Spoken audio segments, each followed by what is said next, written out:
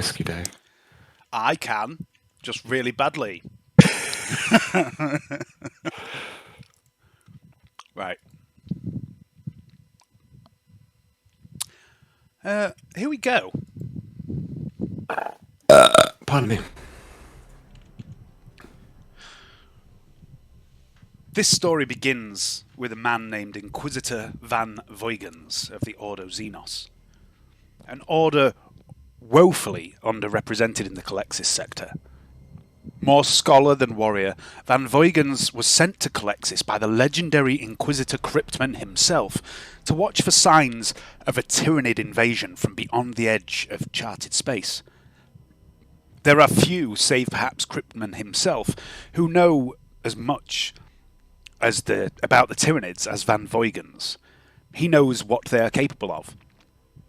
And he knows of their infiltrators, their vanguard organisms, how they infect a world and summon forth their vast hive fleet. He knows of gene stealers. And so when Van Voigens learned of a freighter on a collision course with Scintilla, capital world of the sector, with several hundred cryo-frozen gene stealer specimens in its hold, he immediately took control of the situation.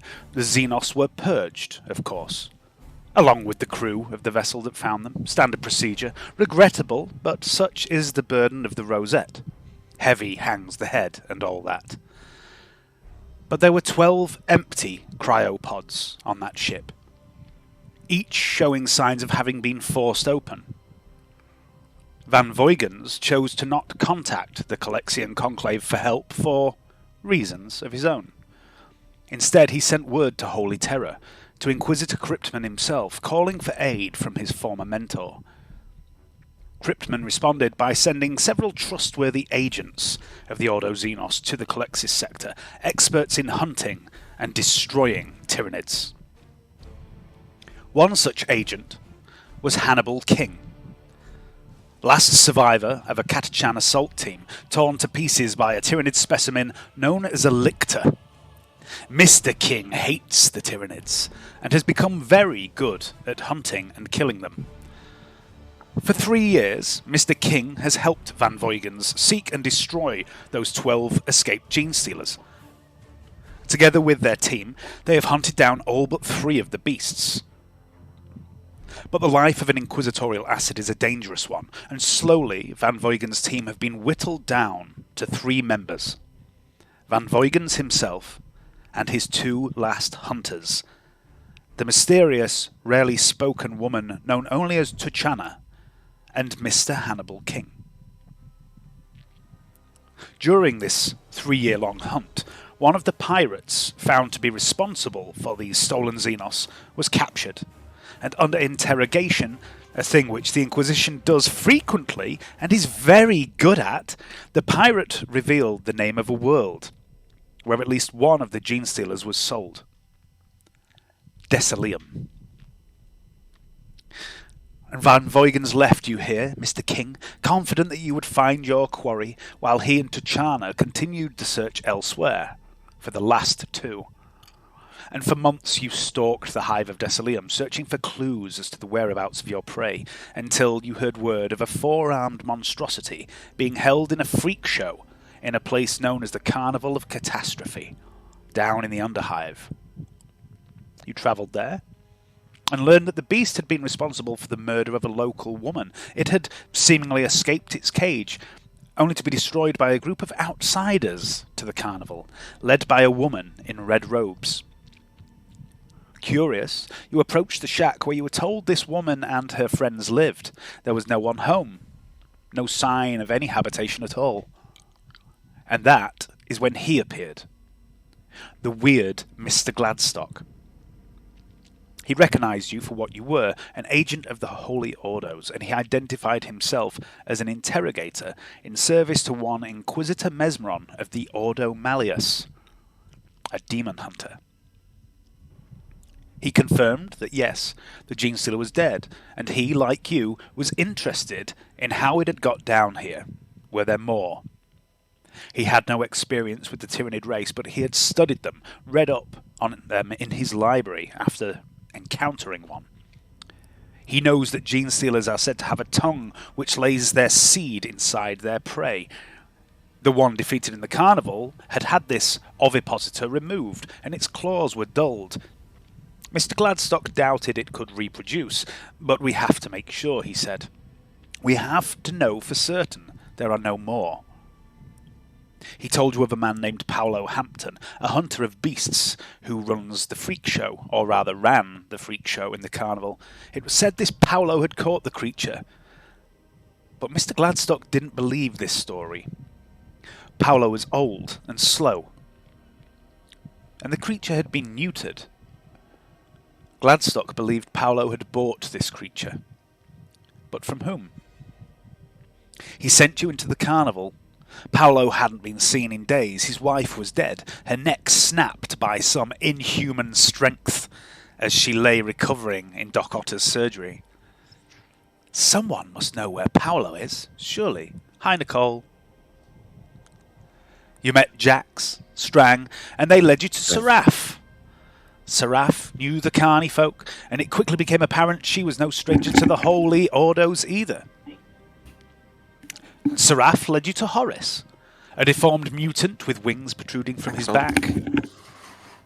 It had been the death of Horace's wife, Millie, Seraph told you, that had triggered the investigation that led to the death of the gene stealer, a creature ultimately killed by what Seraph described as a timid little mouse of a woman, a pervert with a crooked spine, and a guardsman she did not trust.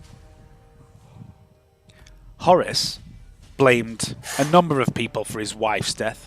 Wiley McCann was one. He had been hiding the carnival's takings in the beast's cage, forcing Millie to stash the coin each night while he subdued the beast with some sort of neural implant. But that night, when Millie died, the implant had failed. And Horace blamed whoever it was that let the beast out of its cage too. But most of all, Horace blamed Paolo Hampton for bringing the beast here in the first place. A few low-growled threats from Hannibal, and Horace rolled over. He knew where Paolo was. He had found him, thrown him down into the chasm, food for the mutants, or for the blind, wriggling worms, whichever found him first. And so into the darkness you went, Hannibal, with Seraph and Jax and Strang, and you found Paolo, you rescued him, saving him from the strange ritual being performed by the primitive tribe of twisted mutants you found in a cave, worshipping some sort of bizarre statue of a four-armed beast. It was not a tyrannid. Of that, you were sure, and yet you took a sample just to be safe. During the fight, one of the tribesmen, a witch, became possessed, yelling at Seraph. Whatever had entered this man knew Seraph, and it fled into the darkness, laughing maniacally. After rescuing Paolo, he returned to Gladstock. He helped perform an interrogation. Paolo broke easily, and he named the organization from which he had purchased the beast. The Beast House. Gladstock had heard of this organization, and he would make his people, his team, his resources available to you in your hunt, but he needed your help first. The creature that possessed the witch in the cave was a demon known as Spear, and it must be destroyed. But all of his people were busy, and he had no way of contacting them. And so he asked you for a favour. Head down Hive, seek out Gaius, Canni, Otto and Trantia, expedite their mission, get them back here ASAP to deal with Spear. And help them you did. That was an experience. You have fought Tyranids and other Xenos beasts, but you have never cowered in fear before any of them. But that thing that came through the wretched, disease-ridden pile of meat and bone down there in the depths, it will haunt your nightmares for a long time. When you returned to Gladstock, he gave you some intel, possible places to start your hunt for the Beast House. They run smuggling operations that feed more exotic and often heretical collections of wealthy nobles. Some of the shadier bloodsport pits around the sector, too, feed from the Beast House. And while many of these pits are sanctioned, legal, endorsed by the authorities, there are others hidden away where darker bouts take place. For the last few days, you have been in search of such a place, shaking down less reputable merchants, drug dealers, and other ne'er-do-wells in the mid-hive. Someone, somewhere, must know something. There are, of course, legal, sanctioned combat arenas scattered across the vast sprawl of Decilium. State-sponsored violence is a common form of entertainment here on this world and across the sector. And it is in one of these sanctioned arenas, in the mid-hive region known as the Workers' House, where we find you now, along with Vasquez and Light, the two former soldiers sent along with you by Mr. Crimson. The last few days of leaning on the shadier denizens of this world within a world have led to little concrete intel. Vasquez has suggested this venue as not only a place to perhaps overhear whispers of a darker pit-fighting league, but as a place to blow off a little steam, watch a few fights, spend a bit of coin, have a drink, and also as a meeting spot. Because another of Vornus Crimson's people, Eric Jen, who also fought alongside you against the Herald, is on his way. He brings a message from the King of Gantry, a message that must be delivered in person. The crowd roars as a burly man with a crude mace stoves in the head of his opponent, sending him slumping to the arena floor. Vasquez hands you a thin plastic cup filled to the brim with cheap, strong ale. She hands another to Light, takes a sip of her own as she retakes her seat in the stands. She nods her head in the direction of the gangway running between the caged area and the tiered stand where the braying crowd calls for more blood to be spilled. "He's here," she says, and you follow her gaze, seeing Eric Jen pushing his way through the throngs of people, peering up into the crowd. Says Vasquez, 2 o'clock high, 20 meters. Eric switches his gaze, immediately clocking the three of you. "I got you," he says over the comm. Changes direction, pushes his way up through the crowd, until shortly he stands before the three of you. "King Crimson sends his regards," he says, holding something out to you, Hannibal. It is a bolt round. A particularly large bolt round, with an aquila and the words, "A foe without honour is a foe already beaten," engraved upon its sides. Pardon me. "There's a place not far from here," says Eric. "The guy that runs it also runs a few of the less reputable arenas in the region. Boss doesn't think he's the sort to get mixed up in the Beast House, but he might know something." He flips the bolt round to you. "This should get you in the door, get you an audience." Vasquez eyes the bolt shell. "This guy," she says. "You mean Sanchez, yes?" Eric nods. "Yeah. Lord Miller's den. He's here, in the Workers' House, for now, until they close it down again." Vasquez turns to you, Hannibal, and shrugs. "He might be able to help, this Sanchez, or he might just kill us all."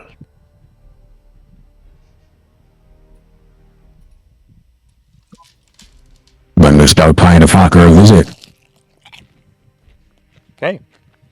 And off into the entertainment district of the Workers' House you go, looking for the nightclub, Lord Miller's Den. Meanwhile,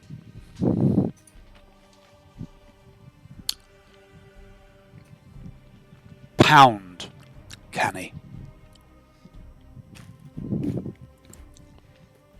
It thuds and booms through the walls of the den, penetrating deep into the warren of the Brotherhood's lair, shaking dust loose from the cracked ferrocrete ceiling.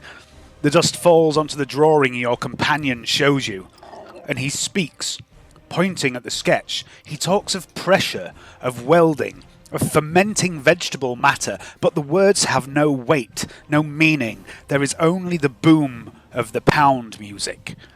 You fucking hate pound music. The boom of the bass and the boom of your heart coursing blood around your massive frame. Blood floweth thy precious fluids. Hey, Ese, you fucking listening to me, man? Says Santiago, still pointing at the drawing in his hand. Your focus snaps back. You're in your room, your cell, for want of a better word. It's a far cry from the luxury of the mansion, from the softness of the mattress, and the sheets, and the warm embrace of Venetta's soft flesh. Blessed flesh. Hey, Ese! Shit, Canni! If I'm fucking boring you, man, you just say! He dumps the drawing in your lap. Anyway, I got all the shit, yo. I start making it first thing in the morning. Santiago leaves your room, pushes past another figure that's just about to enter your room.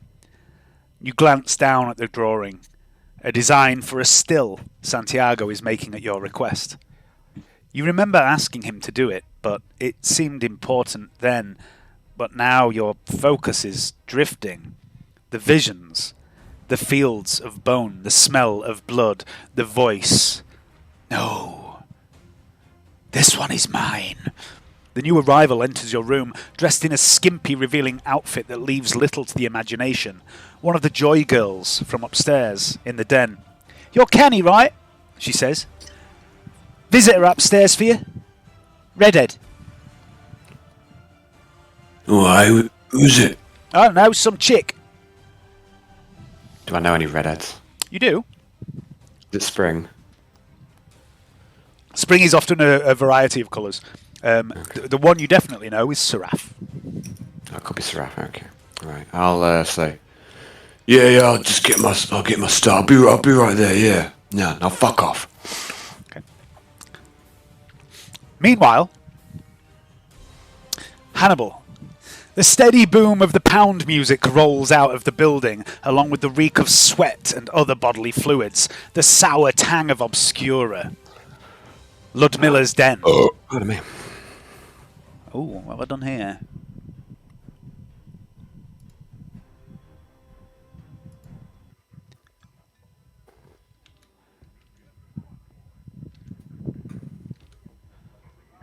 There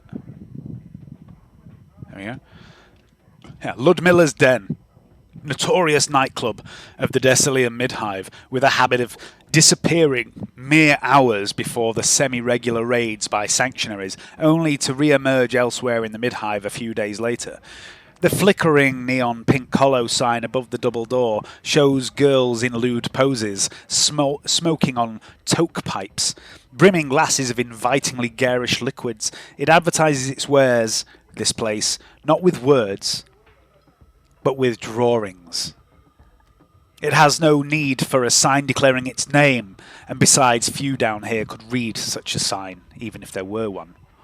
The line to this club must be 100 people long at least. Dishevelled mid-hivers, nobles slumming it for the night, burnt-out sparkheads, twitching feed-mongs, all branches of society seem to be represented in this queue. The doormen seem to be admitting or turning people away at random, on a whim. There is no rhyme, nor reason to their decisions on who is allowed inside. The black-clad, heavily muscled men and women take it in turns, eyeing up each hopeful, and then step aside with a smile, gesturing to the open door, or simply shove them down the steps into the piss-water runoff puddles of the street below. You don't have time for this, Hannibal. And there is another door, to the side, one with no queue before it. A velvet rope hangs between two polished chrome pillars at about waist height before it. That's not going to stop anyone. But the 10-foot-tall Ugrin standing between the rope and the door might. There is a blue hollow sign burning above the door. VIP entry only, it reads. Vasquez points at the door and shrugs. I should approach the Ogrin.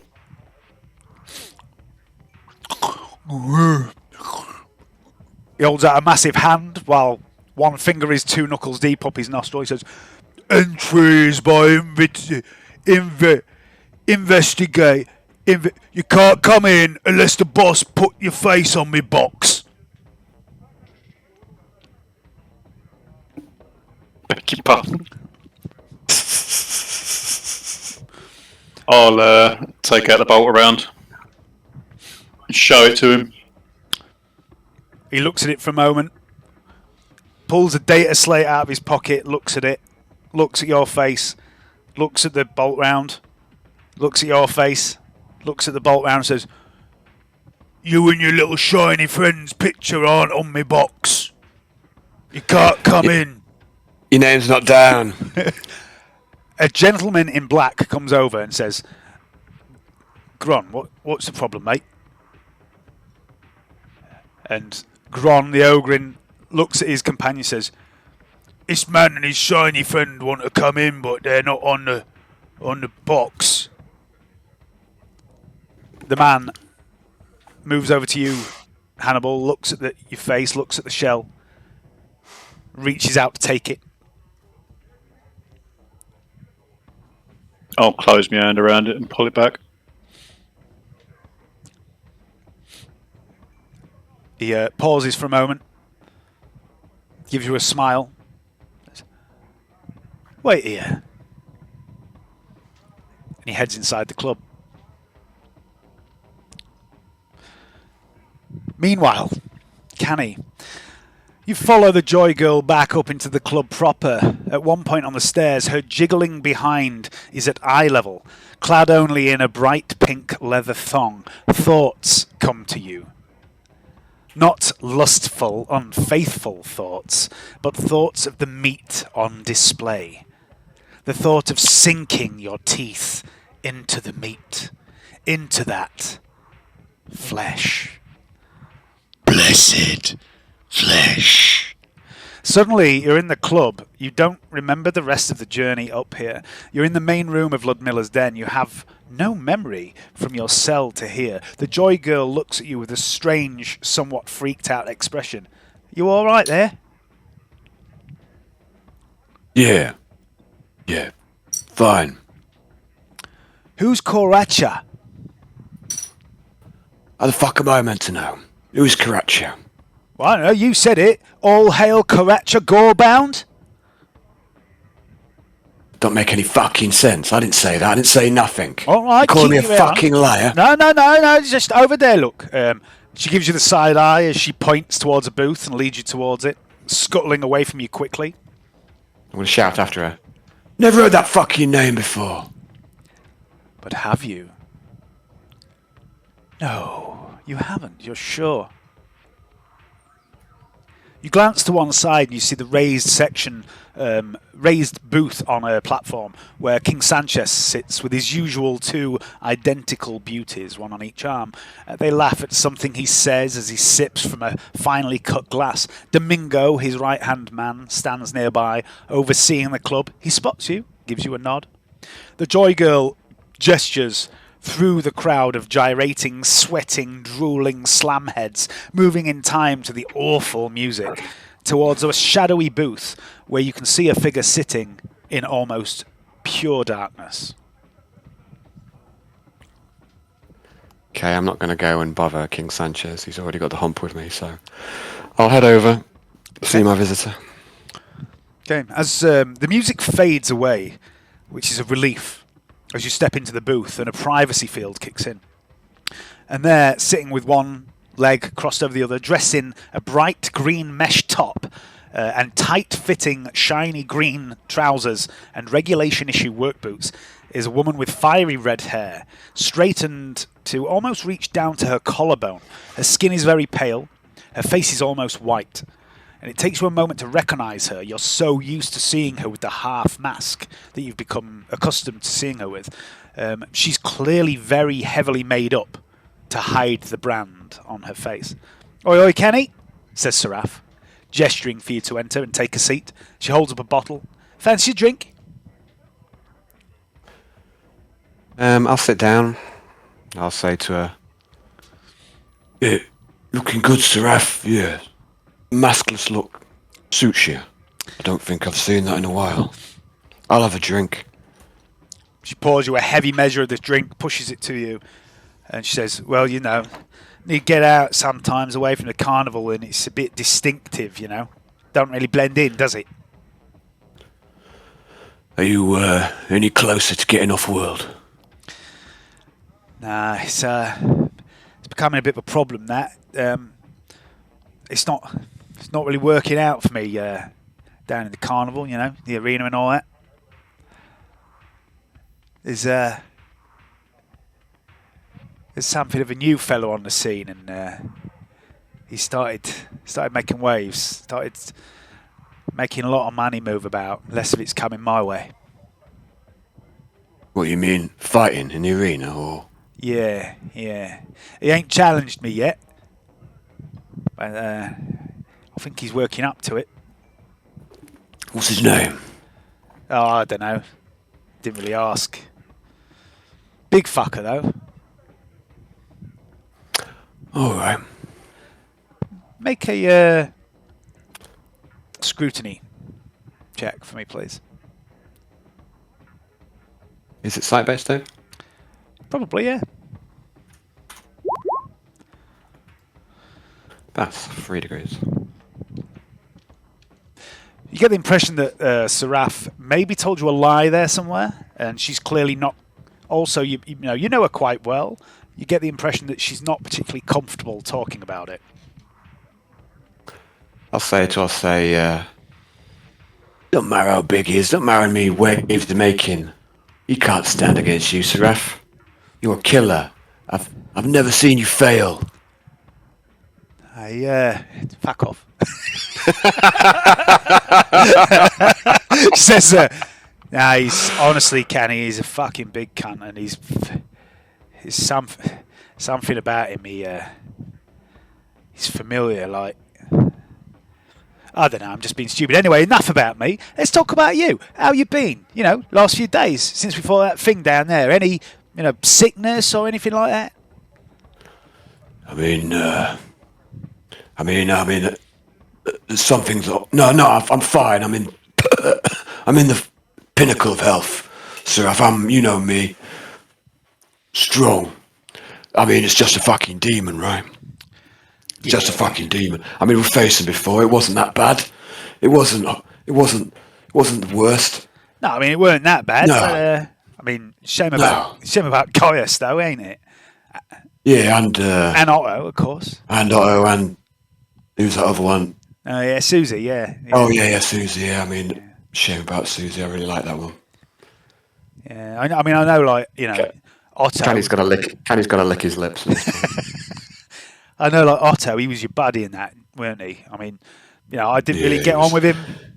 He was the best of us, Seraph. You know that. Yeah, sure. I mean, I didn't really get on with him that well, but I mean, he was all right. One time before you joined us, I caught him in my wardrobe. Right, I just got out of the bath, and he was like, I was getting dried off, and I heard something move about in my wardrobe. A little perv was spying on me. He had his, in his hand. I slapped the shit out of him. No, I mean, I wouldn't do that, would he? You telling me he's a dirty little pervert? Yeah, just a bit. I'll tell you one thing, though, about him. He might have been a little fella, and he might have been a bit crooked, but, I mean, the God Emperor made up for it in other departments, shall we say. It's a funny old world, but Otto could never be replaced. And it's my fault, Seraph. It's my fault he's dead. I could have saved him. I should have saved him. I should never have taken him down there. What was I fucking thinking? I mean, it's a dangerous game we play, Canni. He knew the risks. It's not right. It's not right. Anyway, that fight down there against that thing that grew out of all the meat and that. Do you remember? Was Seraph there, by the way, or did she? Was Seraph there, or did she have like a debrief? Or she wasn't there. She wasn't there down there. She was. She was with you. Was she? Yeah, she came down with Hannibal. Yeah. Okay. Oh yeah, she did. Okay. Sorry, go on. Sorry to interrupt. It says, you remember the thing that fight down there, don't you? The thing that grew out of all the meat. Yeah, of course. I couldn't forget. Of course I remember. Do you remember what you said about the rubbish god? And you said a name. What was it again? Yeah, I mean, maybe that was maybe a mistake. I maybe shouldn't have said that. I think maybe since I said that, I think you shouldn't insult the gods. That's what I think. Maybe that was a mistake. Maybe he's not a rubbish god. I mean, he pretty much literally is the rubbish god, Kenny. But No. where'd you learn his name, Kenny? I don't know. I mean, maybe I was metagaming. I don't know. I mean, I can't remember every fucking word, can I? I mean, maybe it was one of the cultists who said it or something. They were saying all sorts of weird shit. Maybe, Yeah? yeah. That makes sense, right? That's where I heard it. I mean, I don't fucking remember. Yeah, I mean, it's all yeah. a bit blurry. I mean, the fucking obscura, the fucking, the slaughter, it all adds up. Yeah. I can barely remember last week, if I'm honest. It's all piecemeal. It's all like re-cheese with too many holes. You know what I mean? Yeah, I know exactly what you mean. Do you know it's more hole than cheese. Yeah. There's a lot of that going around lately. Do you know the name of any other gods, Canny? I don't know. Does he? I have honestly no idea what I know. Probably nothing, right? Probably nothing. I probably didn't know Nurgle either, right? But I don't care that you said it. I think it was very fitting. Yeah. So Anyway, it was a good use of metagaming, in my opinion. Yeah, well, and it felt right in the moment. So I want to say, Yeah, I mean, gods, I mean, what do I know about God? I'm not a religious man. I mean, I worship the God Emperor, of course. I mean, God bless him, but... Of course you do, yeah. Yeah, of course I do, right? Any other gods? I don't fucking know. I'm going to make, if you allow me, an intelligence check. Sure. What could go wrong? What could go wrong? Do I know any other gods? No, well, for 2 degrees of failure. Okay. Just pause for another drink. Okay. You Yeah, keep them coming. You might be aware. What is this? What you come down? You want to come down and talk about fucking religion? No. I just come down, for a drink, night off, away from the arena. Yeah, I just didn't fancy a fight tonight, and thought I'd pop down, see how my old mate Canny was, make sure you're all right. We didn't really have much time to talk after all that nasty business down Ive, did we? So it's all fucked. I mean, it's all gone wrong. I mean, Gaius, he's a fucking brain in a jar, and Otto, he was my best mate, and now he's dead because of me, and we're no closer. It's just getting worse and worse. And then dreams. Dreams. Yeah, the bone, Blades of bone. You have those dreams, right? We all have the same dreams. No, Canny, we don't. No. But anyway, I mean, we were all affected. I mean, but at least I held my own. Not like that fucking Hannibal. Is it Hannibal? Sorry, Hannibal King. Fucking chandering everywhere. Hey. I mean, to be fair to him, it's the first time he ever encountered something like that. But I fought with him before when who reappeared. He knows how to handle his weapon. Yeah. I mean, I'm only taking the piss now. We all did well. We all did as well as we could, right? But I'm just sick of facing those things. Well, you stay with Antonia. You're going to have to get used to it. She refills your glass. Hold up. I swore an oath. And I haven't broken an oath yet. I swore I'd serve Miss Ron. Yeah, Do you think she's going to come back? Time will tell, Kenny. Hopefully not, eh? Well, that would make following the oath a bit easier, I guess. Exactly. Or not following it a bit easier. Anyway, and she holds a glass up to you. To absent friends. To absent friends. Clink! Meanwhile, Hannibal, the very large gentleman, returns, and he gestures for you, Vasquez, Light, and Eric to follow him. Into the club. The boom of the pound music is almost as deafening as... Ooh, what happened there? The boom of the pound music is almost as deafening as the smell is overwhelming. 200 writhing, stinking dregs of humanity rubbing against one another in the dark, in the filth, in the wretchedness of Ludmilla's den. This is where they go, the unwashed, the unloved, the unwanted, and those who prey on them. You see a man dressed in finery, a frilled shirt open to the navel. His mouth yawns open as the implanted canines extend from his jaw, and he closes his mouth around the pallid flesh of a joy girl's exposed neck. She jabs herself in the other side of the neck with a chem injector. Her eyes flutter closed. The man bites down and she gasps in pain, pleasure, a little of both. Perhaps even a lot of both. Crimson flows down the man's lips from the pallid flesh of her neck onto her chest. She arches her back in pleasure. One of the man's hands supports the back of her neck while the other snakes up her inner thigh. A dwarf walks by, naked save for a pair of high-heeled boots. Bony protrusions jut from the spine and the shoulders and the upper arms of him. He is abnormally well endowed for someone of his stature. He leads a man on a leash, on all fours, also naked. His skin unblemished, perfect, too perfect. The telltale signs of plasticity, of rejuve work, a sign of wealth upon him. The man looks up with you, a hungry look in his eyes, barks like a dog in your direction.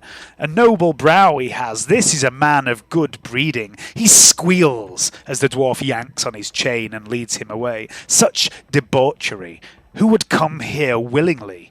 This is no place for... for people like you. This place is so far from the Emperor's light. In a nearby booth, Seraph, Canni, catches your attention, lowers the glass, peers over your shoulder, a curious look in her eye. Well, fuck me, she says. Look who it is. She nods in the direction of 5 figures. One you recognize as the doorman, the other are Hannibal, Vasquez, Light, and Eric. They're heading towards King Sanchez. Hannibal, the doorman leads you up a few steps to a raised area, and there sits a man in a very well-tailored suit. A glimmer of an augmetic in one eye. He looks you up and down. Either side of him are 2 vivacious beauties, possibly twins. Their long, straight hair rests over their shoulders, and they smirk as they regard you and your companions. There is another man, tall, silent, brooding, standing nearby, also in a well-tailored suit. He is expressionless. He does not move. The seated man locks eyes with you, Hannibal. He points to your hand where you hold the oversized bolt shell. Do you know what that is?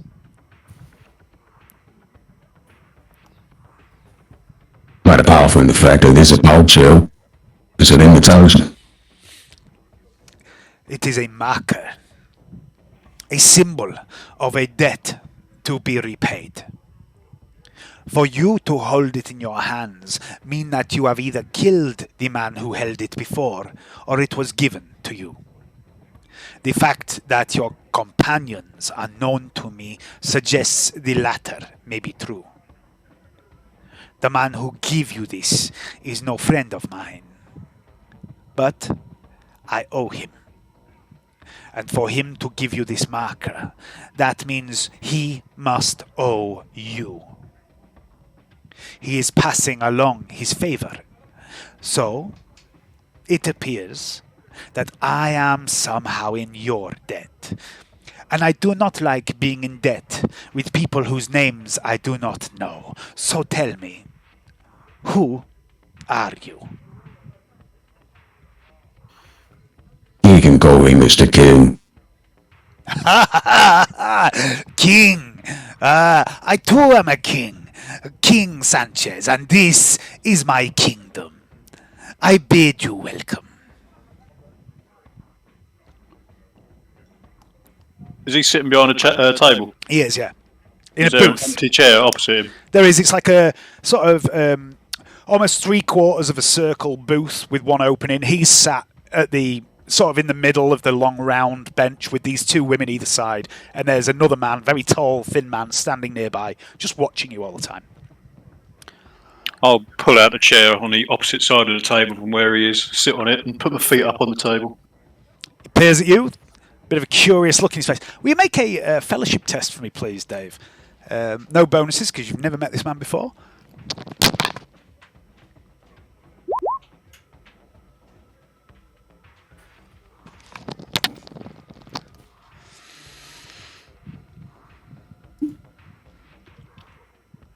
Okay. He seems to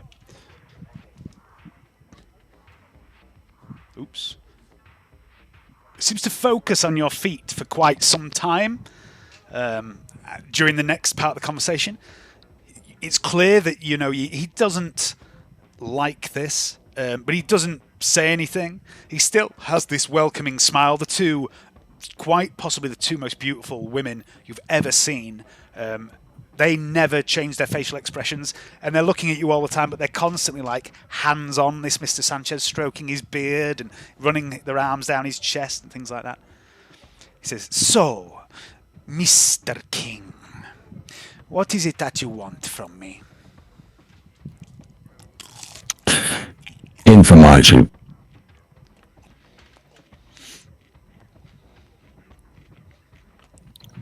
I want you to tell me everything you know about the beast earth. The Beast House.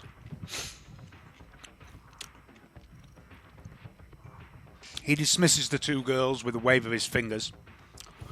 They get up, slide out of the booth, sashay past you either side, Hannibal. One of them runs a hand up your chest and across your shoulder as she disappears out of the privacy field. I'll slap her ass as she goes past. Give me another fellowship test, please. Canni, you can see all this happening as well, by the way. You just I'm not here to make friends. Like I say, I've already given him the hump, so I think I'm just going to stay back for now. But I would like to say, Seraph, I'd like to say, this wine, it tastes rubbish. It's because it's not wine, Canni. What is it? Petrol. Whatever it is, it's like fucking paint stripper. Oh, I know. That's why I Fucking bought awful. it. It's not about the flavour, is it? It's about how fucked up it gets you. No, it's like bitter. It's like it's gone off. Just get something else. All right, fine. She presses a button on the table, summoning a waitress who walks in. You recognise this waitress. Her name is Rita. She enters the privacy booth and she says, "Oh, all right, Canni. What can I get you both?" Anything but this. Something good. Something sweet. Seraph just reaches into a pocket, pulls out a high denomination chip, pushes it across the table to the girl and says, "Whatever that'll get us, and get one for yourself." Rita smiles, nods, takes up the chip. "Be right back," and off she goes. The Beast House, Mr. King. These are people not to be trifled with. It is dangerous to look for these people. I personally do not deal with them. I dislike their methods. It is an affront to the God Emperor what they do. But if you are looking for them, I may be able to help. Yeah, I'm looking forward. He looks at the thin man. He doesn't say anything. The thin man turns and leaves the booth. Make a awareness test, please. If you've got any enhanced sight, it is sight-based as well.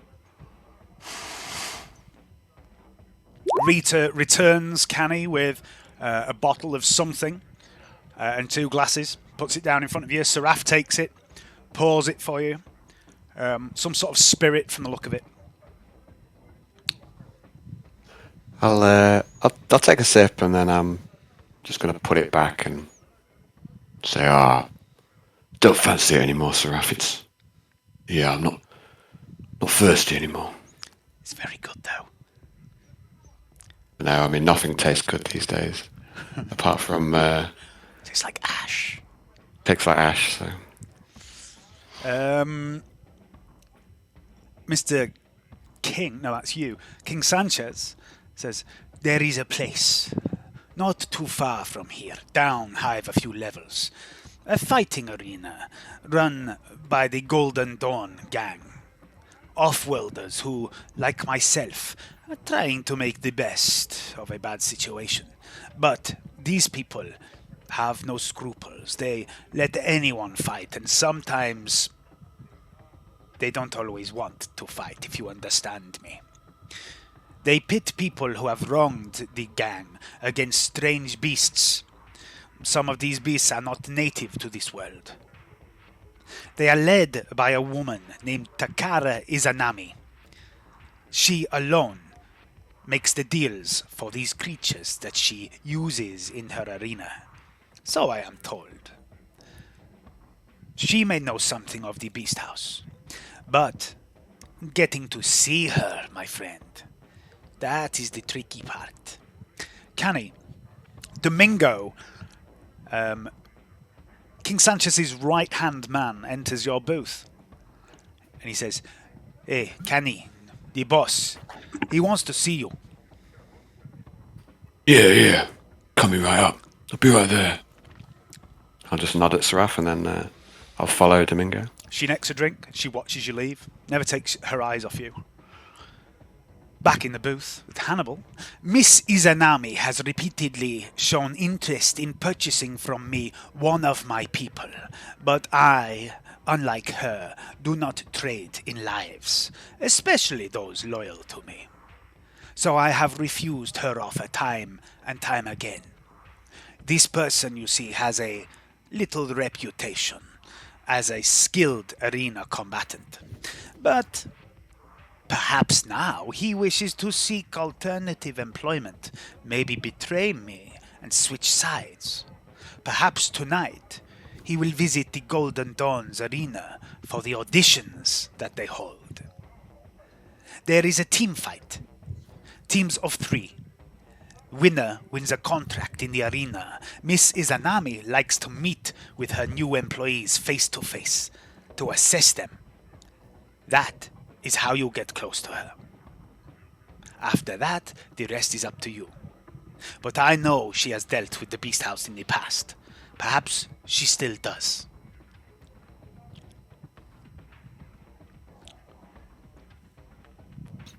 Yeah. We'll see. Who's this other fella you're talking about? Here he is right now. Domingo returns, the tall gentleman in a suit, bringing with him a familiar face. Mr. King, this is Canni. It's Hannibal. I know Canni. You know Hello, Hannibal, Lord. then. What the fuck are you doing here? We never met before, have we? I don't know you. Do I know you? Canny's looking a bit flustered now in a minute. He's going to wipe sweat off his brow. Make a deceive test, please, Canni.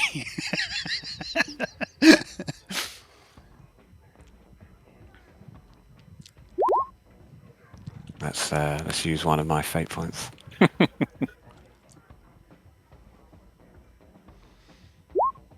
Pass. Okay. I mean, maybe.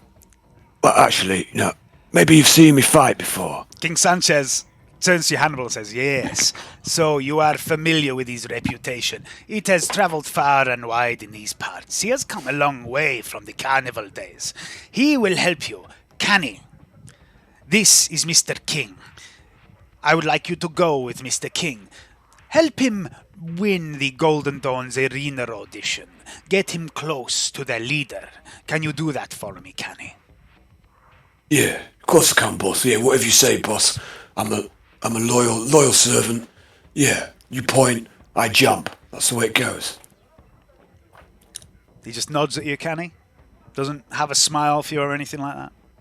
You got any more of them cigars?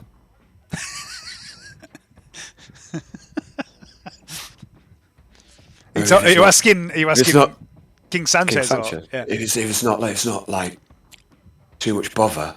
Give me a fellowship test. You do get a modifier for this. Let me just tell you what it is. Not as good as it was. I'll tell you that much.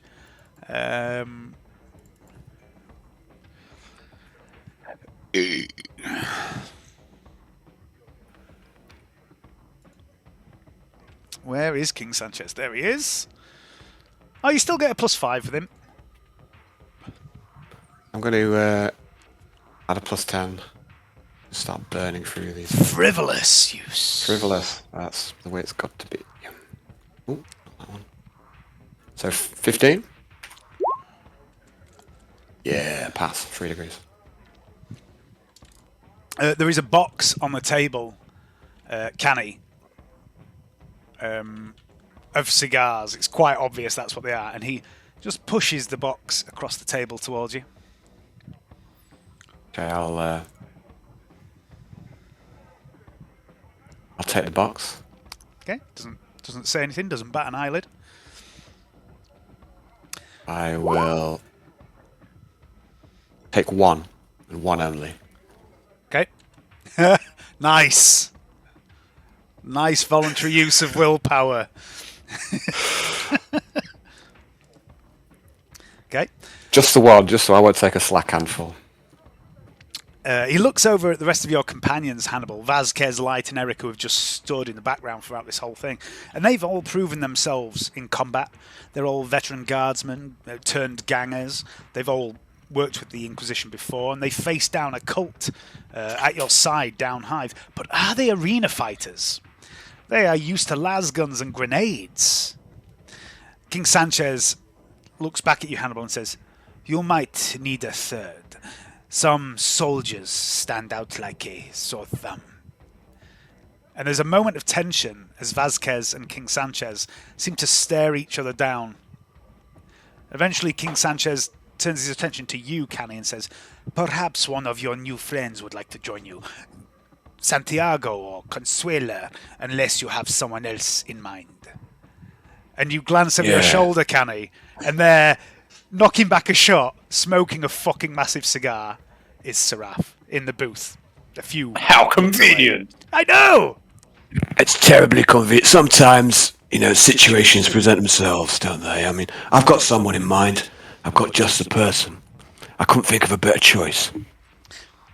King Sanchez reaches into a pocket and draws a pocket watch, looks at it and says, "Then you best get going. It is not long before the auditions will start." Kenny's going to cough over the next 20 seconds. I'm not going to roleplay. What's the floor like here, Pigs? Is it a hard surface or is it carpeted?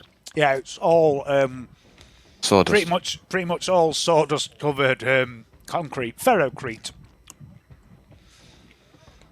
What's the sort of situation of the chair? Is it just a chair on legs or is it on casters or what? It's probably just a normal chair. Alright, and I'm going to get up and, as loudly and uncomfortably as possible, drag the chair back into place. Sliding it under his table, looking him straight in the eye. He doesn't seem to flinch, despite the squeaking, horrible squealing noise. Kenny's going to flinch. I'd like you to make a scrutiny check, please, Hannibal.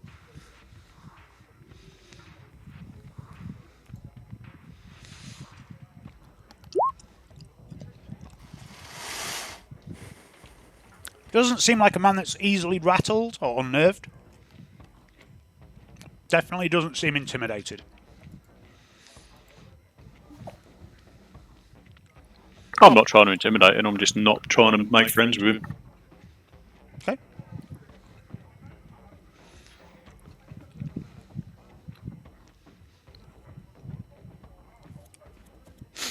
Okay, what are you doing? Has he made any indication as to where we've got to go, or Yeah, or he's what? told you. He's told you it's a few levels down Hive, and he gives you the address of this place. It describes it to you as an old warehouse, 4 or 5 levels below Ludmilla's den. Levels in Hive Desoleum can be anything from like a meter fucking high crawl space to several dozen meters, depending on what's in the area. But you should be able to find it from that direction. Righto. I'm going to say to Hannibal, I'm going to say, It's nice to meet you, Hannibal. and offer my hand. We should get off. I'll shake his hand, give him a conspiratorial wink. Shall we make a move? I need to get our third member of the team. Yeah, tell him to stop. Worry about it here anymore. Making my heart sick. Well, it gives me a fucking headache, this music. It's fucking short. Yeah, I mean, who the fuck likes Pound? No one listens to fucking Pound these days. Seraph's in the booth, just like... Well, I'm going to head over that way, I think. I'm going to tug my non-existent forelock at Mr. King Sanchez. And I'll turn back to Sanchez Pigs. Huh? Toss him the bolt round. Thanks here, Tom. He nods at you, he glances at the bolt shell, puts it in his inside pocket. And I shall follow Canny. Okay. okay, so when we get inside the privacy field, I'm going to turn to Hannibal and say, What are you doing? You nearly blew my fucking cover. You can't fucking tell me. You gotta be more careful. We can't let people know that we know each other, that we're on the same team, that we're both inquisitorial agents. I can't follow rules that I don't know exist, but Yeah, you gotta be more smooth. It's true, Hannibal doesn't know anything about your mission here. Yeah, this is where Mesmeron placed me. I've got to get in with Mr. Sanchez and, got to clean up this town. well, get along with it. And you come in and you nearly bust my cover. I'm going to mop my brow again. Seraph at this point jumps up and she goes, Mr. King! She gives you a big hearty slap on the shoulder and she stumbles a little bit.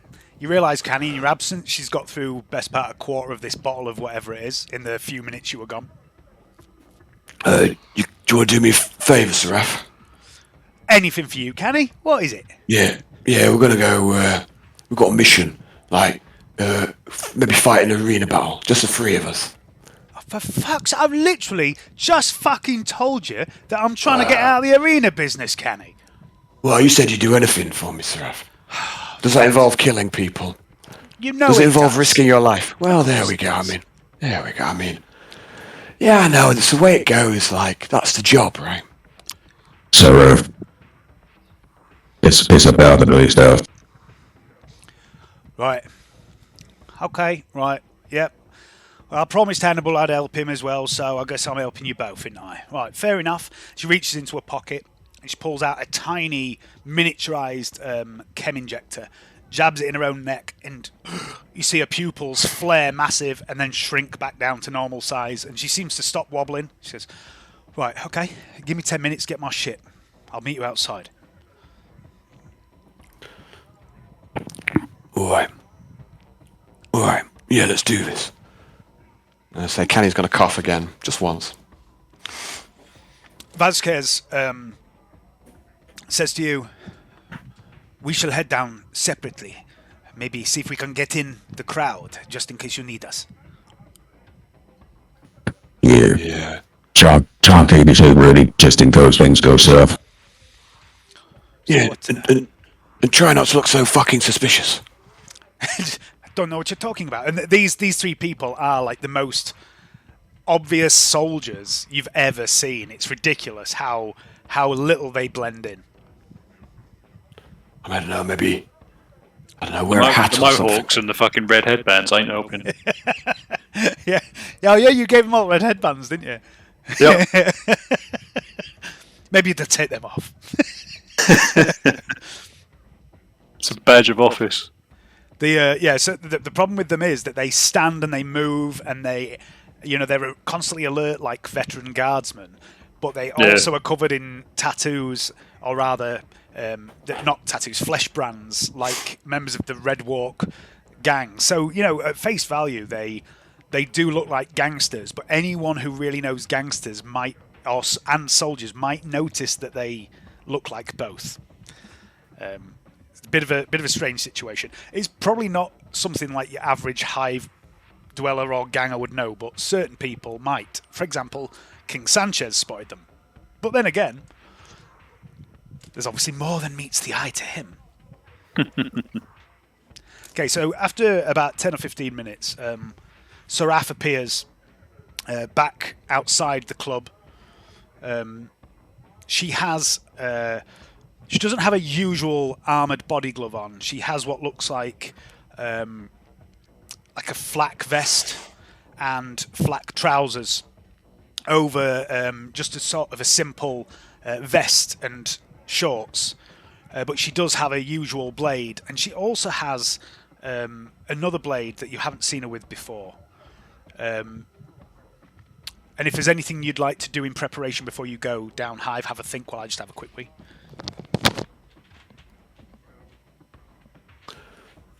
I'm going to talk to Hannibal. I'm going to say, Have you ever been in an arena fight before? No, on the jungle for Never, not even once. I mean, No. I'm feeling a bit out of practice as well, if I'm honest. I mean, I don't know, I'm just not feeling quite right in myself. Not since we faced that thing. I'm sure I'll come back to you when you're fucking things up, right? Yeah, it's just I've not felt the same since.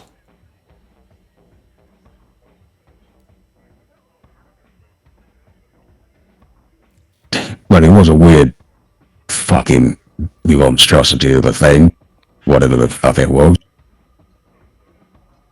Yeah. To be honest, that's- I'll be glad not to see one of them again. No, I've a feeling that's not the last time. Not even close. It's not my first time either. I'm pretty sure you won't be seeing anything like that at all. Yeah, it's just nothing tastes right, nothing looks like, everything's fuzzy. It just doesn't make sense. And Gaius, he's just a fucking brain. I mean, not right. Could be worse. I mean, yeah, it could be worse, but not much worse. I mean, this is still with us. He's still kicking. Well, not kicking. He's still, still present. Bubbling. Still floating around. I don't know. It's just not the same. No Otto. No Gaius. No Susie. It's just things aren't the same as they used to be. And where's Nothing Mesmer? stays. Nothing stays forever, pal. Yeah, I guess so. So anyway, you fought in the jungle. I mean, the arena's pretty much the same, only there's less trees to hide behind. And me and Seraph will look after you, but I just feel a bit, I don't know, like, I've not fought in the arena for a while. I'm not as sharp, maybe. Just not as, just a little bit rusty. I'll get back to it. I'll get back in the game. and Canny's wheezing slightly as he says this. He's just walked out the club and he's like,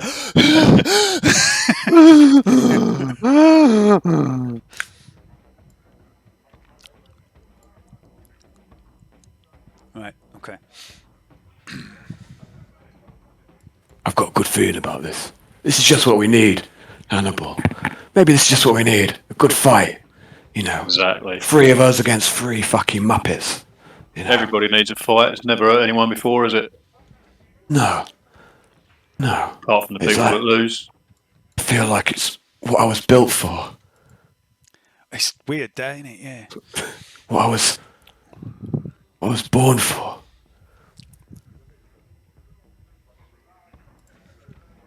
Okay. It just depends what we're fighting.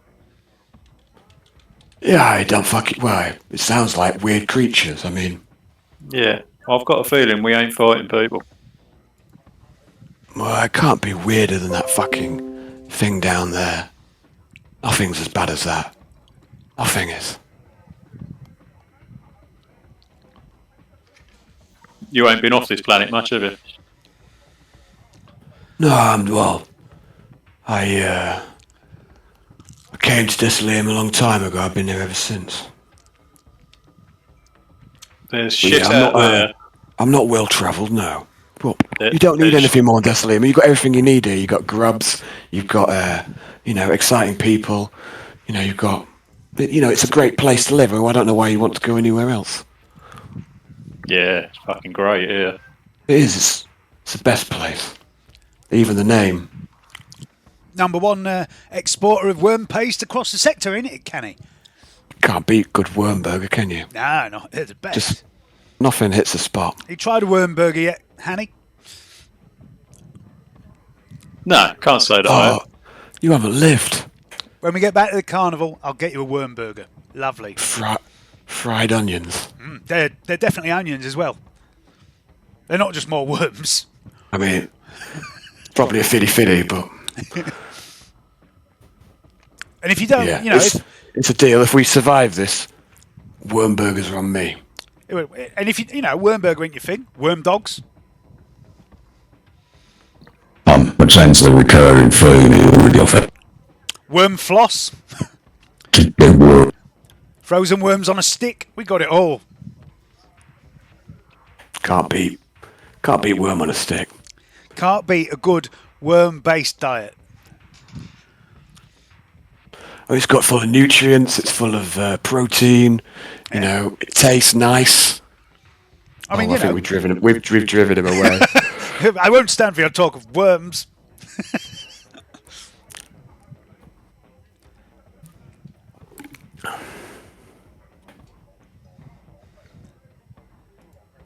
Where's he gone? Has he dropped out of roll 20 as well? Don't know. No, Seemed it's all of a still, sudden. He'll be back. Yeah. Excuse me. There he is. He's back. What occurred? And we thought we'd driven you off with our talk of worm burgers. I mean, it's unparalleled protein, Hannibal. I mean, it's good. I mean, It builds your muscles up. if you was in the Put hairs on guard, your chest. if you was in the guard, Hannibal, the chances are you've probably already eaten some and not even realised it. Biggest exporter of worm burgers to the Astra Militarum. I'll stick to a Crocs burger. I mean, they call it grox, but probably worm. I mean, there's groks and groks. Yeah, grox. I heard a rumour that some regiments eat the remains of their dead companions who do something like that.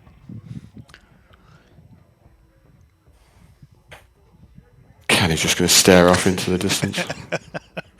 Did someone say something? Was there a... Did you hear that?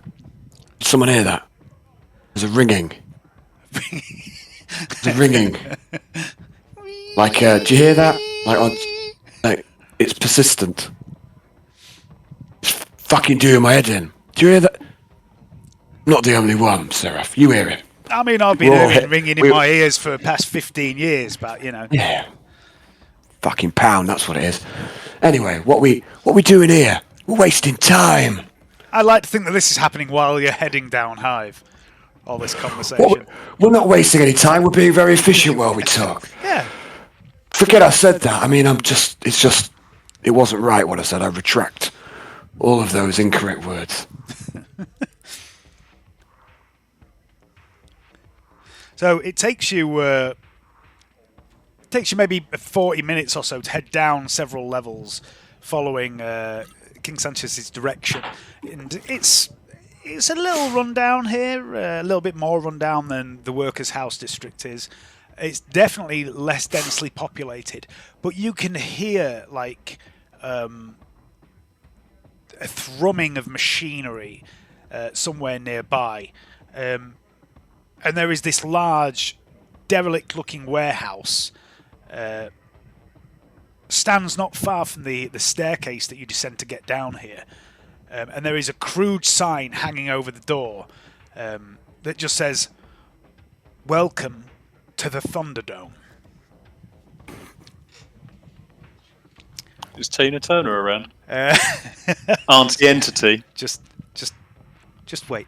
There's no one. There's no one outside. There isn't a queue. There's not many lights on. But then again, King Sanchez did say that tonight was an audition night rather than a full-on combat arena type spectacle. The owner of this place is looking for new fighters to join her teams.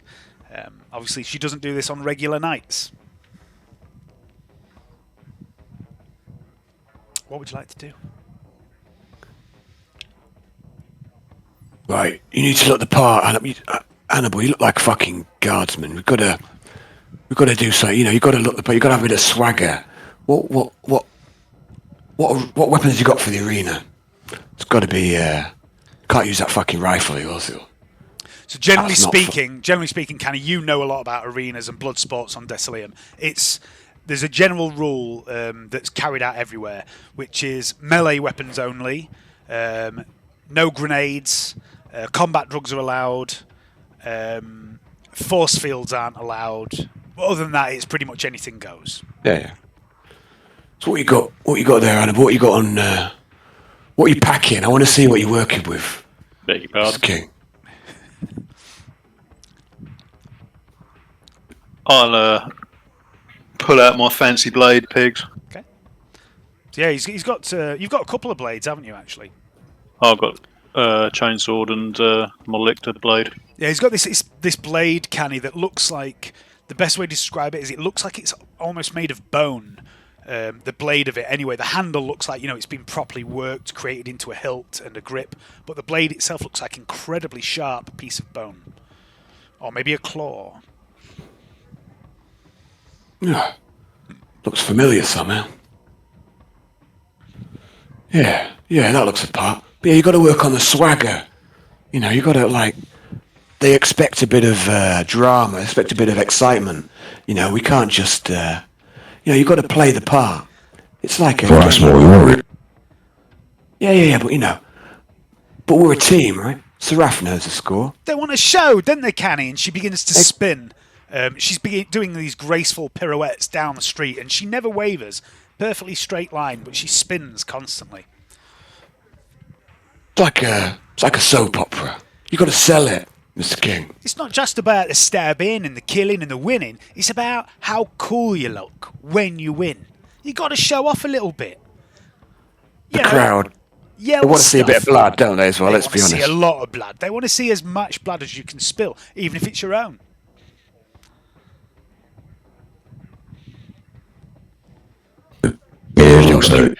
You don't look impressed, Mr. King. I've done it, yeah, takes a moment. I just kill things. Yeah, well, that's the bit I'm trying to work on here. I'm just trying to get a bit of, I can't say it. Pizzazz. The word with a thing. That's the one. I got you, Canni. You got my back. Pizzazz. That's what we need to work on. A bit of, Razzle dazzle. Yeah. I don't know, maybe. Well, just consider this. I'm going to take off the tricorn hat. Just give it a try. I'm going to offer him the tricorn hat. Just for a little bit of. What's Hannibal wearing? I can't remember. What's his upper half bedecked in? Look at the image on my character sheet. Oh yeah, it's on there. Very similar to that. Let's have a look. Where are we? I can't see. Hang on, it's you not that one. Update your avatar. You've got you can put a picture in your avatar box, can't you? Yeah, I'll never use the avatar. Oh, you never. I just got it reduced to a name. Hang on, I've got an image somewhere. But I can see. It's for me. Oh, Yes, Dave, it's not like- for you. It's almost like a sleeveless thing, isn't it? Have I got a picture? Is the one in NPC portraits? No, it's not NPCs. So. No, I'll have to get you one. Do you want to put it into Discord? The problem is Big the D. one I've got here is tiny. Have you got a better one, Dave?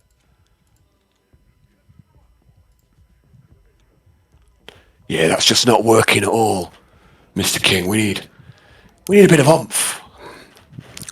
I've got an idea. Just give it a try. I've got Give an it a idea. try. I've got an idea. Right, first of all, and she says, lose the cloak. Lose the cloak. No. Come on, you're not going to use a cloak. It's just going to get in the way. It's something for people to grab. Yeah, work with us a bit. Work with us a bit, Emma. All right. Come on. Lose the glasses. No. Fucking hell. Right, hang on. She reaches into a pocket. And she pulls out a tiny little aerosol. And she reaches up towards your hair with it. Don't you fucking dare. Oh, it's only temporary, you know. It'll wash out. What I know, are you fucking struggling with? Just try the hat on. Just once. Just try it. See if you like it. I'm going to offer the tricorn hat. No, you're... Fucking hell. That's- This is going to be hard. It's going to be hard work, this, isn't it? We're going to All have to right, work twice as hard, Canny. It's fine. Don't just forget I said anything, Mr. King. You're fine. Don't worry about it. Don't worry. It's fine. Forget I said anything.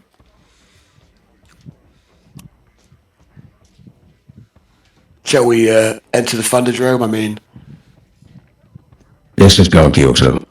Let's go. Right. yeah. Just forget I said anything at all. I mean, What about your boys? And the Vasquez, Light, and Eric are all just stood there, like pretty much in ranks behind you, waiting. you guys fuck off. Vasquez says, "We will remain in range of comms. Should you need us, you call." Yeah. Yeah, will do. Seraph, Find a seat with you. say again, Dave. Sorry, I spoke over you then. There's no find a seat with you.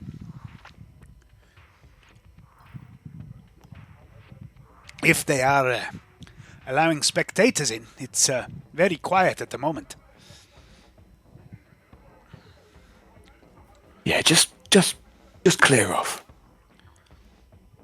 You just gotta get underfoot. They all sort of look a bit confused, start milling about. Eventually, Vasquez leads them over to a nearby ruined building, and they just sort of clamber in there and watch as you approach the Thunderdome.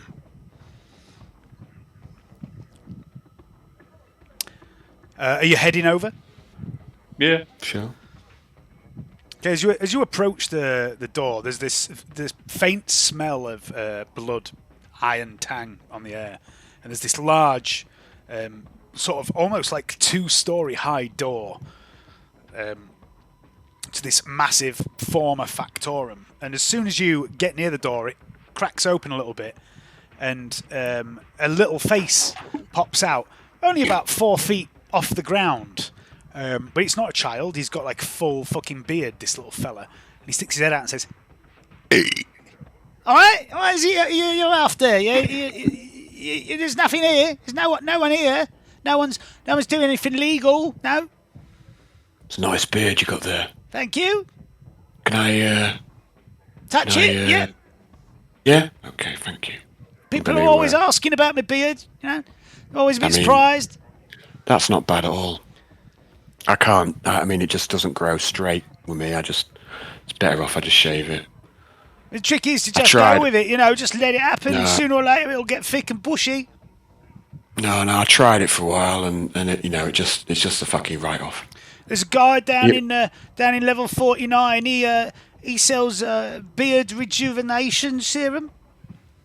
You just made that up. You're pulling my leg. No, There's you know, no do you such think I thing. agree with this? Beard rejuvenation serum's a myth. No, it's not. You go down level 49. You tell him Bearded Clive sent you. Bearded Clive.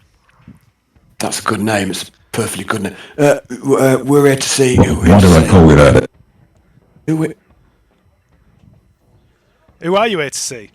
You're here to see. So I think Hanny just said, why they call you that? Is that right? Oh, why you call it that? Because there's 3 different Clives work here, and I'm the only one with a beard. Who's the other 2 Clives? Non-bearded Clive and chinless Clive. Yeah. Yeah, who we here to see again? You know, They're here for the auditions. I can't remember. Auditions? I can't All right. remember. You're here to see Miss. Why can't I remember? It's an army. Miss is an army, but but the auditions would do. And he says the auditions, right? It's just well, we've got kind of got the quota for the night, and he starts looking you over for a moment. He says, "Here, hang on a minute. Ain't you that geezer from the carnival?" Yeah, of course I am. I'm the fucking cannibal. You've heard of me. Yeah, fucking right. I heard of you. I seen you fight. Really? Yeah. So why don't you fuck off one of these other teams? You full up? Well, I'm just a doorman, mate. Just give me a minute. I'll be right back. Argue a minute. So who did you see me fight against? Oh, I don't know. Some bloke with loads of scales. Looked a bit lizardy. Yeah, I remember old Lizard Pete. I fucking killed him. I killed him good. He won't come back. Because some lizards, they've got a brain in the head and a brain in the tail. I killed both his fucking brains. He's Yeah, I not coming remember. back. He was stomping on his tail while you were hacking his fucking head up. Yeah, there's no coming back from that. Now, I won a few phones on you. Yeah. Glad to hear it. Tell you what, give me a moment. I'll be right back. He disappears for a few minutes. Eventually, I'm he going to turn returns. to Hannibal. I'm going to say, you see, Pizzazz. I'll leave that to you. Fucking hell. A few minutes later, the little fellow appears again. He says, right. Okay. Now, the thing is, tonight is audition night, as you're obviously aware. Usually, what we do is we have 3 teams of 3 pitted against each other. Whoever's surviving, at the end, they get a job. They get permanent contract in the pits. Now, the thing is, tonight, only 2 teams showed up.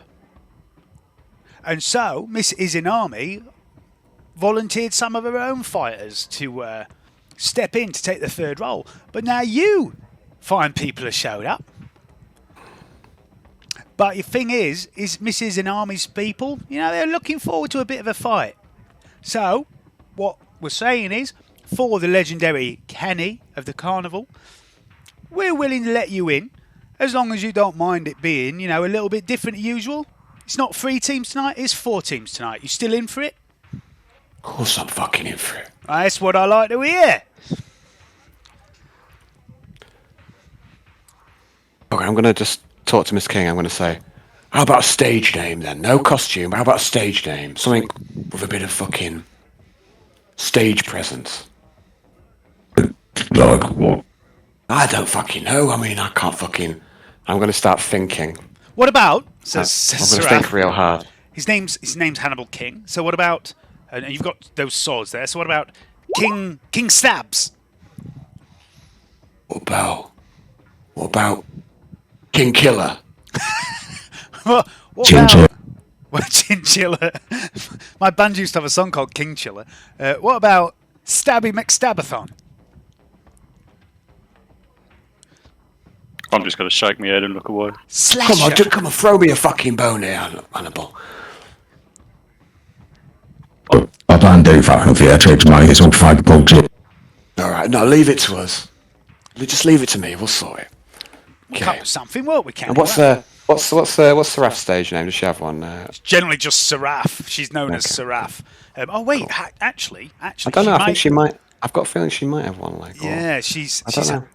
She had. It's no big deal, right? So. There was a moment where she was introduced in a fight, and she had like a fucking before we had list. Before we had a reveal.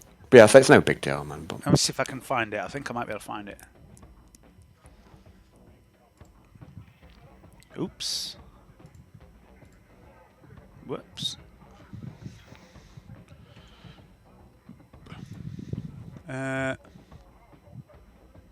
I don't know where they are, but she does Yeah, have yeah, it's some. fine. I just don't know where they are. No, off the that's top of fine. my head. I'll say it's no big deal, man. Let's move on. Okay. He says, "All right, no problem. Well, tonight you gentlemen will be fighting against a couple of couple. I say a couple. I mean three. Don't actually. Teams of three, obviously. You'll be fighting against three of Mister, three of Miss Izanami's own people, members of the Golden Dawn, and also three chaps from Off-World, known as the Meredes brothers. Don't really know much about them. Wearing some weird armour. Seen them backstage. And also you'll be fighting against Crunk. What is it? Is it to the death? Is it to first blood? What is it? What's the rules? I mean, there ain't any real rules except, no firearms, no fields, no grenades. It's a skill, a test of skill and combat prowess. Yeah. But it's up to you, really. First limb that makes someone no longer able to move is as good as dead, isn't it, really? You could always kick them off the edge into the acid pits, I suppose. I fucking love acid pits. It just takes me right back. It's like nostalgia, the acid pits. It's like, brings back so many memories. Now, we understand that, you might not be at your full potential in an audition because there's no crowd there, is there, to get, the blood pumping. There's mainly just a few people that live and work in the district, really, and a few of our boys and that. But, so you'll have to forgive us. Not particularly exciting crowd tonight. All right, is it an open crowd? I mean, did you just take anyone in, or is it just people you know? Well, you got friends and family want to come and watch? Yeah, I've got a few mates. I mean, it's nothing weird. I've kids, got lots yeah? of mates. No, I mean, I don't have kid mates. Well, no, they just keep saying the same fucking things. You get soon after a while, you've heard everything they've got to say, and you can only tolerate them in short intervals, right? Is this Canni speaking, or is this last weekend's Alan speaking? I mean, there might be a bit of crossover. It's quite possible. Says yeah, I mean, if you got friends that want to come in, that's fine. Just do me a favour. If you've got kids, don't bring them. Because the other week, we had this guy come along with two of his mates to try out, and they all brought their kids. And you imagine what it does to a kid to see their dads dismembered in front of them? It's not good. It's character building. Yeah, certainly one way of putting it, yeah. But yeah, you got people want to come in and watch, that's fine. Yeah, I got mates. I got loads of mates. Yeah, cool. Bring them. Okay. We're going to Anna comes and say, Got you an invite. Vasquez, my good mate. But play it casual. Okay. And eventually, Vasquez and the others emerge from the shadows. You're allowed access to the building. There is, as is quite standard on Desolium, a number of weapon lockers where you are asked to deposit your firearms and any grenades and force fields. And the guests, Vasquez and the others, are allowed to as well. But they are allowed to keep blades. And, the chest is locked up and put into a side room, and you are given the key to the chest. If there's anything you'd like to try and keep on your person, firearms or grenade or force field wise, have a think about it. Tell me when I come back from the toilet, and there'll be some rolls if you do decide that. But I'll be right back. yeah, I'm off for a slash as well. I'll be right back.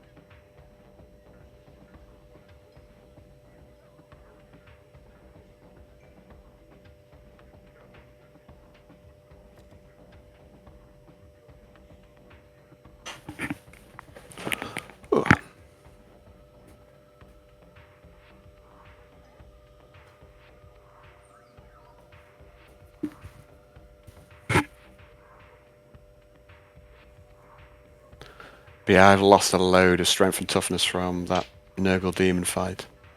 I've never got it back, so No, it'll come back sooner or later, mate. It won't be a permanent nerfing. I'll just walk it off. What are you walking off?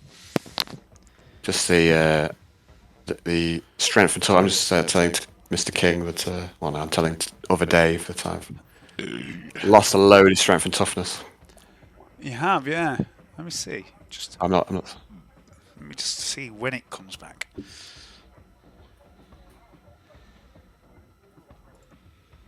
Oh, yes. I'll say I'll just walk it off. It'll be fine. Perhaps. So, are we getting escorted somewhere? There's a guy behind like the doorman. It's like I'm gonna say to him, Do you gonna take our names then? Oh, no, I'm just a doorman, mate. Just this way. He leads you further in. Have you handed over your weapons? yeah. Is there I'm anything not- you're trying to keep hidden? No, not for me. Okay. Your companions don't either. I'm not sure if I've got any ranged weapons. You did have like a budget bolt pistol at one point and a shotgun, didn't you? But I don't know what happened to them. You must have given them some. I think I left them in Gantry at one point. I had the meat hammer. I don't know. Maybe gave it away. Yeah, you gave the meat hammer to someone. I can't remember who. But about you, Hannibal? I've got my bow on my back underneath my cloak. Are you trying to keep that on you hidden?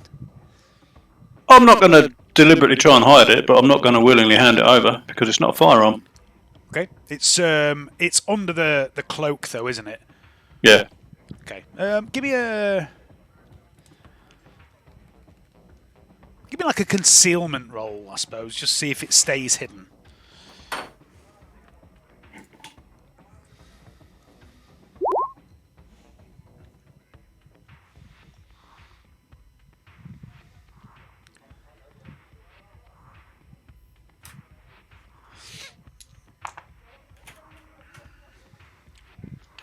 Okay, you nearly get away with it. You hand over your various weapons into the box, and as you're walking away, the little fellow says, sorry, sir, didn't see that at first. No ranged weapons at all.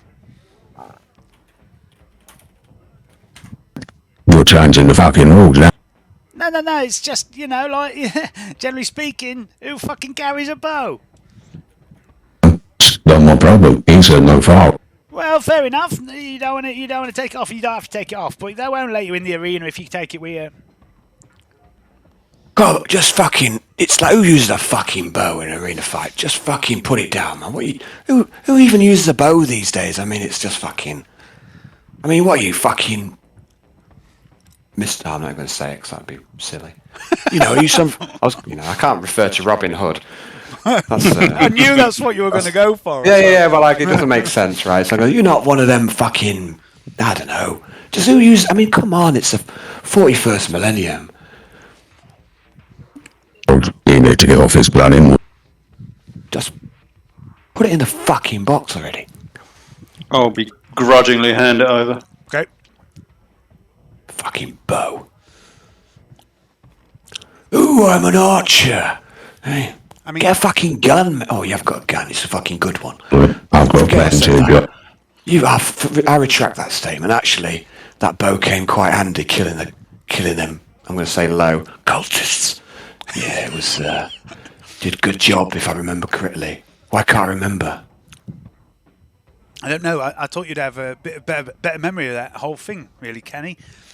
You should maybe get Pench to check you out. He seemed to be having some problems with your memory. I'm fine. I'm fine. You're saying I'm not fine? No, I'm sure you're fine, Kenny. But better safe than sorry. Did you say so? That's how it begins. Right. So. Okay. You ready? Okay, so the little chap leads you through into another room. There's a number of people hanging around waiting here. Most of them are armed, and they have a distinct, almost uniform look to them. And Canni, I'd like you to make a common law decilium check, I think it is, something like that. You might know a bit more about these people. And they all wear this... 4 degrees of failure. Okay, so they all wear this... you would have had a bonus to that, but you'd still have failed. They look like gangsters, but they're not a gang you're familiar with, Canni.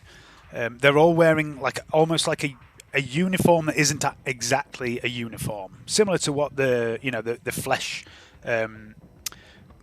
cutter gangs do, similar to what the Red Walk do. They're wearing a lot of colours, blue and yellow feature heavily. No two people are dressed the same, but they're all wielding blades at the very least. They all have a blade of a very certain style. Some of them are clearly powered blades, some are mundane blades, some are chain blades, but they all have sort of this gentle curve to them. They're all made in the same style, even though they're different qualities of blades. And their armor and their tattoos that they have on their faces feature these twisting snake-like beasts that writhe around each other, almost like serpents or dragons or something like that. Some of them wear face masks that depict like serpent faces. They all are quite pale-skinned, even by decilium standards. And they all have very long, straight black hair, often tied back in ponytails. And you get the impression straight away, Canni, that most of these people are not native. They don't have a certain look to them. And as you walk by them and you hear them speak, they don't have the decilium accent either. They're off-worlders. And I don't think you would have met anyone before from this world. But Hannibal, I'd like you to make... do you have a common law... what's it called? Imperium skill? No. Okay. What do you have, law-wise? Pretty much nothing. Okay. Yeah. Okay. Yeah. So you recognise them. You both recognise them as off-worlders, these people, and they all sort of stop and look at you. And the little man says, "All right, lads and lasses, this is one of the challenging teams for tonight. They'll be entering through the west door," and he gestures to the door beyond them all, and they all just sort of look at you over for a moment, see if anyone recognises Canni. They look you all over for a moment, seem a bit disinterested, and then resume their conversations. Some of them are smoking. Some of them are armed with pistols as well as blades. And they're often very sort of similar design pistols. They look like auto pistols with like banana clips. At least one of them has what looks like a bolt pistol, some sort of customized bolt pistol. And the little fella says to you, "Right, well anyway, these are Miss Izanami's people. These are the Golden Dawn. These are the people you will be earning for should you win tonight. But anyway, go and stand over by the door." And he points to this big, heavy, like blast door over to the west. And he says, over to the east. And he says, "And I'll go and announce you, and just keep an ear out for the door unlimbering. When you step inside, there'll be a bit of an announcement for you. A few rules will be covered, and then, well, you know what to do after that, don't you?" Yeah. We've been around the block. Sure. So when you announce, we are the carnival's finest. I'm the cannibal, obviously. This here, I'm going to nod at Seraph. She's the demon blade master. And this here is King Killatron.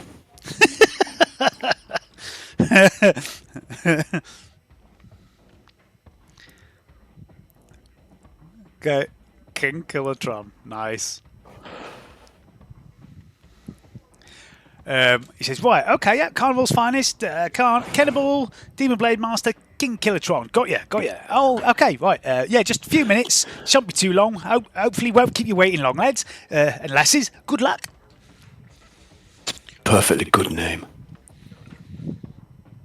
Okay, and off he toddles. A few of the members of the Golden Dawn occasionally eye you up and down. They look like they're checking out your weapons, stuff like that, but they don't say anything to you.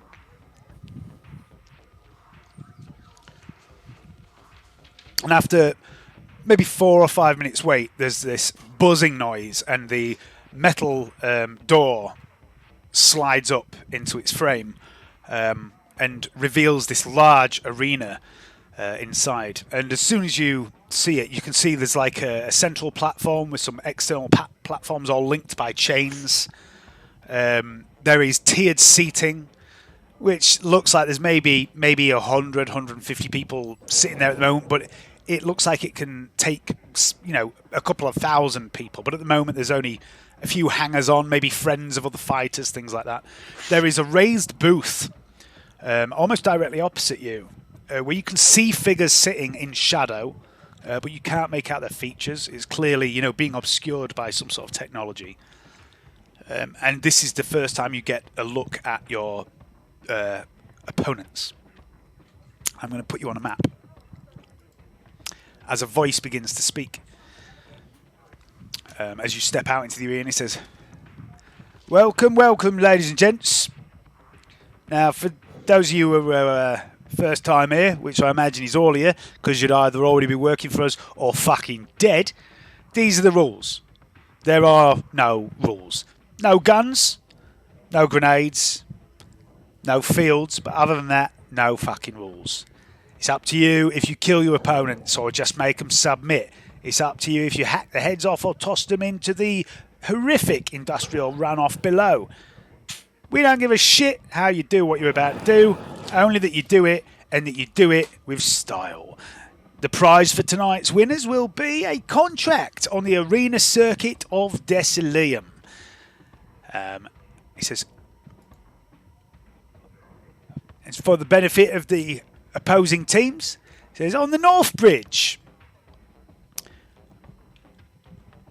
we have the Morides brothers, off-worlders, bounty hunters, stranded here by the bizarre orders that are no longer allowing ships to leave the planet.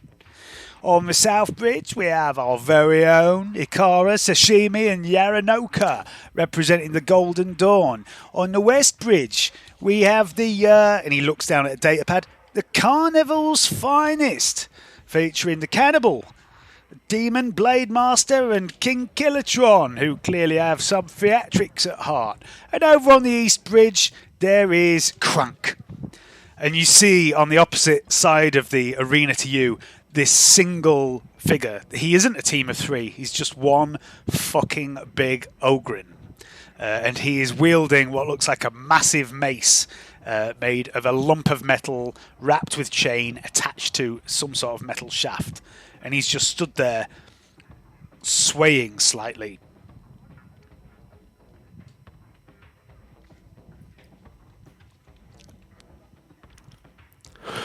Got a bad feeling about this. It's all wrong. Everything's wrong, Hannibal. It's all wrong. Little big fella. Both of you make an awareness check, please. Sight-based. Plus 20 anyway.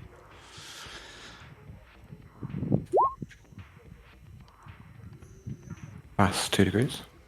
Okay, so before we get into this, you can move along the chains as well as the actual floor that you can see. No particular penalty to moving along the chains while they are taut, which they all are at the moment. Obviously, if someone's trying to take a swing at you while you're on the chain, it might make it a bit more difficult, but at the moment, they just work like a normal bit of floor. Okay, so Canni. Yeah, you say you've got a bad feeling about this, and you look over at Hannibal and you look at Seraph, and Seraph looks afraid.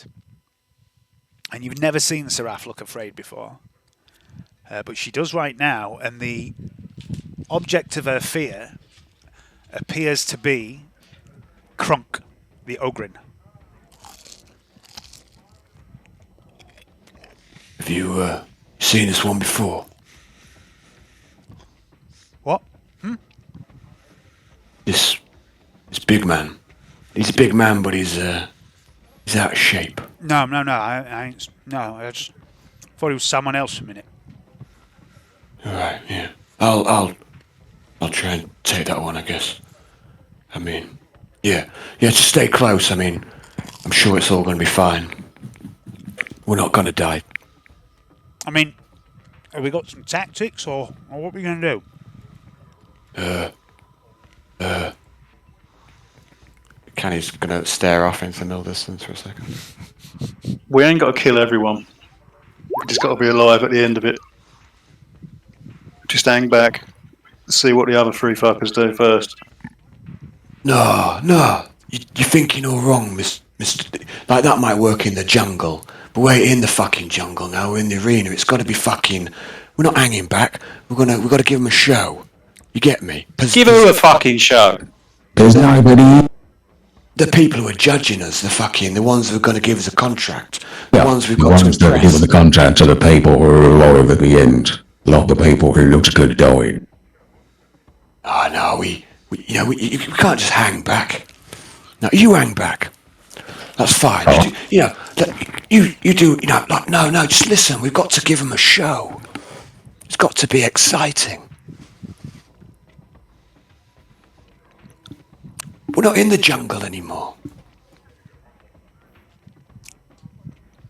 The hidden voice that's been introducing to you says, right then, gentlemen, ladies, without further ado, wait for the sound of the siren, and then the siren goes off. Roll initiative.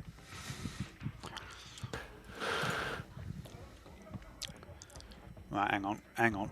Where's that gone? If I can, I'd just like to say to him, Stay close. Okay. oh no. Okay, right, where are we? Initiative. Wary, +1.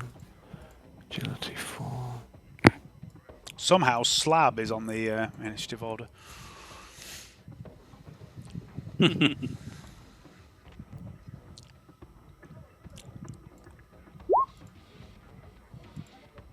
gets everywhere, Snap. Why can't I deselect anybody? Yeah.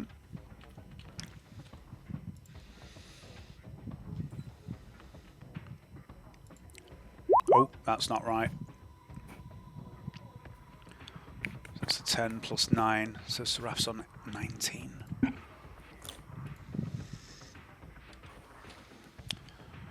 Okay.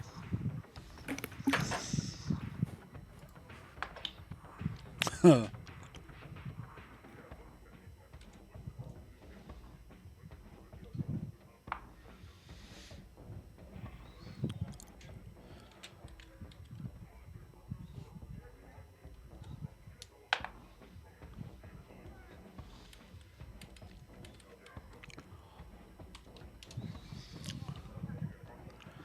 Okay.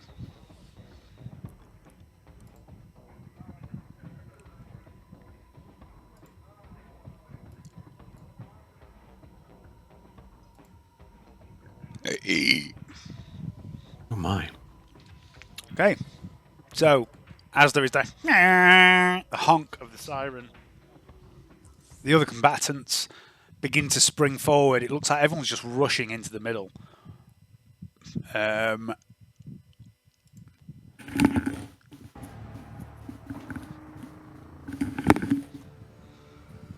Okay, so at the top of the round, it's Seraph.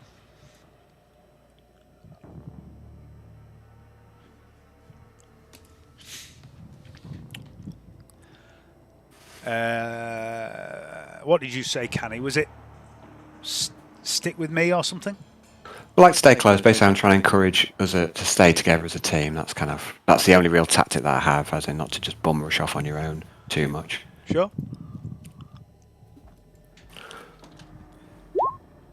Seraph begins to surge forward past you, and then she seems to rein herself in, but she does hop down onto one of these chains before she slows her pace, and she holds her blades up high, readying an attack. Canny, it's you. Okay, I'll do a similar sort of thing, I guess. I will stay in line with her. I'll just make a half move. 1, 2, 3, 4. And I'll try and make a bestial roar. A bestial roar. Give me a little bit of intimidation for a laugh.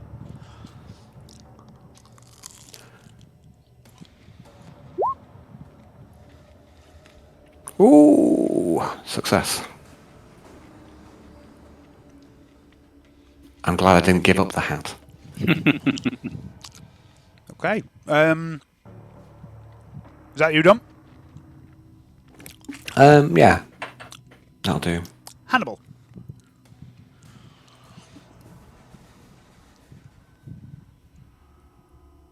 Do it. Okay. Where's the stats for these guys gone? Just a second.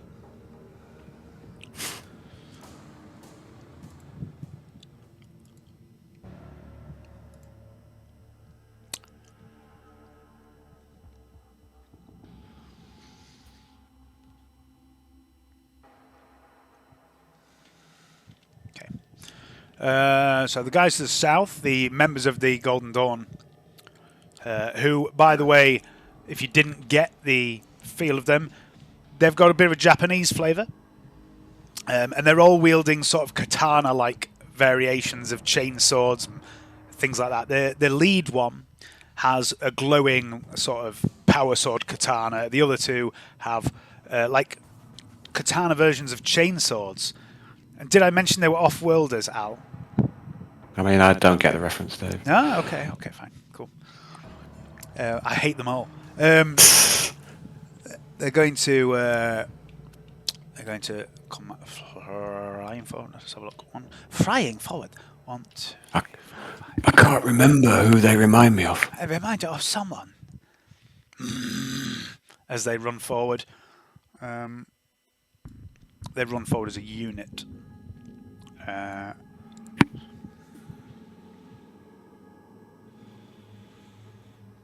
That's 8.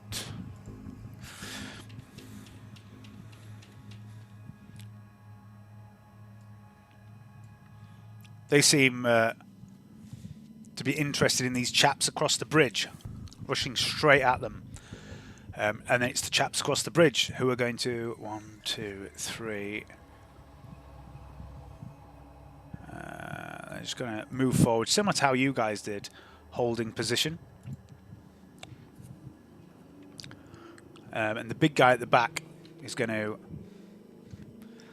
just check his stats. That's not his stats.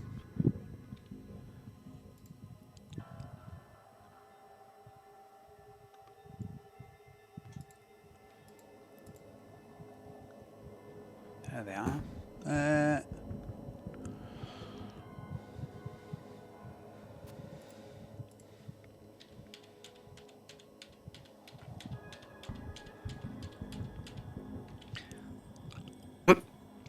That is a run. He just comes running straight up to you, lumbering towards you, Canny, slowly, stumbling almost.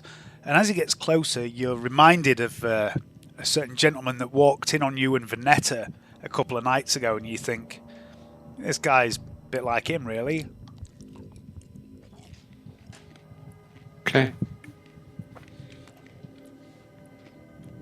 Back to the top of the round. Seraph.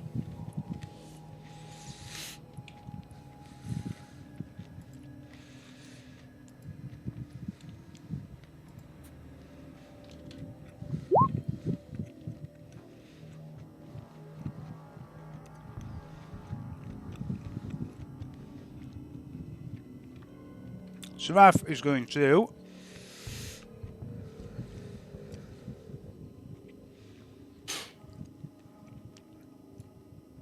still with fear in her eyes, but it seems like she's mastering the fear at the moment. She runs round the back of this guy, 2 swords held high. Canni and Hannibal, I'd like you both to make a sight-based awareness test, actually.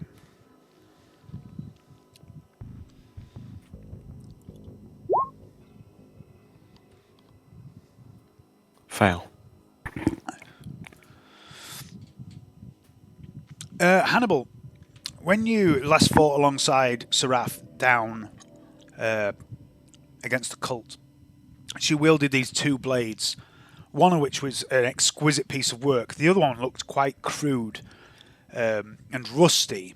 Didn't look like a particularly good weapon, but you saw on the rare occasions when she did hit something with it, it did seem to do a lot of damage, but it just didn't look like much. It looked really rusty and a bit tatty. And now she's running around with these blades, one of which is definitely the very good blade, and the other one looks all right, not great, but it's not rusty. But as she runs past you with the blades held high, you realise that this blade that looks all right, you think it might actually be the really rusty blade that she had before that's been cleaned up somehow. Right.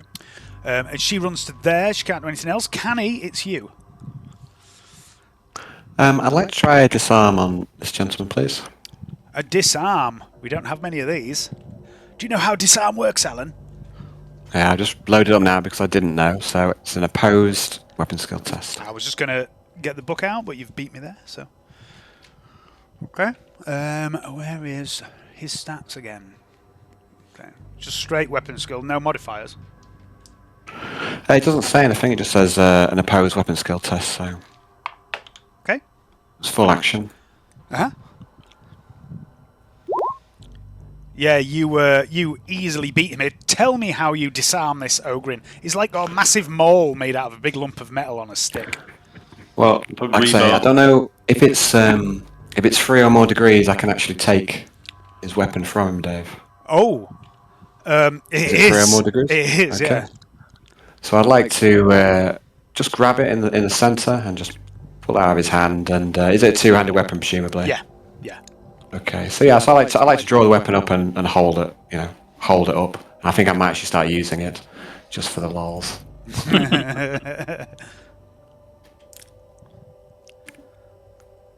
Yeah. So as a quick action, can I don't know exactly how it's because obviously I'm going in with the meat cleaver and meat hook. Yeah. So I don't actually know how it's going to work, but we'll try hooking out, right? And I'd like to sheath the meat hook, and hold the hammer in one hand as a quick action, if that's all right. Sheathing the meat hook sounds very dubious. I mean, you've just got a filthy, dirty mind that's in the gutter, and I can't be held responsible for that because I'm a pure, sinless cannibal. I don't have any. I'm gonna go get a drink, guys. Yeah, no worries. I will as well, actually.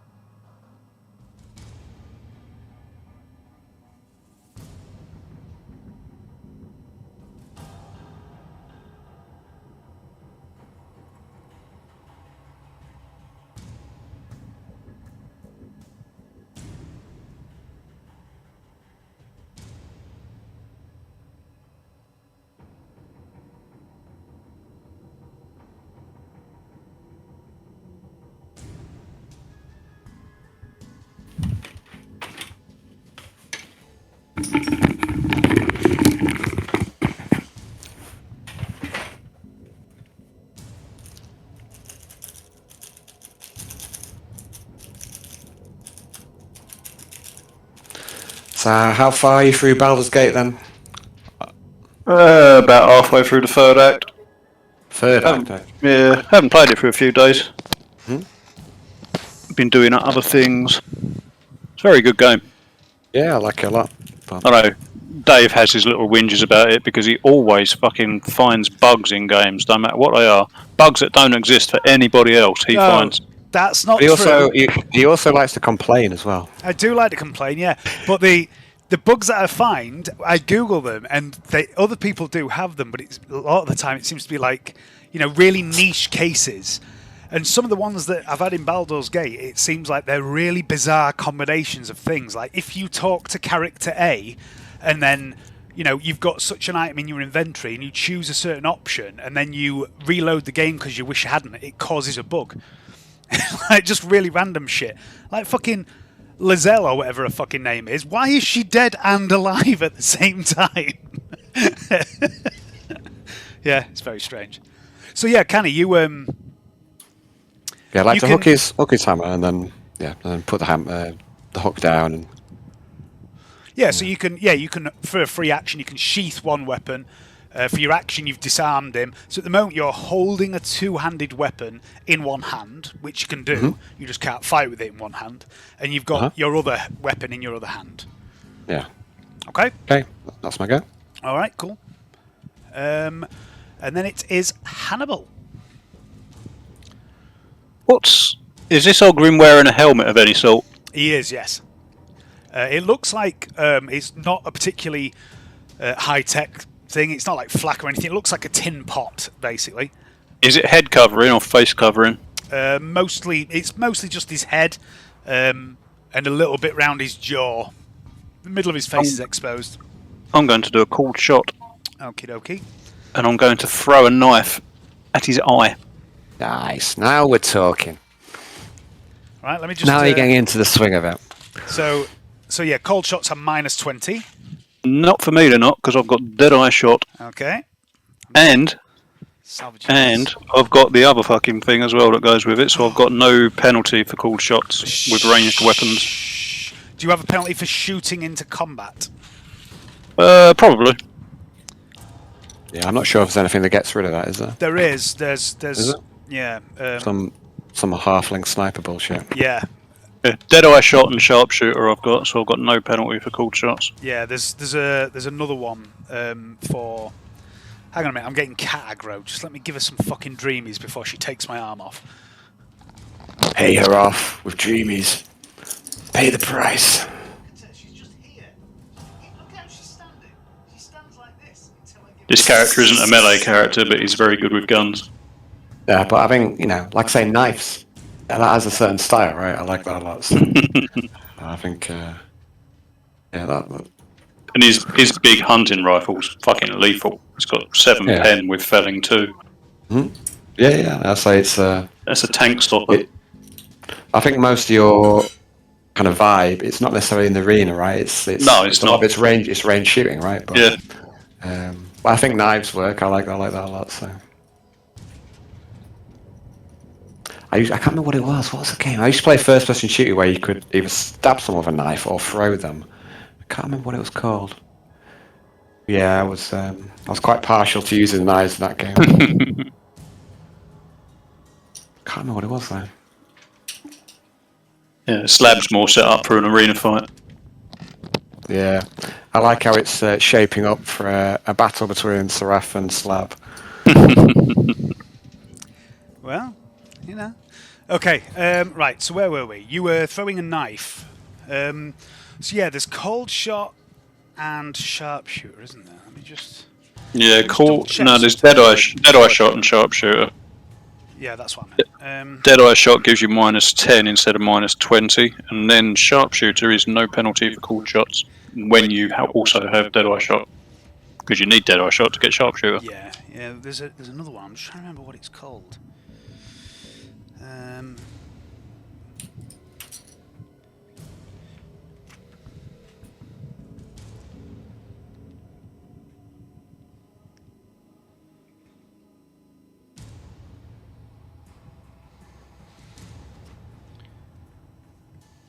I'm not just looking this up out of curiosity. There is a reason I'm looking this up.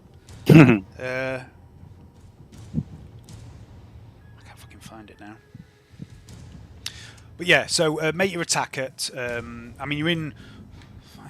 You're in point blank, so that's +30, but then -20 for into combat. And you can half aim as well, I think. Yes, I will. That's What's that give you? I +10. can't remember now. +10. Right, plus 20 total. What's the equivalent?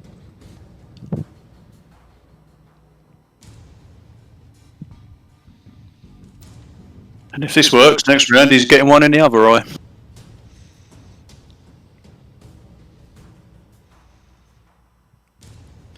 I don't know where it is now. That's shit. I could have done with knowing that one. Anyway, yeah, that is a hit. He isn't going to dodge that. He's a little caught by surprise. So roll damage, please. I don't know, the damage of a throwing knife, it's not much. I believe it's D5 D5, yeah. something. Hang on, I've got the book right here. D5R. Armory. Knife. Throwing knife. D5. Yeah, D5 plus your strength modifier.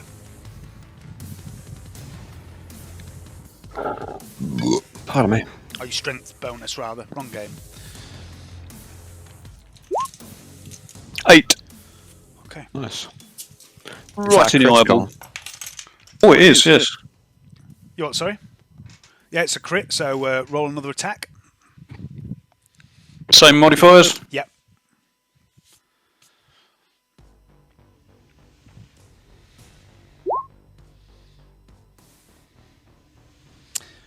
That's, yeah, confirm the critical. So roll another d5.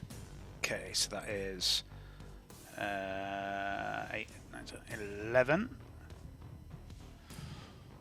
Where's the Ogrin? That's 4 wounds to him.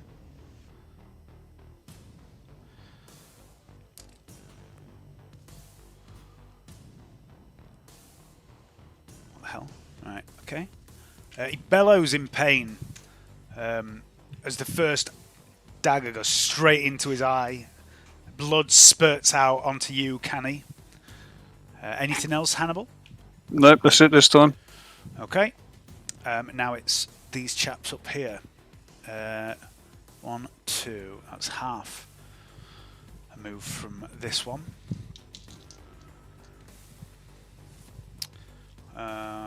That is a hit. This guy's going to try and dodge. He does. 1, 2, 3, 4. This guy's going to charge. That's also a hit. It's not a dodge. That will be... What's he got? Oh yeah. So that's 8, 9, 10, 11, 14. That's 10. 6 wounds on that guy.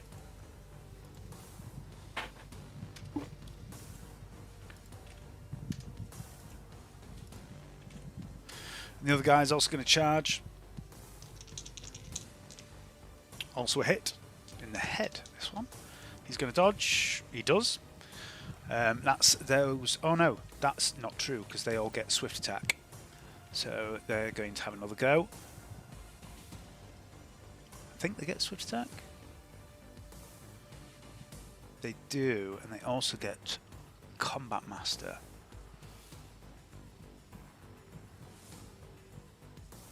But they didn't miss.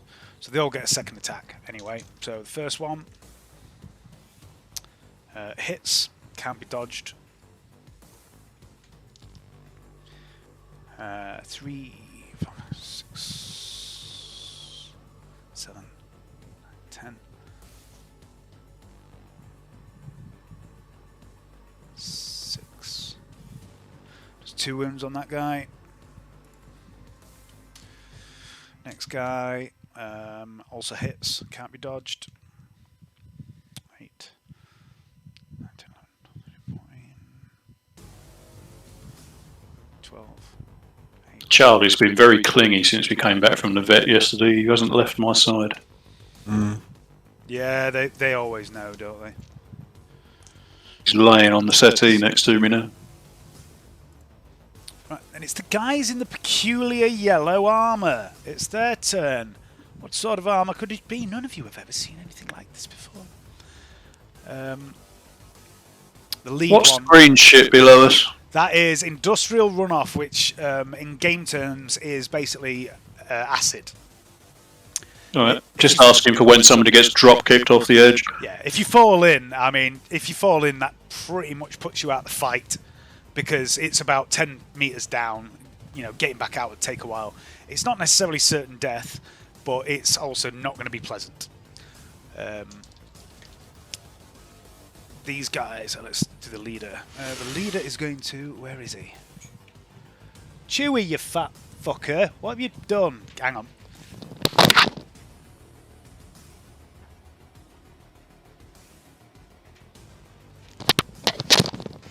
If Chewie was a Dark Heresy character, she'd be Canni. She's just fucking trying to eat. There's not even anything in that box except bits of scabby cheese. Right. I was telling Silver earlier, Pigs, I have groceries delivered every Friday because I hate shopping and I can't really go shopping because of Charlie. And I had the groceries delivered about 4 o'clock Friday last week. And I loaded up on cat food this week so that next week when Silver's here I can load up on beer and fucking nibbles and shit. And I've got so much cat food in the fucking cupboard now. And an hour after the bloody food delivery was made, that's when he was monstrously sick. Yeah. Fucking typical, isn't it? Yeah. Can you feed? I mean, your dog's. Charlie's not going to be that fussy, right? He'll eat cat food. Now I'm gonna take it to the vet, and they will take any sort of donations like that, and they give it out to people that need it. That's a good idea. That is 16 minus. What's the pen on that? 4. Cuts through the armor. 1, 60, 15. Okay, so the warriors of the Golden Dawn do a bit of damage to a couple of these guys in the yellow armor, and there's a bit of back and forth with them. And this guy here swings his axe, his massive two-handed axe, in this sweeping arc that almost severs this guy in half, and knocks him off the chain, and he plummets down into the acid with a screech. What ones are what here? Dies. Sorry, what? What ones are what? Okay, so the guys in yellow. These 3. Yeah, they're all identical. They have this. They're the Golden Dawn chaps, are they? No. They're not. They're wearing this sort of bizarre segmented yellow armor, like nothing you've ever seen before, and they're all wielding these rather hefty-looking two-handed battle axes. The Golden Dawn are the more like Yakuza type, samurai type warriors. One of them has just been knocked off the acid, almost bisected by one of these axes, and fallen to their death. It looks pretty even, that fight at the minute, but the guys in the yellow armor have killed one of the other guys. And then it is Krunk. Krunk has lost his hammer. Krunk, And an eye. That was Krunk's favourite hammer. And He's welcome to try and take it back. Krunk's going to angrily glare at you and go, "No, take Krunk hammer!" And he's going to try and grab the hammer and fucking headbutt you. And Chewie, I'm going to kick your ass if you do that again. Are you going to call the RSPCA or should I? You heard it, right? Got it on camera. I'm grassing you to the RSPCA day. I've had to put my last 2 mozzarella dippers up at the top of my bookshelf. She's just sat give there. Give one to Chewie. She can't have cheese. If she has cheese, she'll shit everywhere during the night. Cats love cheese. Yeah, I know, but she's lactose intolerant. Yeah, we can't give Preston like anything remotely fatty, or else it's just the shit turns to like just not nice at all. So. Fucking Friday evening when Thomas was sick, my kitchen looked like Dagobah. I've never seen as much vomit. Everything he'd eaten over the last 2 days came out, and then he was just retching for the next hour. And every time it was like this thick, sticky, gloopy, phlegmy stuff coming up. That's not good. That's when I thought, no, he needs to go. It's not fair leaving him like that. Yeah, it's rough to see. Yeah, when Binky was on her last leg, she didn't eat for several days apart from like the odd mouthful, and I was like, well, she's not even eating enough to keep her alive. The last thing I want to see is her starve to death. And she used to live on my knee, but then that last week she was just like sitting under my desk all the time. She wouldn't even get on my knee. And there was this one day when I came home and I got under the desk and she tried to get up, and it took her so long to get up, and she couldn't even meow, and I was just like, Yeah. nah, Yeah, when I you can't- when you know I can't watch you know, that. right? So, yeah. Yeah. Mhm. Right, so yeah, he's trying to grab hold of the maul, and he's just gonna fucking stick one on you, Canny. Full on Glaswegian kiss. He's not going to try and disarm you. That was just. If he gets you right, he might push the knife even further in and fucking brain himself. Yeah, I mean, he's an ogre, though. He'd have to go really far in to do any damage, wouldn't he? Right, where are we? So I'm doing this as an all-out attack from the ogre. So that is. There we go. That is a hit in the head as well. I'd like to do I don't know, like, can I parry with the hammer one-handed, or does it need to be two-handed? I mean, I'd say yes, just for fun. Okay, okay. So I'd like to try and parry him with his own hammer, then, please. Okay, go for it. It's unbalanced, by the way, this, so it's minus 10. Minus 10, yeah. I'm gonna use a fate point. Okay. It's a fail. Oh dear.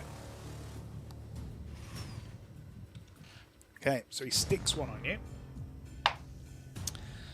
That wasn't a very good roll. That's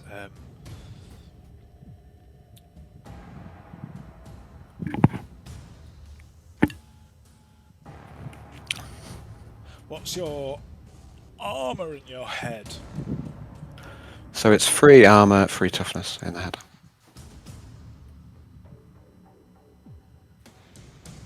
Okay, so you take 2 wounds. And he grins as he does this, and he looks a little surprised that you haven't gone flying away. And he has hold of the hammer for narrative purposes, for rules purposes. He's not grappling it or anything like that. That's just for a bit of flavour. Okay. And then it's back to the top of the round with Seraph. Seraph's going to wow everybody with an incredible display of Dice sword rolling. wielding. I've never seen a fail. She's going to do a fancy wafting around shit and fail to hit. That's what she does. She's a No. distraction. She's gonna own. Now's the moment. She's going to use lightning attack. So she's going to make 3 attacks with the main hand, 1 with the offhand. And these are straight. There's no bonuses to them.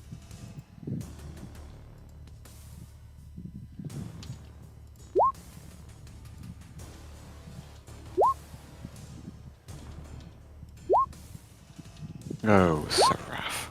She does get a Blade Master, so she can re-roll one of those. One of the 3 fails. Blades. Fucking Jesus! So glad I gave her the good. Oh, she gets plus 10. She gets plus 10 for those weapons as well because they're good quality. So that changes. One of those is a hit, but she's going to re-roll one as well. I always forget she gets that plus 10. Yeah. So 2 hits. Oh no, 1 from the Cursed Blade, 1 from the Lathe Blade. The Lathe Blade is that, the Cursed Blade is that. So, 9, 4, so that is...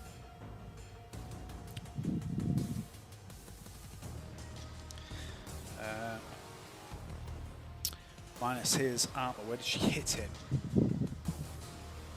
Body.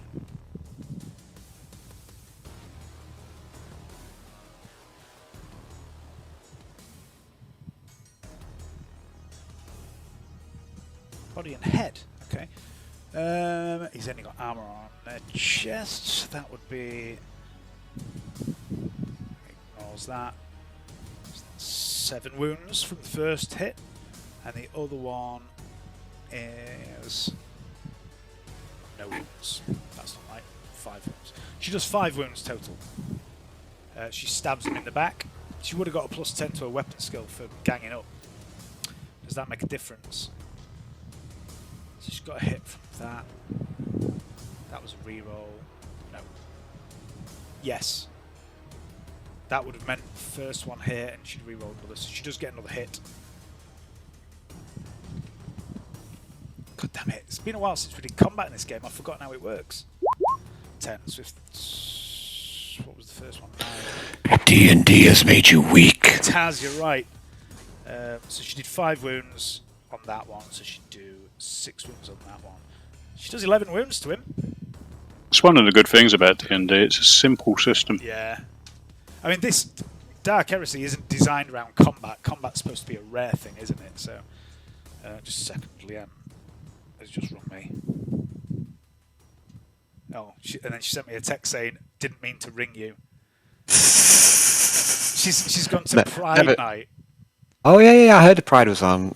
Helen mentioned it. Yeah, and she says, big gay night out so far has been me crashing a couple's night in Lord Bob's, and the man having a go at me and swapping my dark rum for spice rum because I was cringing while drinking it. I'm being gay. Okay. Right. Yeah. I mean, all right. You're saying that Leanne is in Lord Bob's on her own with some. Oh, she's not she's escorted in Lord Bob's. Yeah, is she? she's who's got her back? Okay. And also gay emo Will, who does my fucking head in, but I trust him to look after Leanne. So, Cool. yes. So Seraph does 11 wounds, surprisingly, to this Ogren, and then it's Canni. So I've got the hammer. Is that right? Mm-hmm. So I'd like to sheave the cleaver as a free action, and then I'd like to do an aim shot for his face to try and whack in the dagger that Hannibal's put there. Okay, cool. So it's So cold shot is -20. yeah, I'll go for a half aim, I guess, and So half aim, and, single attack. and I'm ganging up as well. Yep. So +30 and then -20 for the cold shot. So +10. I've also got double team. Does Seraph have double team? That's a good question. She does not. Yeah, so I get an extra +10 from the double team, so Yep.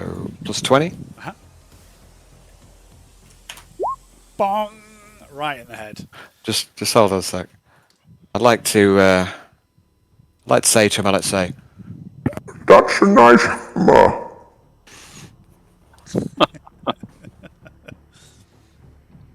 Okay. I have no idea what the hammer does. Hang on.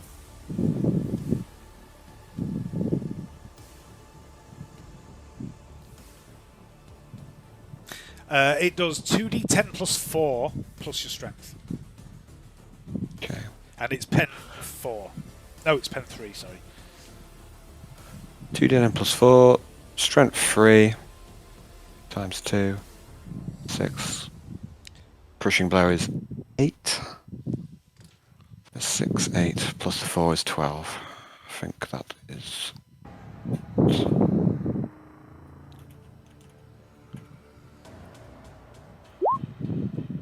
30. I'm not going to sit here and work that out. Tell me how the Ogren dies. I would like to whack the dagger that Hannibal's put in there. I'd like to whack it as hard as I can and just push the dagger all the way into his brain, please. Piercing his tiny brain. Tiny, pea-sized brain.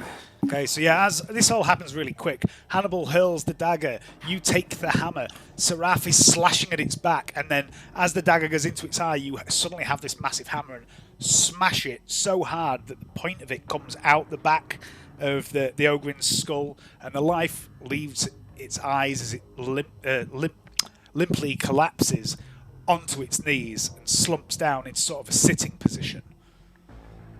Yeah, it's dead. Cool. That's my go. Okay, Hannibal. It's on its knees, is it? Yep. I'm making a full move and I'm jumping onto its shoulder with one foot and jumping over Seraph. Okay. Now he's getting into the swing of it. Can you? You've got some sort of acrobatics, haven't you? Yeah. Give me that. Pardon me. Any bonuses? Yeah, plus 20 because he's an immobile target.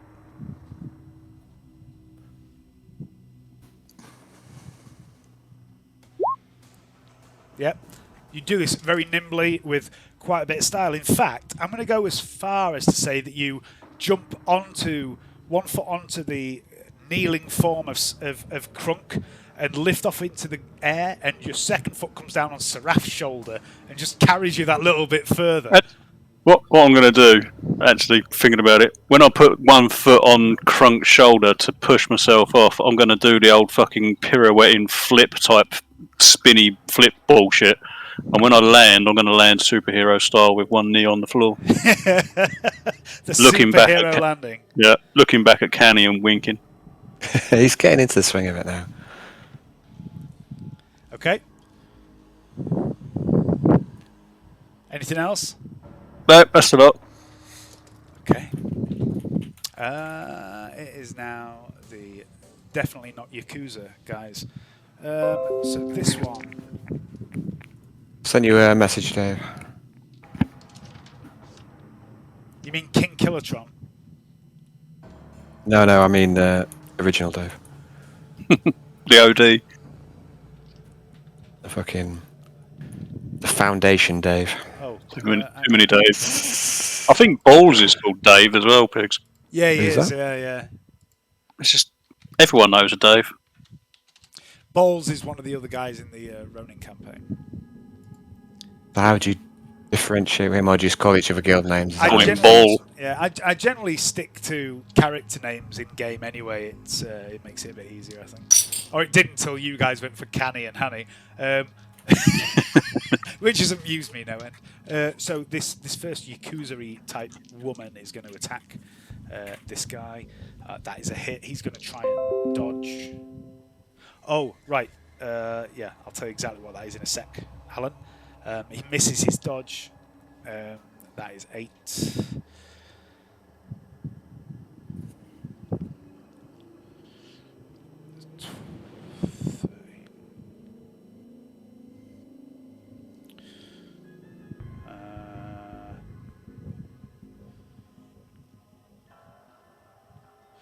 The guy takes 9 wounds.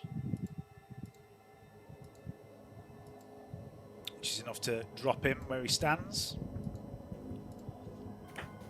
She's going to move to there. The name, I will send you in just a second now.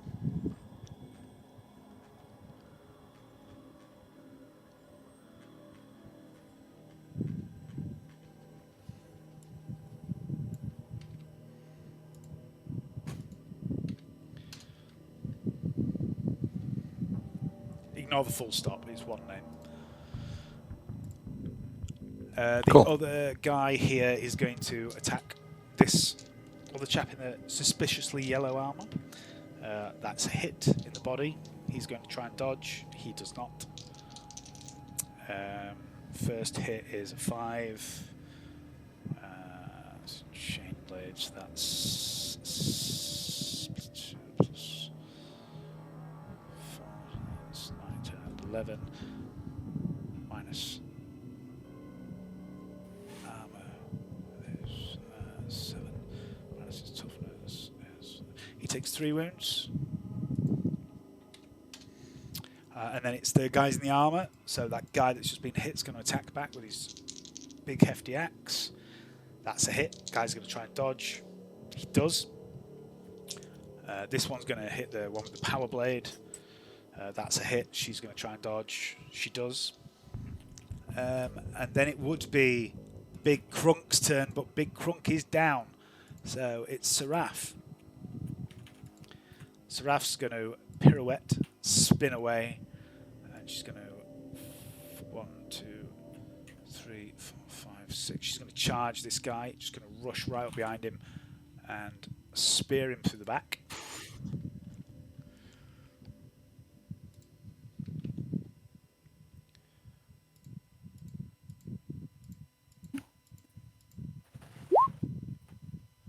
It's a hit. Does she get anything for a charge? Berserk charge, so that would have been still a hit. Yeah. Just going to roll damage. So that's 10 pen 3, which is... She does 3 wounds to this... No, that's wrong. Start that again. So 10 at pen 3. What's the armor? 6 wounds. And then she's going to use Assassin Strike. She's going to make a acrobatics test. She passes. She gets to move. 1, 2, 3, 4. Half her movement out of combat. Canni. I shall... Oh no, I can hear my own voice. I don't like the sound of my own voice. I'll go, I dedicate this kill to Gorebound. I'm going to start feeding on the Ogren. So hungry. Okay. That's my go. All right. Hannibal. Give me an awareness test at plus 30. It would be pretty hard to not notice what Canni is doing right now. It's just for the show. Maybe. 99. Nah, you're too busy focusing on the fight. Your turn. I'm going to do one for Seraph as well, though. Oh. She got heightened senses. She has.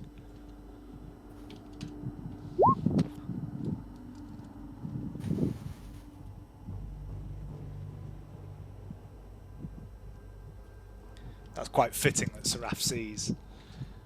Actually, keep the theme going of Seraph being very aware of what Canni's becoming. She's been there herself, I think. So. She maybe hasn't quite been to the same place, but certainly the same neighbourhood.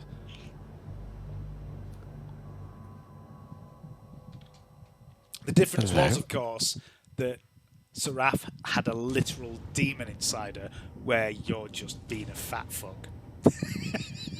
Just eating things.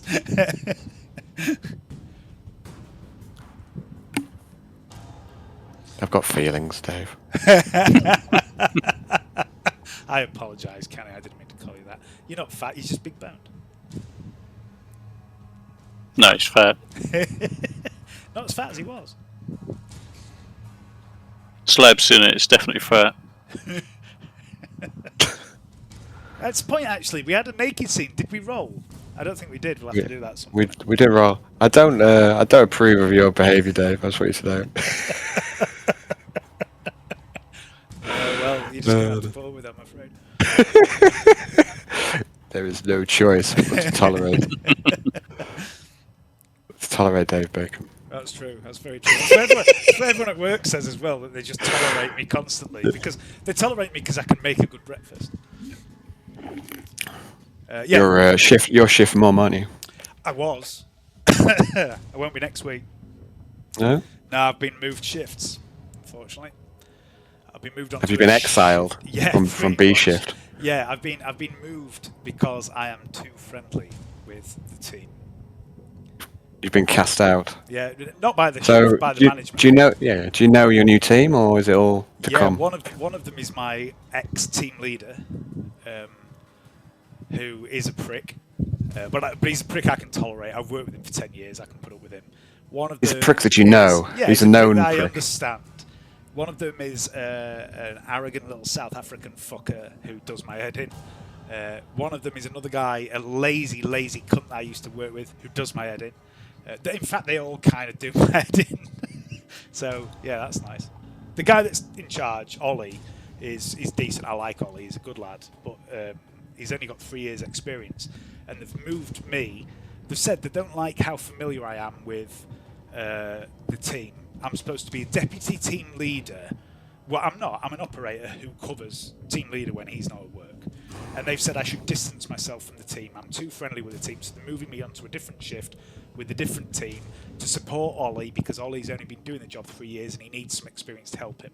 And I was like, okay, fine, I can't stop you doing that to me, but I can refuse to do deputy team leader, and so I have. So fuck 'em. So you back down in the Back to pleb again. in the.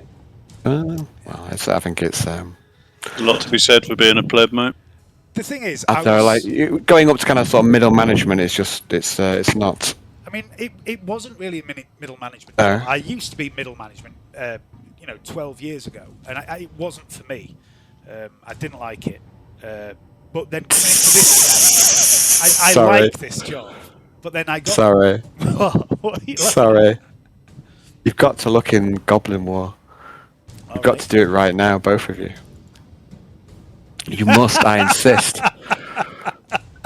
What the? You're looking at a wizard.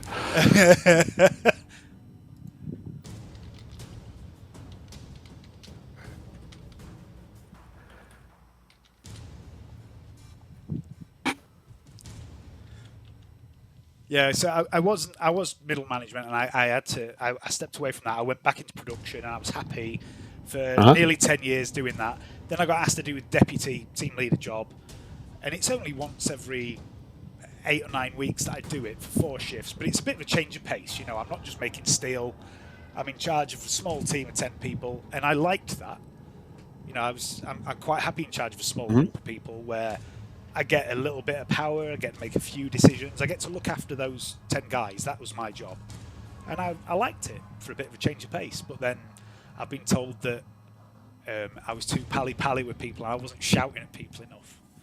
I was just like... But that's your management style. You're allowed to have different management styles, aren't you? Yeah. As long as you get what you need out of the people, and that's... I tell you what, I never had anyone say no to me. Whenever I asked someone to do something, they did it. So...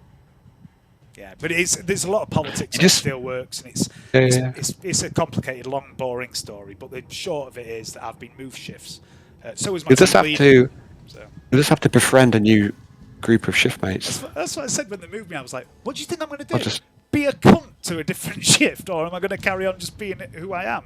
And the manager that was moving me says, "Well, you're always a cunt to me."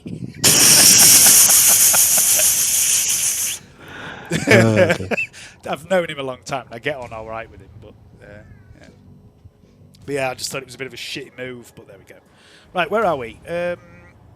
1 sec. No. I mean, if you don't know, Dave, nobody knows, so... Right, so Hannibal. Yeah, hang on, it's Margot. Just got to send them in. Yeah, I'm just making some notes. I wasn't demanding you did something. I was just saying your name for my notes. Dewey, why are you dancing around? What are you doing? What do you want? Hey? She wants a mozzarella stick.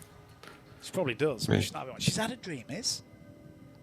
How about 1/5 of a mozzarella stick? She's not having any mozzarella sticks, Alan. See, I even bought some Dreamies for Thomas on Friday because he hasn't had them for a while, and I thought as he's feeling a bit ill, I'll give him a little treat that he really enjoys. So I've got his fucking unopened tub of cheese Dreamies. I might eat them myself. You don't want to waste those calories. They love them, don't they? The cats absolutely love them. There must be catnip in them. Well, for Canny's theatrical purposes, can I combine two actions here? Tell me what you want to do, and I'll tell you if we can allow it. I'm being a bit loose with this shit, so there's a bit of leniency. I've effectively charged because I've moved 6 squares, but I want to knock him down. I want to basically drop kick him in the back and knock him off the edge. Yeah, sure. We'll do this. We'll say it's a charge, but instead of making a weapon attack, you're just going to do like a barge attack, strength attack. Yeah, that sounds good to me. Knockdown is an opposed strength test, and if I've moved, I'll get +10 normally. Yep. I was reading the rules earlier. So do I get another +10 for charging?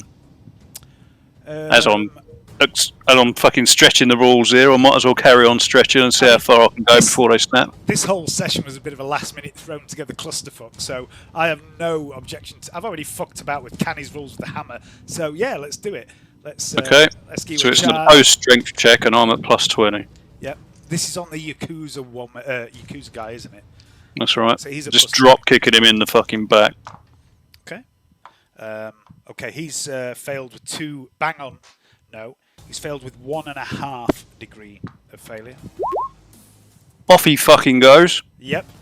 He is going to get a save against this to fall all the way. But I'm going to do that on his turn. Because he's currently falling. And again, I'm going to do a fancy fucking little bit of acrobatics. When I'm drop kicking, I'm going to, you know, the old sort of running up the wall, backflipping bullshit. Yep. I'm going to, as I drop kicking, I'm going to sort of spring back so I can sort of backflip and land back on my feet. Yep. Okay. Give us an acrobatics roll for that. Yep. Any bonuses for that? No. Okay, so it doesn't fuck you up because you only just fail, but what does happen is you kind of stumble a little bit and you end up here on the chain. You don't quite pull off this fancy maneuver. It hasn't caused you any harm, but it has left you in harm's way of these people. Speaking of these people, it's their turn. So I start off with this woman here in the middle. She's going to make an attack on each of the yellow armoured guys. She's doing swift attack, so that would be...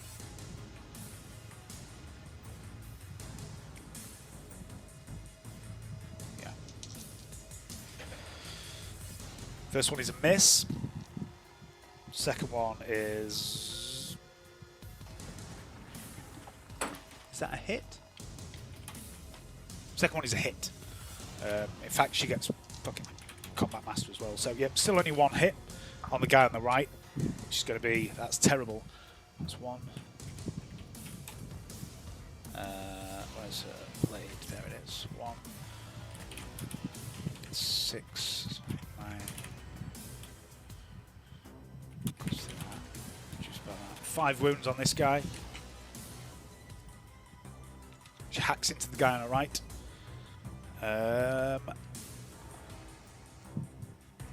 The guy that's falling next to you is going to get a sort of like a saving throw style thing to try and grab the chain as he falls. That's his stats. That's not his stats. There they are.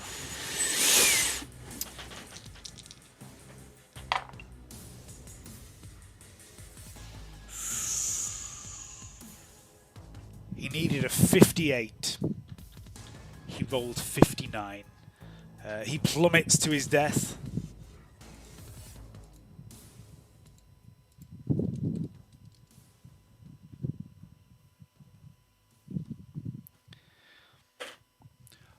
Then it's the guys in the yellow armor. The first one here is going to attack the woman.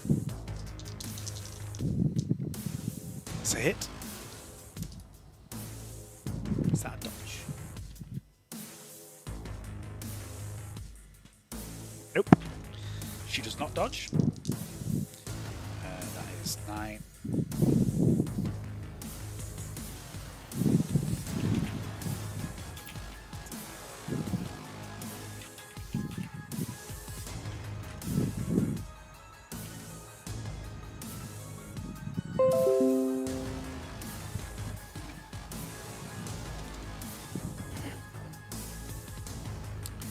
He swings his axe two-handed, hand over hand, and slashes down this woman's face and across her chest, and she stumbles back, bleeding heavily.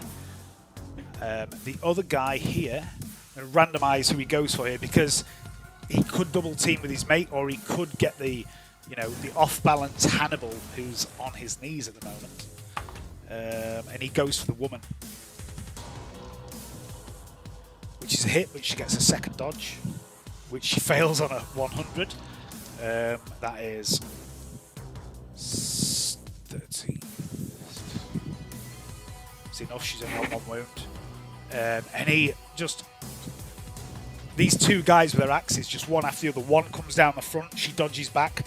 The blow scores her almost in half, but it dodges her back into the other guy who does cut her in half. The power blade drops to the floor with a clatter. That's them. And then it's Seraph. Seraph's going to charge again. Which gets plus 30 on the charge.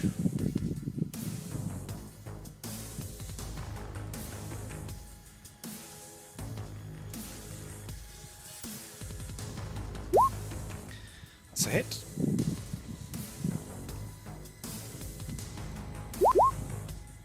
Which gives another plus 10 to that, but it wouldn't make a difference. That's a hit in the arm. That is 10.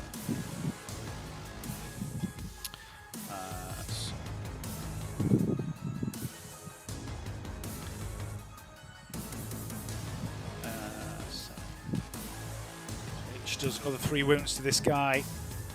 I'm just going to try and dodge back out of range again. Which fails.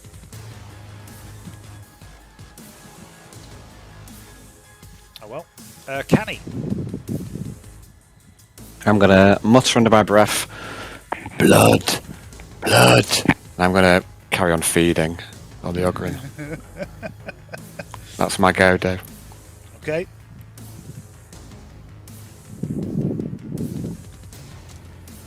Hannibal.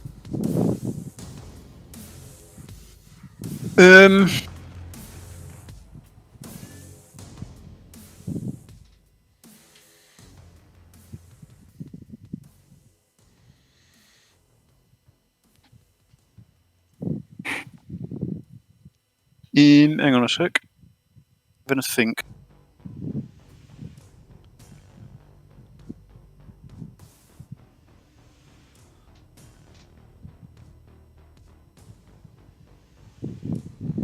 I'm gonna disengage. Going to disengage. I can't remember how disengage works in this game. I think, Dave, it's a half move where you don't get an attack of opportunity. Yeah, I think that it sounds about may right. be. I think it may be a full action. Yeah, it's a You get full out. action. It's a full Yeah. action to take a half. You don't move. take it. Yeah, you're right. Okay. So you back out of combat with this guy and back away to the central platform. Anything else? I'm shouting over my shoulder. Canni, move your ass.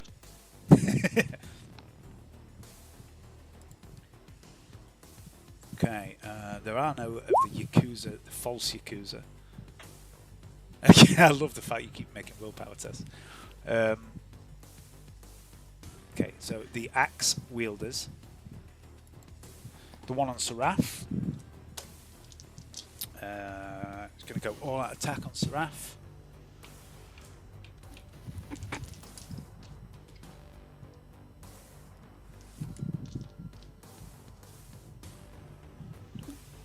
That's a hit. She's going to try and dodge.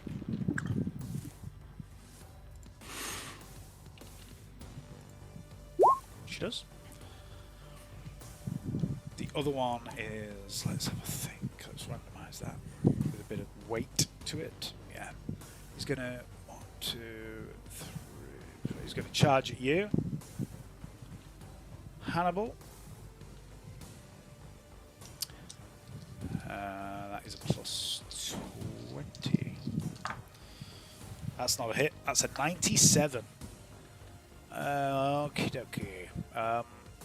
Then back round to Seraph. Seraph's now going to go full miss everything mode.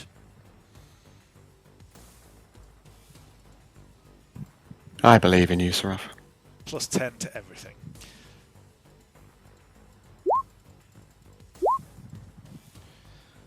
She gets a reroll on one of those. She's going to take it on the lathe blade that missed.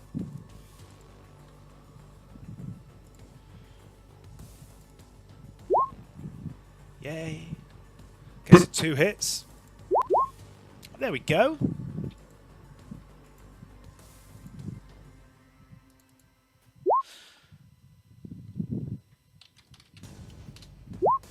Okay, so first one is 14, 17, pen 3, and the second one is 11, pen 3. So that would be minus his armor, makes it 14 minus his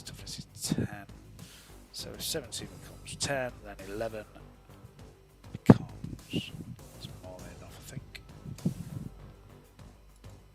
Yeah, he's only got 4 wounds left. Yep, with a whirling display of blade mastery that she's well renowned for, Seraph kills this guy. The other one is making his charge on Hannibal. You did that and missed. Oh, I did. Yeah, you're right. Sorry. Yeah, why am I doing that? That's Seraph's turn. Cannibal, it's your turn. I'll take a half aim and attack him. Oh, back the fuck up, Big D. Oh, sorry, I thought you said Hannibal. He obviously said cannibal. I mean, it's not. He didn't say Hannibal. He said cannibal. I mean, I just naturally assumed you're going to sit there stuffing your face. I don't understand why it's so confusing for you both. Yeah. I'd like to look up. I'd like to look at Hannibal. He's just shouted at me, but there's a wild look in Canny's eyes, and he doesn't seem to register. And then he's going to go back to feeding. So you were right, Dave. That's my go. So I'm just in my notes. It just says, all right. Cannibal lost Right. to meat. You were right, but it's the principle of the matter. Hannibal, it's you.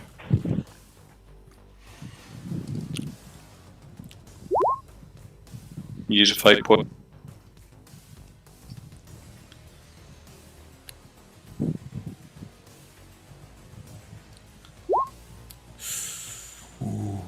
Or was this just a normal attack, was it? Yep. Was it a half aimed attack? Yep. You would have got another +10 then, because you get a +10 for a single attack anyway. All right. You can half aim it, so that would be a hit. He's going to try and dodge. He does not on a 92.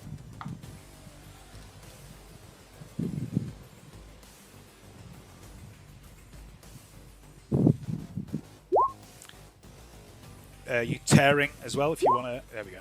12 pen 2. That is 8.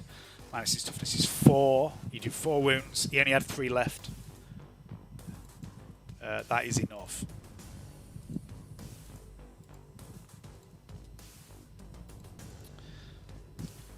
Okay, so you tell me how you kill him. Pardon me. Let's have a think of something dramatic and pointlessly fucking dancey. Pardon me. I'll just do a sort of a Seraph inspired pirouette and hit him on the backhand right across the neck, taking his head. Nice. Okay, and the head comes clean off. I'd like you to make a sight-based awareness test, please, Hannibal. And as this guy drops to the earth dead, Seraph comes away from her little bit of chaos and violence over there. Okay. And you hear this Canny in your earpiece rig. Canny, stop it. What are you doing? And Seraph continues to walk round here. She passes by Hannibal and she just leans in towards you, Hannibal, and says, "Nice, getting the hang of it." She seems to have dropped her Decilium accent again in this moment. She walks over here and she bows to the east where this hidden group of people are. These silhouettes are up on the balcony.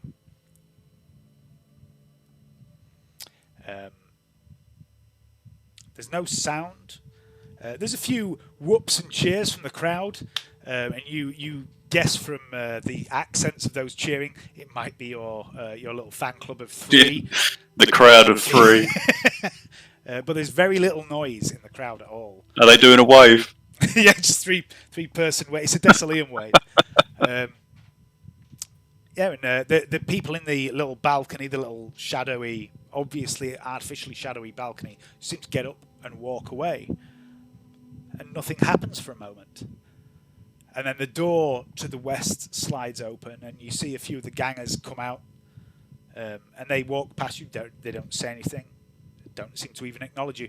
They just begin patting down the bodies They take a few weapons, some coin, a few stims off a few of them, and they just punt the bodies off into the acidic wash below, and then they pile the weapons up in the middle of the arena here, and then they all just stand around.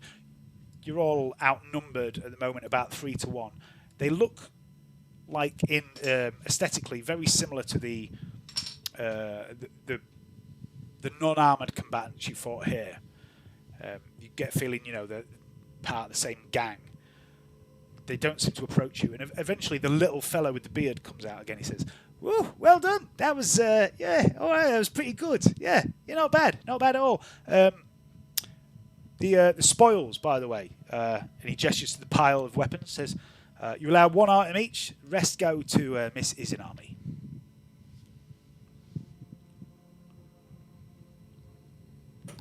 Okay, what can we see in the middle?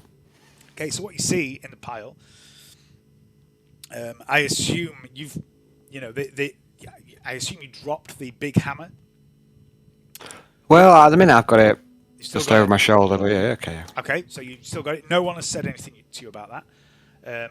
There is 3 of these large axes. They don't look like they're powered or chain axes or anything like that, but they do look fairly good quality. There are also... 2 of them got punted off, so did they keep their swords? Hang on. No, the 2 that got punted off seem to take their weapons with them. So there's 3 of these big, sort of double-handed axes, and there is this sword, which for all intents and purposes is a katana with a power field. So it's a power sword version of a katana.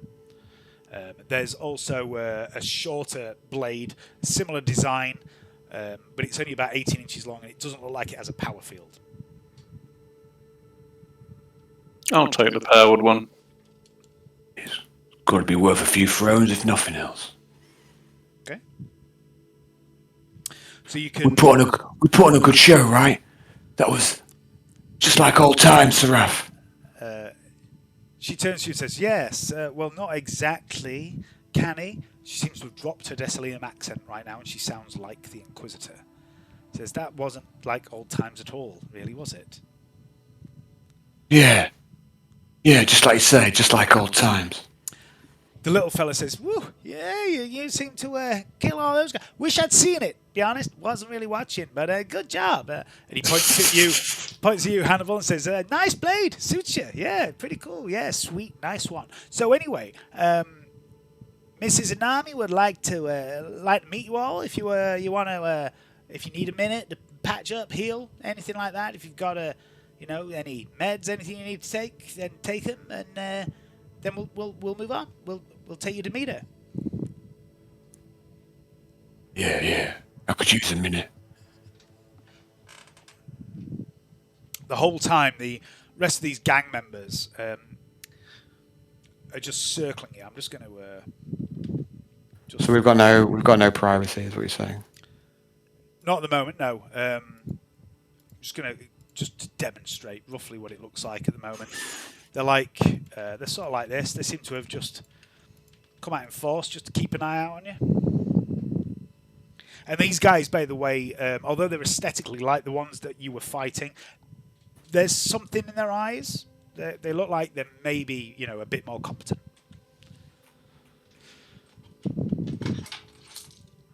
So you took the katana, Dave. Add that to your inventory. Powered katana. Next time we play, that will be a proper weapon in your inventory. Righto. I don't think it'll have accurate, though, Al. You've taken that big hammer, haven't you? Yeah, sure. Are you keeping that? Or would you like to take something else instead? No, just keep the hammer. Okay, if you'd like to add to your inventory, Crunk's hammer. Kronk hammer. That sounds like a band. Seraph's going to head over to the pile of weapons. She's going to take the shorter blade. I forgot what it's called. I forgot what a short version of a katana's called. Ooh. Wakazashi. That's the one. Daitsu? That's it. That's a Wakazaki. That's it. Yeah. Wakazaki. It's Sashi. yeah. It's quite a good weapon. That it's not on par with like a powered sword or anything like that, but it's not bad for what it is, which is basically a big dagger. Okay, so if you guys just want a minute to discuss things while I'm away, I'm just going in for a wee, and I'm not going to be able to hear you. Yeah, I mean we can't discuss what we're going to do in character. I'm going to go for a wee as well. So. Right, mate.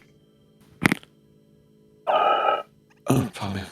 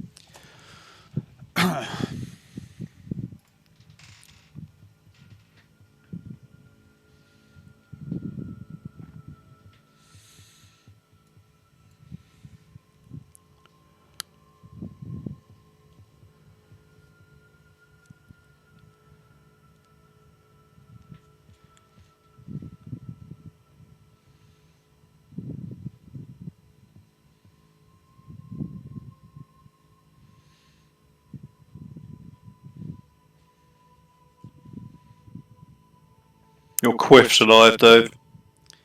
My what? Sorry, Your quiff is alive. my quiff's alive. Your hair's wafted up and Achieve down. sentience. Oh, it's the It's fan. become self-aware. It's like you're in an advert. Sit still a minute, Dave.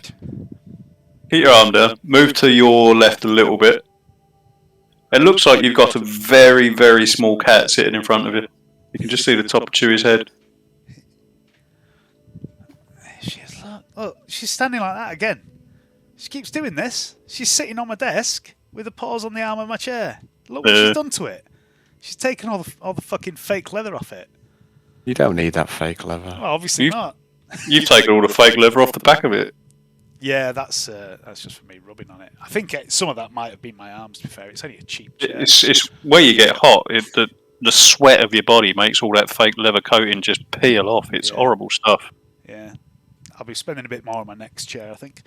Yeah, I was saying my mate Johnny's got like this 300 quid gamer chair, and I sat on it. I was like, oh, this is luxury. It's like I feel like I've never spent a good whack on a chair, but I also spend an awful lot of time in this fucking chair, right? Exactly. So, Yeah. Yeah, so I kind of feel like.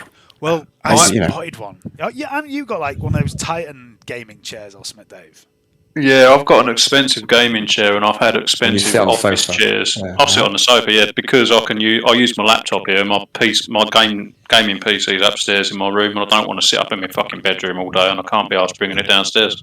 But I've got a very high spec gaming laptop. It's got a fucking 3060 in it, for Christ's sake, and it's a laptop. Yeah, it's higher spec than my desktop, your laptop. But having owned an expensive gaming chair and an expensive office chair, personally, I think expensive office chairs are better. They're just more comfortable, in my opinion. Yeah. Nice, big, thick, padded office chair. I was at. We're in between band practice rooms at the moment, and the other day we were looking at the old Telegraph House in Grimsby. You know, where they used to print the Grimsby Evening Telegraph Hal. And I think I was telling you the other night, Dave, wasn't I, about all the weird and wonderful shit we found in this sprawling office complex that our drummer manages. Yeah. And half of it's been turned into offices and half of it's still derelict. And we were in the storage half, and there was all these old cars that the building owner's been hiding away, like old Porsches and Bentleys and all sorts. And there was this room full of office furniture, and there's this fucking chair, this office chair, and I don't know whose chair it was, but it had a cover on it, And I just went over to him and like, what's this? And it's an office chair. It's a leather office chair that had a cover on it. And I don't know how long it's been down in this basement. But I pulled the cover off and you could just see it was a quality chair. Like, it just looked incredible. It looks like it was it's all solicitors and stuff used to run this building. Yeah. And I was just there going, I'm driving next week and I'm fucking having that. Fucking nick, fucking nick it, mate. It looks A amazing. a fancy, expensive, real leather chair like that will be a lot better for you than a gaming chair. The thing is, it looks quite old. Like, the base of it doesn't have casters. It'll on be it, proper it's leather. fixed, but it all looks proper leather and it looks really well padded. It looks like it might be from the 70s or 80s, but it looks fantastic at the same time. The quality looks incredible, but the style looks very dated. So I think it was maybe once a very expensive chair 30, 40 years ago, and I'm going to nick the cook because I sat in it and I was like, oh my, that's amazing. It probably cost about £1,000. It's going to waste, is what it is, right? Yeah, it's going to yeah. waste. And Right? there's So it's a loads of shame stuff to waste it, down right? There's an old Mini down there. It breaks my heart because I fucking love Minis. It's like, an old 80s Mini. And the bodywork is immaculate on it. It needs 4 new tyres and it probably needs, various things doing to the engine, but the bodywork is immaculate. I fucking love shit like that. But anyway, right. So yeah. So you stood here for a little while, collecting up some weapons. These people are watching you. Everyone make an awareness test. It's not sight-based, it's hearing-based. If anyone has anything for that. Pass. Okay, you think you can hear from, both of you think you can hear from some of these people and also the little fella who escorted you, like a tinny voice. And it's coming from multiple people. You think it might be, a Vox bead. They might all be listening into a Vox. And after a couple of minutes, the little fella says, please, this way. And he leads you. You came in from the west, but he leads you to the east. And there is a similar door over to the east, set into the wall, to the one you entered through. And he leads you through this door.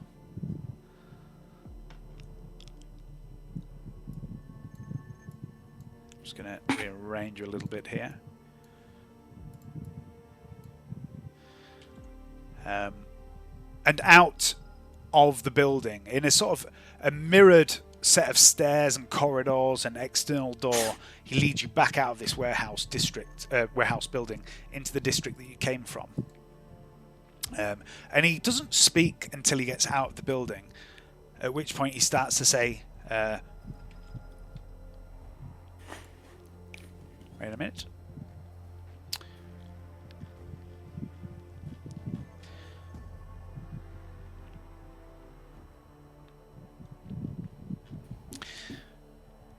Says, Mistress Izanami is real pleased with your performance tonight, guys. That was a fantastic fight you put up there.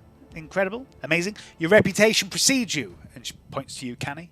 Says, long time we've been sniffing around you, trying to get you out of the carnival's grasp, but old Wiley, he wasn't interested. Then we heard you transferred into the employ of King Sanchez. He wasn't interested in dealing with you. But here you are tonight on our doorstep, competing to work for us. Tell me, what changed your mind? Yeah, I've been out of the game for a long time, and it's just, I miss it, that's all. I miss the blood and the roar of the crowd, and it's been too long, and I just need to get back in the game. There's got to be bigger fights, right? More than these mugs. Bigger fights. Bigger thrills. I'd like you to make some sort of test, Canni. And I trust you to choose what sort of test this is. Are you deceiving? Are you persuading? What are you doing? I have no idea what I'm doing. You make the test you think applies the most. Yeah, we'll go for it. Let's have a little look. Just a moment. We're just going to have a little look. Yeah, that's the one. We'll go for that one. 80.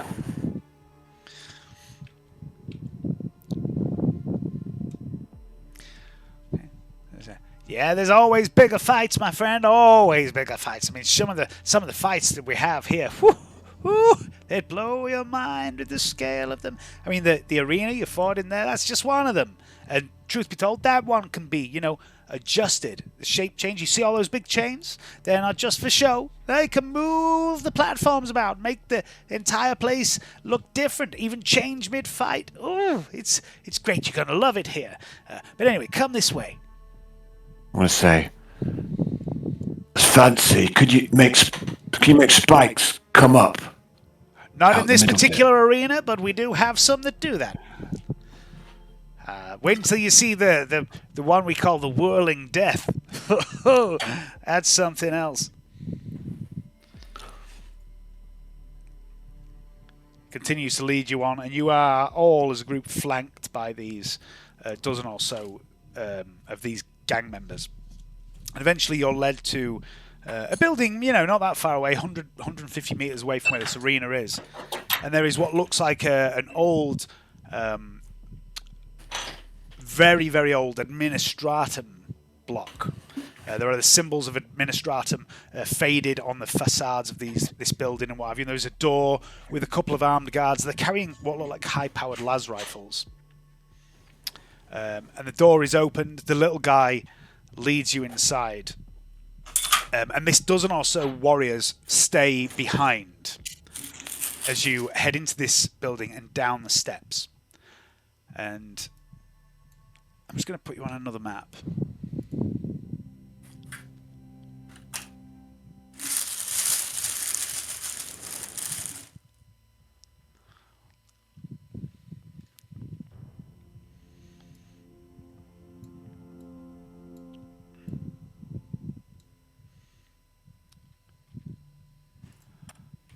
Just a second. I just realised at no point have I put the little bearded man on, have I? Here he is. Bearded Clive.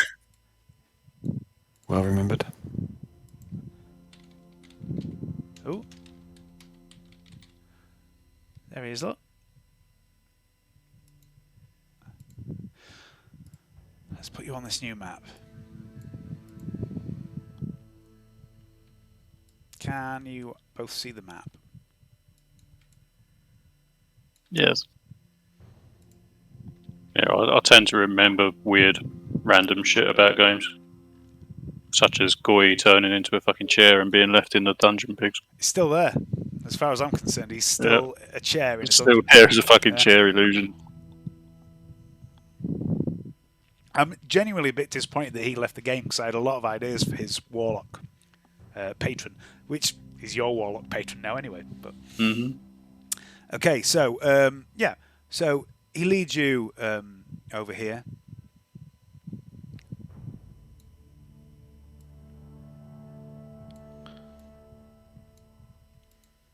Through this door.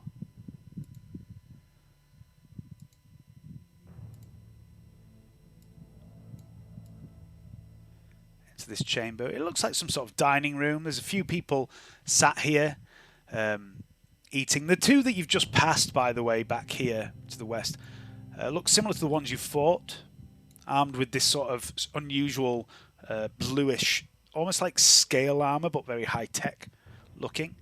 And chain katanas. And then he leads you past these people.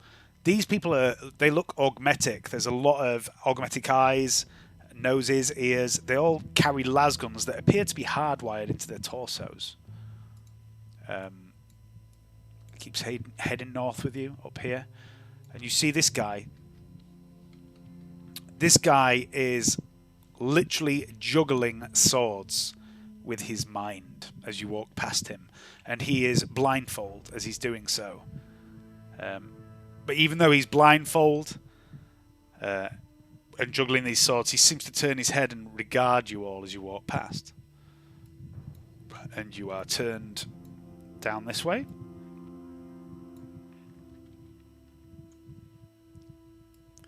And you are led up here into this, which is quite obviously some sort of audience chamber.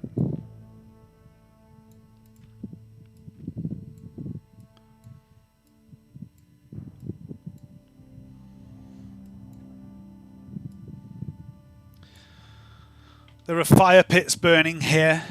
There is a smell of roasting meat coming from somewhere. There's a couple of guys on this raised section over to the west here that you can see. One of them leaning up. He looks like he's wearing a more heavy armoured version of what the guys you fought were wearing. You know, it looks like more complete armour. And he has this sort of like a glaive propped up against the wall next to him, with what is clearly some sort of power field generator built into the shaft. The other guy, very pale, has one side of his head is completely rebuilt cybernetics, and his right arm is replaced by a heavy stubber.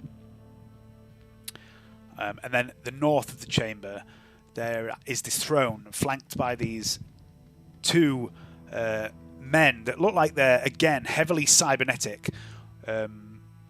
One wields some sort of katana weapon.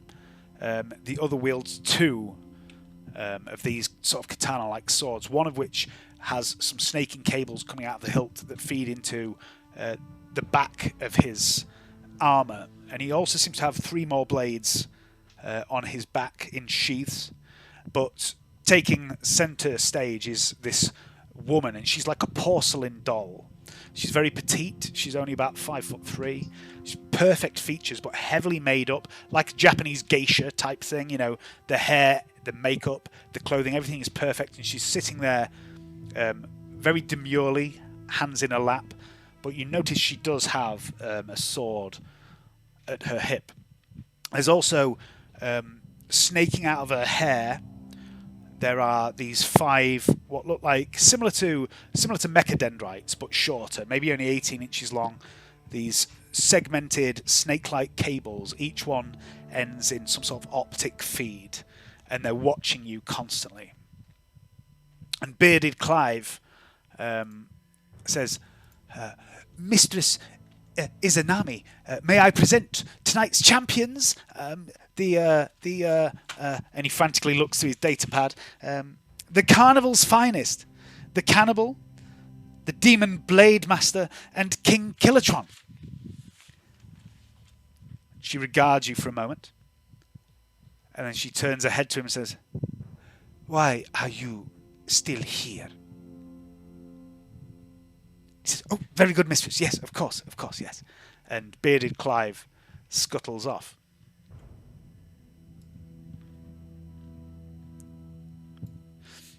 She watches you for a moment or two longer. Time we're on 10:30. Okay.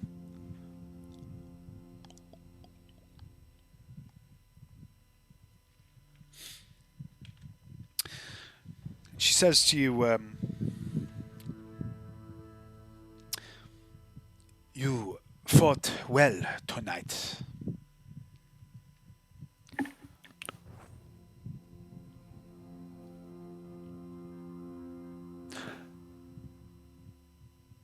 So I'd like to look at Hannibal like I'm expecting him to make a decision. I'm not saying anything, just waiting for her to finish talking.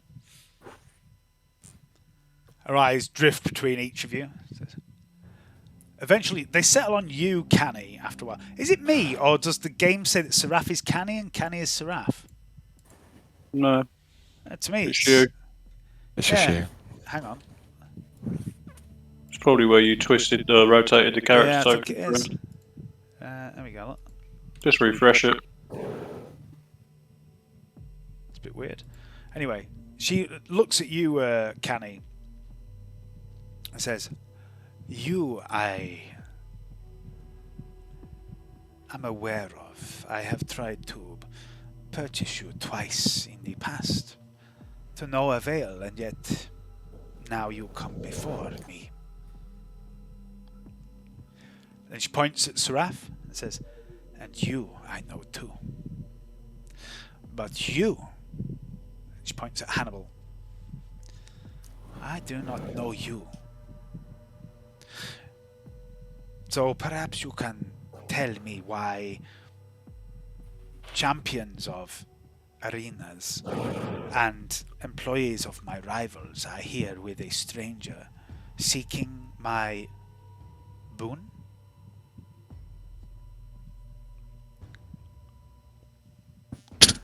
We're looking for bigger and better fight. Yeah. Of course. Glory. Blood. Hannibal, I'd like you to give me a deceive test with a plus 20 because you have just turned up and kicked the fuck out of everybody.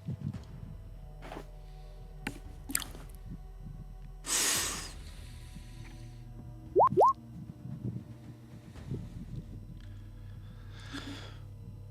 we got there?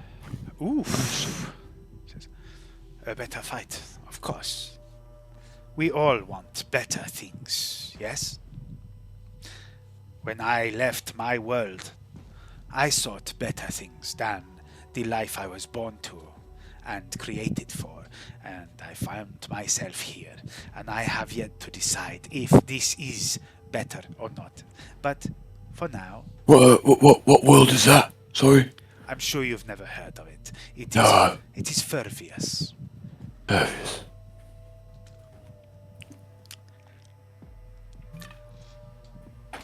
On my world, they choose a role for you from a very young age, and you are trained and educated to fill that role. Here, one is free to make the choice of what role you fill. I have chosen my role here. You, it seems, have chosen yours. You wish to entertain. Yes? Yeah, so Sorry. I didn't catch that, mate. Say again. Sorry. What did you say, Alan? I didn't. Well, I said I didn't hear what Big D said, so All right. I think we're all like.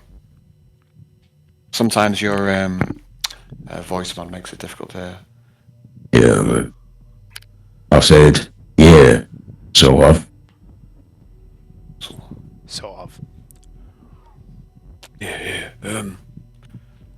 Yeah, and also make some money, right? Make some thrones. Of course. Yeah. It is what And we that are goes all out, here for. goes out saying, right? Here is the deal. I run 12 arenas around the city. I am doing the wrong accent. I am doing the faux Spanish accent. Wait a minute. Let me try again in slightly more racist accent. I run 12 arenas around city. You sound a bit masculine. Shut your mouth. No one's talking to you. I run 12 arenas around city. Your job is you fight in each arena once per month. You win. You take 30% of all money raised betting in your favor.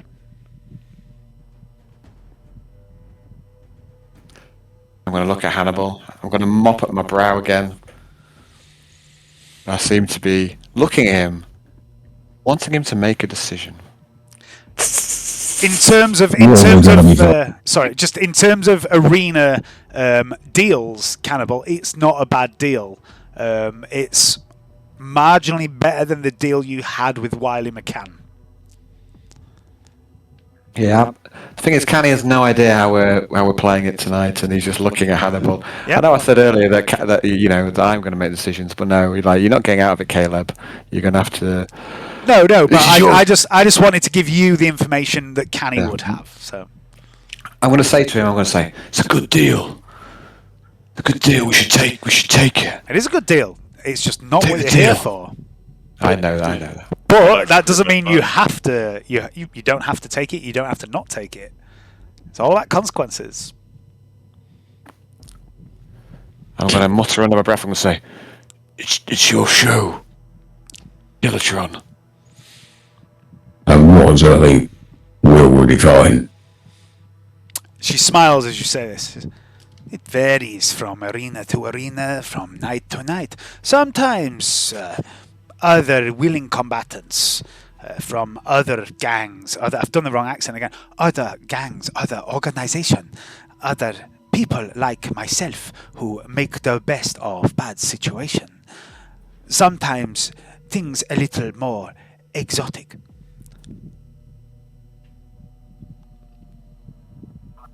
Very interesting. Really?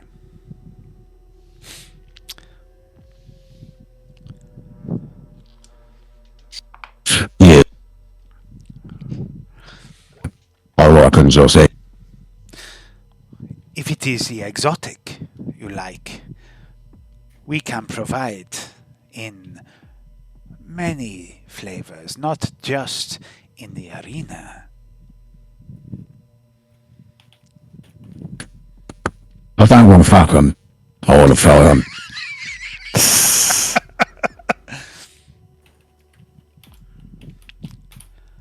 Okay. Let's think about it. What's give me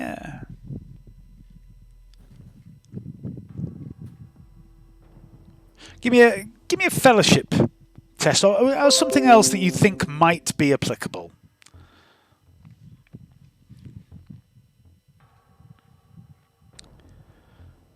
I've no idea what would be applicable, to be honest with you. I don't know the system that well. Well, okay, so it's a social situation.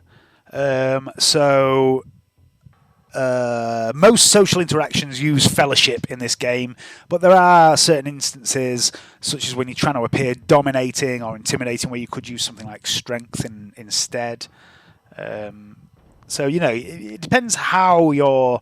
I mean, at the moment, I think you're trying to carry yourself off as confident and interested in this sort of thing. So, let me just look at your character sheet. Let's have a look. In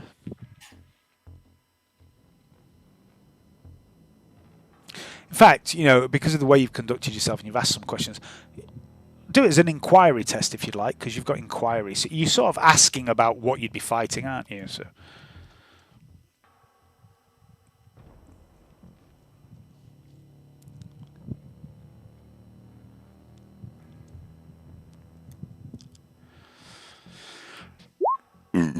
Ooh.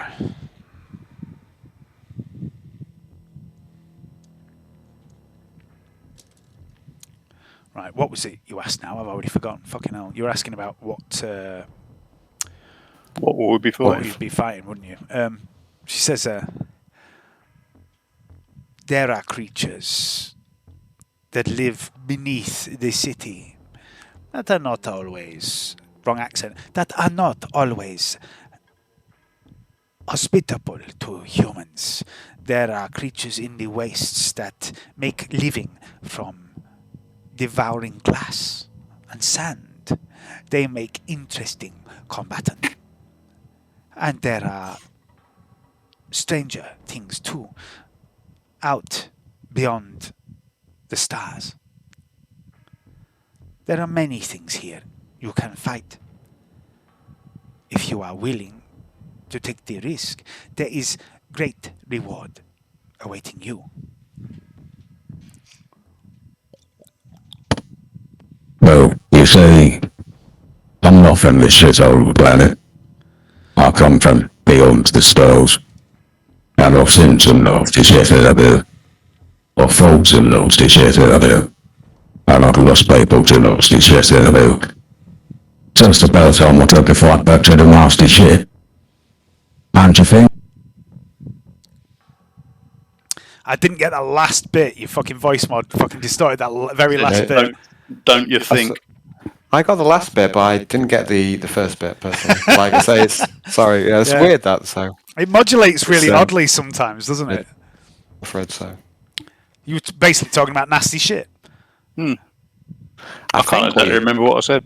I think you're saying you've lost a lot of people to nasty shit. Yeah, I said I don't come want to from take this the fight back. shithole of a planet. Yeah. I come from out in the stars somewhere, and I fought against nasty shit, and I've lost people to nasty shit, and it's about time I took the fight back to the nasty shit. She gets out of a chair and she steps forward a few paces. These guys flank her. Canny's going to sweat. She says, nasty shit has habit of ruining people's lives. Has it ruined yours? She looks down at your legs.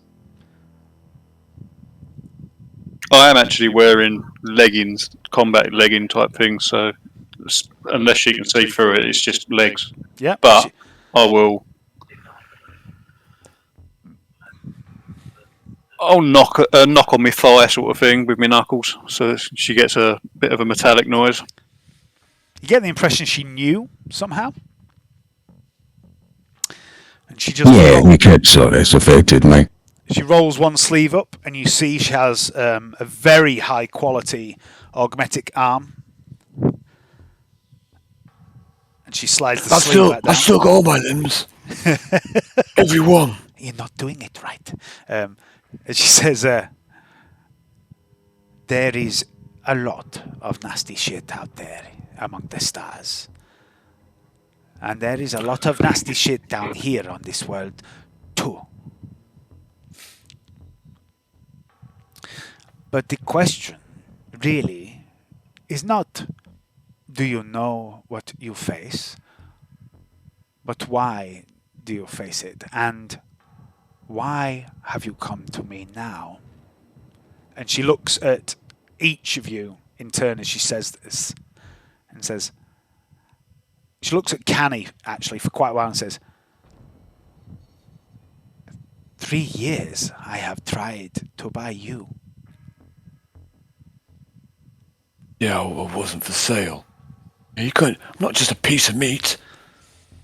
Oh, I'm sure you are not. You know much about meat, I believe. But yeah, I just fancied the chat. I want to get back in the game. Back in the game. I can't wait.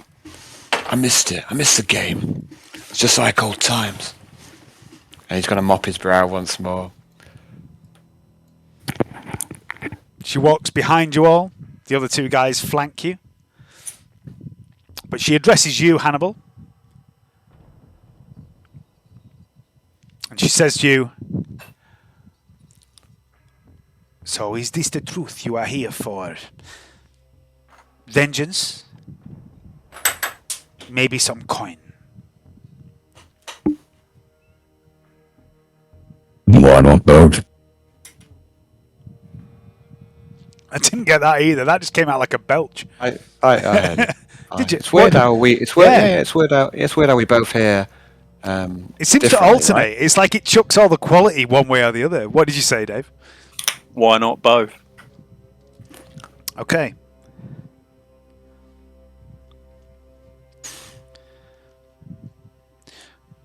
I would like you to make a roll. Sausage or ham? Going to be. Let's have a look.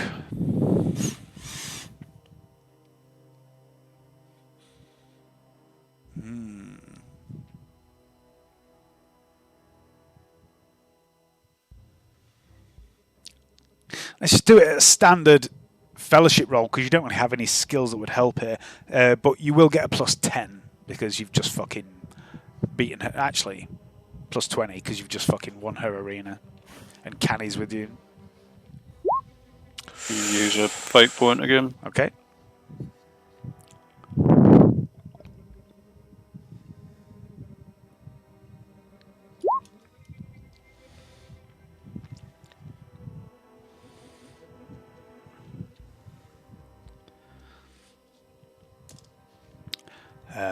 She smiles at this and she steps very close behind you.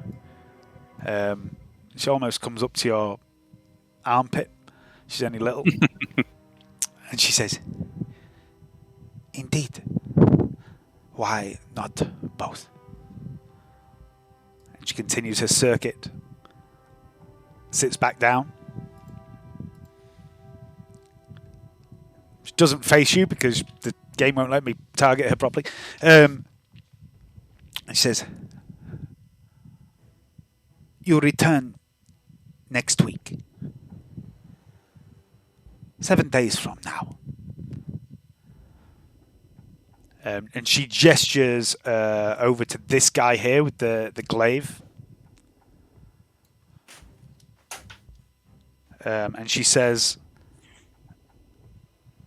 Itomi will assign you your first fight.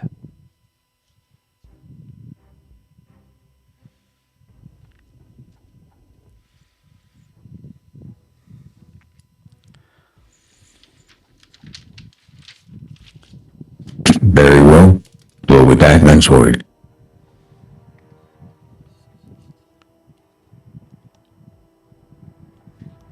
And then she gives you a little dismissive wave.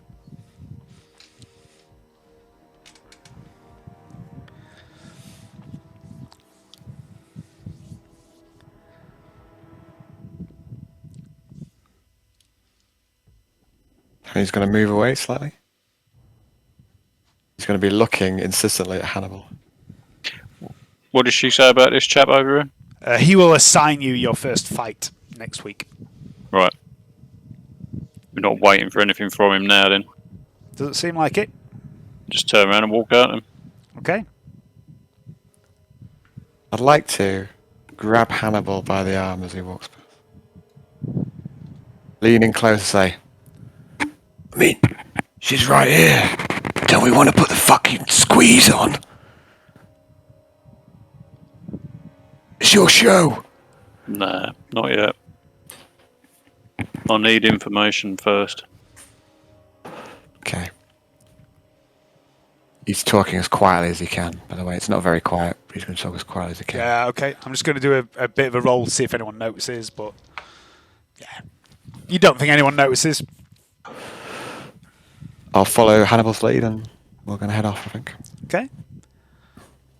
You leave unmolested. Outside, you find Vasquez, Light, and Eric. Vasquez comes over to you, Hanny, and says, Hanny? Yeah, Hannibal. Hanny. It says, And then honey.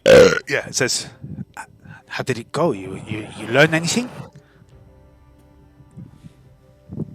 Possibly. It sounds like these fuckers have definitely got access to the creatures we're looking for. Stinks. But don't know yet. We're coming back this time next week for a fight. But we need to see what we're fighting before we can find out where they got them from. She looks back at the building. She says, how many are in there?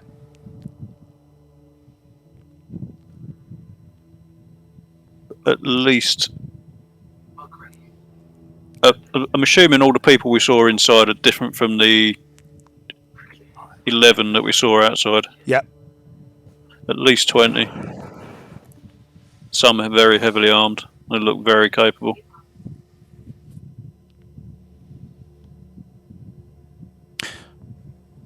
Well, you know,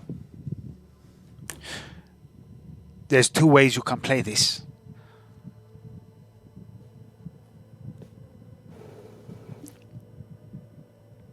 Sure, Hannibal. I know I said, I bossed you around, but I was lying. You have to make the decisions. Caitlin, no, Hannibal. I know. I'm not as We're gonna play it impetuous as slow. you are.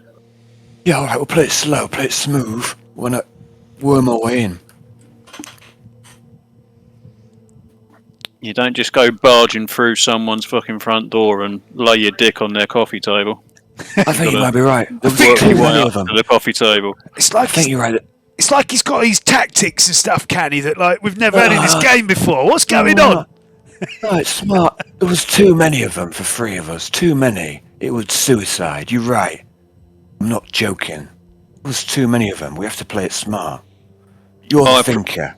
I It's your appreciate show. your abilities, Canny, and there is a time when you need a large blunt implement, and you are that large blunt implement, but there's another time when you need to stand back and watch and assess Yeah. and see what your Yeah. opponents are doing. Yeah. It's not always a time, you don't have to do that all the time, but you don't just fucking rush in every time, mate. Only fools bum rush in. Exactly. I'm just going to get a Yeah, beer. and there was too many of them. Too The many. We Ogren couldn't take rushed them all. in, look what happened to him. Yeah, there was so many. couldn't take them all at once. And it's like these lot here. We're not just going to go straight into their house and demand answers and fight them for it, because we'll die. No, I think you're right. It's just, you have to be canny. No, you have to be smart Canny? about it. Canny, that's the one. I don't know if you know what I'm actually doing here, Canny. You know about the Gene Stealer. So it was Venetta who fought the Gene Stealer. Canny's got, I think, maybe bits and bobs. I can't remember exactly what he's got, but you know the Gene Stealer seriously wounded Venetta. Do you know I what? don't think he was about. So does he Do know you know what a Gene Gene Stealer is? I'm not certain. I know he's got the tip of a Gene Stealer claw in his hook, which is quite neat. But does he actually know what they are? I don't think he's ever seen one. I don't think he might have heard bits and bobs here and there. But they're sort of insectoid things almost, with I I know I know there. But see, are you talking to Canny? Are you? Just explaining to Canny. Yeah. They're like an insectoid alien, the Xenos from Christ knows where. They're part of an army called the Tyranids, and they're nasty bastards. They will destroy worlds. They will spread like a plague across this planet if they ever set foot here. But One of them did. One of them nearly wiped out the whole carnival. Exactly. Now imagine thousands of them. These things breed like wildfire. I'm trying to find out where they come from, where they got that fucking Gene Stealer from. That's what I'm looking for. And I'm going to burn the fuckers down. It's not possible. Thousands of them. You really do not want them on this planet. Everybody on this planet will die. That's it. It's your show. You make this. It's your call, Hannibal. This is what my people do. This is what we do on Catch-A-Chan. We hunt these fucking things. Yeah. The Gene Stealers are just the foot troops. What? They're the pawns. They're the rank bigger and ones. file. Exactly. They're the pawns. They're the rank and file. You don't want to meet the bigger ones, the nasty ones. I lost my entire squad to one of their stealthy infiltrators called a Luctor. There was 2 of them. They took out 20 of us. Oh, it's thousands of them on Desolium. It could be. If we don't do anything, there will be. That's why I need to find where they're coming from and put a stop to it. Can't be allowed to happen. I swear an oath, we will not let the Tyranids take this world. Hannibal, I'd like you to make an intelligence test, please.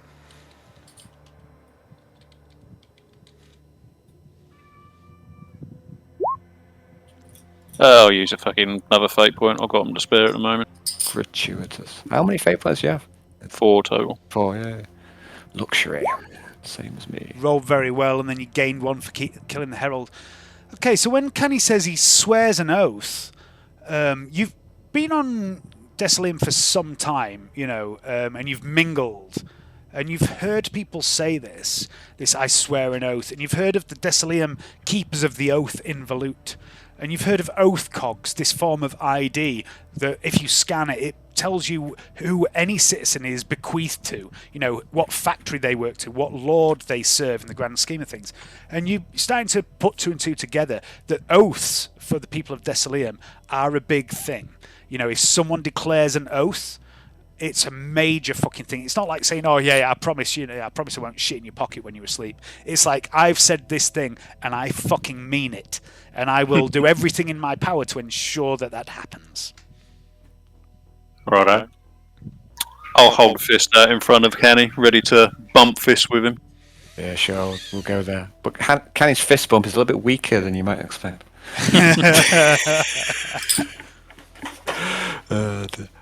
Interestingly enough, I noticed, I forgot the other day, or I forgot with this character, Hannibal is incredibly fucking tall. Yeah, he is. He's 6'8". Yeah. He's obviously nowhere near as bulky as you, but I think he's taller than you. Oh, yeah, he certainly is. Catch-A-Chans are described as being well above average, aren't they? Yeah, it's because they're born and fucking raised on Death Worlds. They're basically Space Marines without all the fancy shit. Right. Okay, so so is this conversation going on as you're heading back? Yeah, as we're well out of this place and just heading back. Yeah, obviously we don't want to have all that conversation in front of the goons, I don't think. Fair enough. And the guys are with you. Seraph's with you. The non-speaking bit parts are with you as well. I've put the map on for you of Desolium, which slowly more and more parts of I'm not seeing anything. It's all black to me. Yeah, it's Oh, is all it? black. Oh, okay. You should be able to see that map. I wonder how long that's been going on, because I've had this map up many a time. And yeah, as we're walking, I'm just educating everybody, the three stooges, Seraph and Canni, about what credits are and what they'll do if we don't do anything about it. Just giving them some information about them. Okay. I'll say to him, I say, How could we face the Tyranids and the Arch Enemy at the same time? It's not possible. You can't, which is why we got to stop them before it starts. It's too much. I've seen planets lost to Tyranids. It's not a pretty sight. Well, first of all, from what I understand, says Seraph, we need to understand if there are Tyranids here on this world. We know there was one. Exactly. From my experience, when there's one, there's more. Especially if they're buying the fucking things in. They're not just going to buy one. They'll see what that one's done and then try and get more. And that's what I'm trying to find out. Firstly, trying to find out who's doing the buying. Secondly, trying to find out where it is they're buying them from. And we need to put a stop to it. Yeah, it was stupid. Charging in, killing them all, put the squeeze on. I don't know what I was thinking. It's just, it was an idiot thing. Your inner urges took control, mate. It's not an issue. No, it just seemed right at the time. To put the squeeze on them, make them talk. There's a time and a place, mate. There's a time and a place. Yeah, okay. All right. The problem Tactic. that we have, Up of course, here. the problem that we have, of course, is that it's not our only threat we need to deal with. There is still Exactly. the subject of Spare. Canni, Yeah. Spare. maybe when you return to the mansion, you should suggest, as before, 2 teams, 2 teams. 2 objectives, Splitting the party again. splitting That's a how rather Otto large died. party. That's how Otto died. When we got back to the mansion, I couldn't help but notice you've got an Ogre, I'm sure he can help with this Spare threat. I They're tough bastards. Used to have a couple in our squads. I think he maybe could handle or help with Spare. Killed him once, and kill him again. Not the most intelligent things, but they're loyal to a fucking T. You don't need to be intelligent to hit something very hard in the face. And that's what they do well. Yeah. So what? 2 teams, 1 for Spare, 1 for... Well, I mean, as I've said before, Canni, I'm out. I'm not involved in your grand scheme. No. Oh, you're in. You're basically priced in. You can't leave. I need you. You can't go. Mesmer's not even here. I promised Hannibal I would help him, and I have a vested interest in Spare being destroyed. But other than that, I'm out. Fuck. Everyone says that. You never are. I've seen the look on your face when you're fighting. You enjoy it. When the chips are down. Give me a fellowship test, please, Hannibal.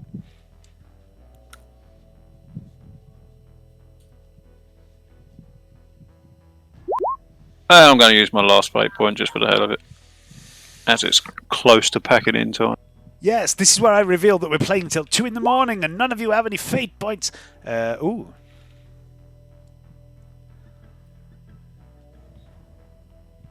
I don't know if you wanted to get off there. I mean, I say I've not got work tomorrow because it's bank I'm in no holiday, so- rush at all. I mean, I forgot I'm it's not bank in a rush. holiday. I do have work, but I'm still not in a rush. I'm happy to play for a little bit longer. So Yeah, I'd probably play till midnight if. Yeah, let's go for midnight. Cool. okay. Seraph smiles when you say she loves it. You get the feeling that it's not the violence and the combat that she has a problem with, but something else. It's the authority. It's being told what to do. She's not even here, Seraph. Come back. Give me a fellowship test. You get a bonus. You get a hefty bonus with Seraph, actually. You get, because you're old friends from when you were a little lad. All friends. Pally. She groomed you. Yeah. Where are we? Seraph and Canni. When you say groomed, do you mean like a cat, or do you mean a bit touchy feely? I'll just leave that to your imaginations. You get a plus 25 interacting with Seraph. Cool. So the idea is Seraph's a little bit older than Canni. Seraph's like 30 something. How old's Canni? Oh, maybe 20. Let's have a look. Yeah, 20, exactly. Yeah, 20. So Seraph's 36. Seraph was a dancer and acrobat in the carnival when she was taken by Mesmeron, and Canni was just a kid who lived in the carnival. And then Seraph fucked off for like a decade and a bit, and then came back, and Canni's all grown up. So that's what I mean by, from back in the day. And when I say groomed him, I'm maybe just being a bit rude. If anyone groomed Canni, it was Mesmeron. I passed my test with 4 degrees. You did. She smiles at you, Canni. And she says, "Okay, right. So she's gone. We don't know when she's coming back. She might never come back. She might be dead already. Or worse. What about Gladstock? I mean, Gladstock doesn't like me either. He's in a fucking cell where he belongs. He's what? He's gone off the fucking rails. Vanetta put him in a cell. He's been isolated. He's gone bad. He got a... Actually, I don't know what Canni knows and what Vanessa knows. He's gone bad. It's gone wrong. I'm assuming that Vanetta and Canni probably spoke that night. He took this delivery, and there was something in it, and he's just, how he gets, but he's like that all the time, and it's worse than before. So who's in charge? Well, Vanetta and Von Morton, but I think Von Morton doesn't really do anything. He just fucking, just drinks. I mean, you are so fucked. Yeah, that's what I mean. We need you, Seraph. Like, we really fucking need you. And she's not even here, so, it's not even an issue. I mean, if she comes back, you can just fuck off, right? Okay, right. For you and your little friend and Trantia, I'll come back and I'll help you. I'll help you with Spare, and I'll help you, Hannibal, with your little Xenos problem. But then, then I'm definitely out. Okay? We've got a dwarf. Sure. You've got a what? An actual dwarf. Like, I'm not even joking. I mean, you really are like a bunch of kids with no adults looking after you, aren't you? Fine, okay, I'll come back until we get topside of all this nonsense. I can't believe she's just left you all. This is fucking typical of her. Bitch. I'm sure it was important. Oh yes, I'm sure it was very important to Antonia. It always is. Yeah, I mean, yeah. I swore an oath to her. Yes, of course you did, Canni. You're always swearing oaths, aren't you? Yeah. Sometimes you might want to think about swearing an oath to yourself or to people who actually give a shit about you, Canni. Mesmeron gives a shit. Mesmeron doesn't give a shit. She loves me. Mesmeron. She bought me. Mesmeron doesn't care about anyone. She hasn't cared about anyone since Staven died. Who? Have I heard that name before? I don't remember. Give me an intelligence check. I don't think I have, but also I forget many things. I think you might have done. Yeah. But whether Canny has or not. Yeah. 'Cause, you know, this is over the last few months. This name's probably been mentioned more than once. The name Staven has come up a couple of times, but you've never got any context for it. Yeah. Who was Staven again? Hang on.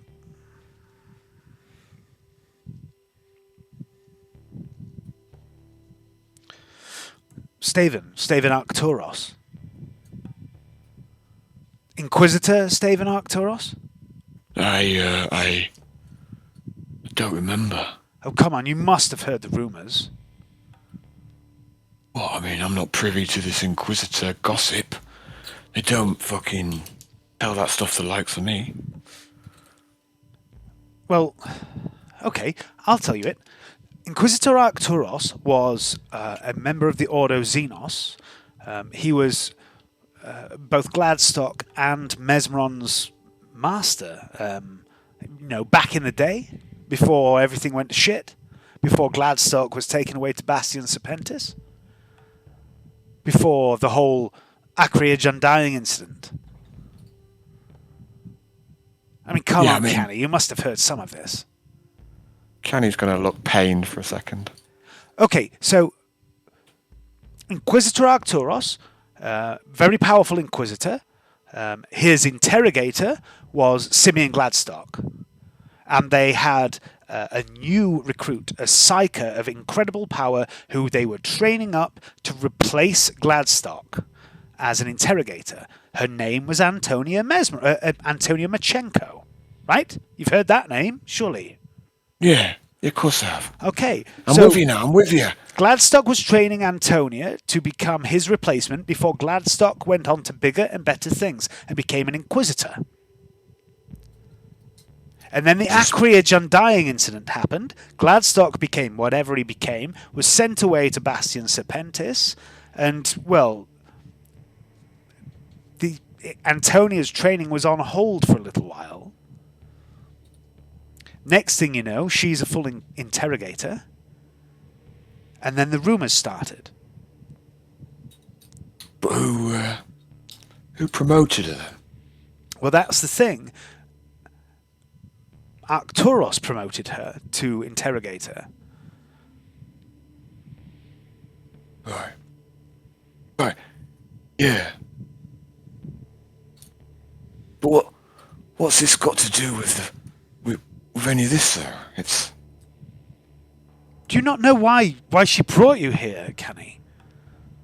I thought she just needed some muscle and a bit of local intel. That's why I'm here. You know. I know the locals. I know the layout. That's why she brought me. Do you remember 10 years ago when we first met Antonia, when she came to the carnival, all wounded and battered, and I left with her? Yeah, I remember. The reason she was there then was she was pursuing Felroth Gelt. Right? Right. Felroth Gelt killed Staven Arcturos. Let's see. This isn't about justice or the who's who of the wanted list. This is about revenge. Antonia is here to kill Felroth because he killed Antonia's husband. But what's wrong with revenge? Nothing wrong with revenge. But the point is, it's honest. This isn't inquisitorial business. This is her revenge. Nothing more. Yeah, but Gelt, he does all sorts of things, doesn't he? So we're told, but I mean, what evidence have you seen that there's anything to do with Felroth Gelt on this world? No, Canny's gonna he's gonna look pained for a second. And I'm also gonna go for a wee. Okay.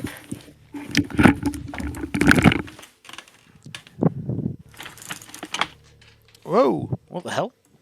Chair nearly collapsed then.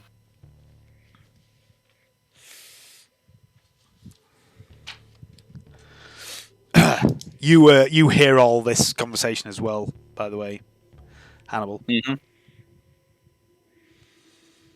It's all random nonsense to me. Yep.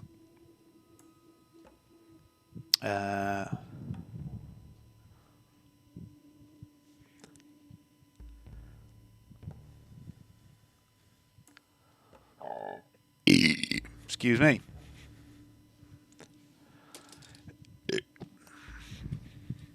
You dirty bastard. Yeah, sorry. No, you're not. You're right.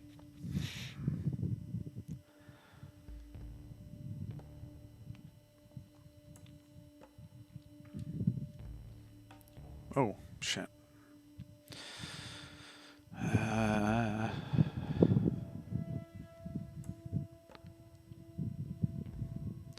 we go.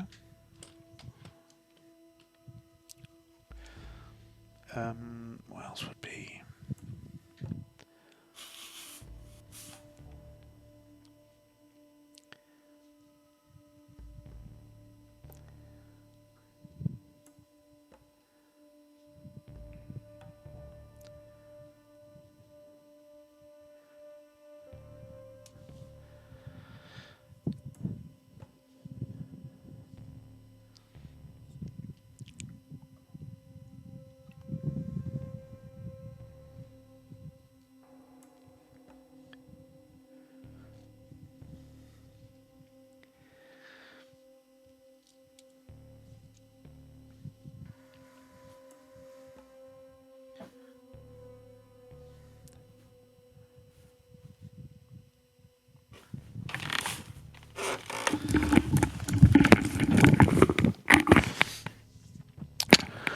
Right, so can I have a quick lore check? 'Cause it's been a while. So, Okay. Speye's been a few times. Speyer, the first time she got into Seraph, was that down to Gelt? Or we've been told that's about Gelt. The second time, it was like this weird. I know when the shuttle came and it blew up, and then we started chasing him. And the third time, we still don't know much about. But the first time, was that anything to do with Gelt or?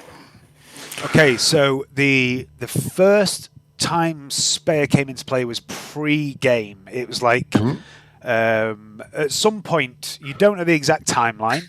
It happened after Seraph left Desolium with Mesmeron. So over a decade ago, Seraph was taken away, besotted with Mesmeron, Antonia, as she calls her. Besotted, left, headed back to the capital world. You don't know exactly what happened, but you do know that Seraph is angry that she followed Antonia for love and was betrayed and became little more than a killing machine. And then the next thing you know, there is this story of them hunting Gelt to a world called Protassia. On Protassia, they battled something called the Foul Mind. And the Foul Mind was like a Gestalt consciousness that infected most of the city. And you know that's where Ferinus and Tichelos joined forces. They were part of a regiment sent there to counter the Foul Mind. They were the only two survivors. And Mesmeron turned up with Seraph, a number of other agents, and some very big chaps in silver armour. I'll let you figure out what that is. And the very big chaps in silver armour and Mesmeron battled the Foul Mind, the demonic Gestalt entity, while Seraph was sent after Gelt. Seraph walked into a trap and was captured by Gelt and possessed with the demon Speyer. And then unleashed upon the world... fucking hell, what's the name of the world? She was unleashed upon another world where she killed a load of nobles, which drew Mesmeron. So the idea is that, she was used as bait to lure Mesmeron after Seraph rather than going after Gelt. Because the idea is that Gelt believes Mesmeron values someone like Seraph more than anything else. Someone she cares for. Okay. So what I'm going to say in reply then, I'm going to say, There's two things. Start with it's Speyer. Speyer's Gelt's tool, and he's come back again and again and again, and it's got to be him. It's got to be Gelt behind it. I know. It's the only thing that makes sense. And the other thing is it's Scale, this tech priest. He's another known associate of Gelt's. He was there too. His fingerprints are all over the world. His dirty little Gelt hands. I know he's here. You can't convince me otherwise. What, you think Gelt's here? Yeah. Somewhere in the shadows. He could be listening right now.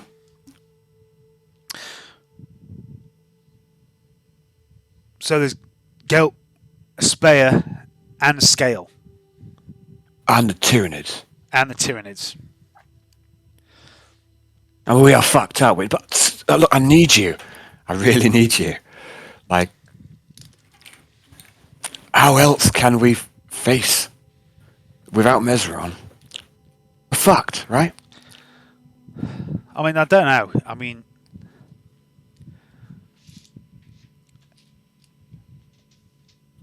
you know, there's other people besides Mesmeron. She's dropped her posh accent again, gone back into the Deslium accent.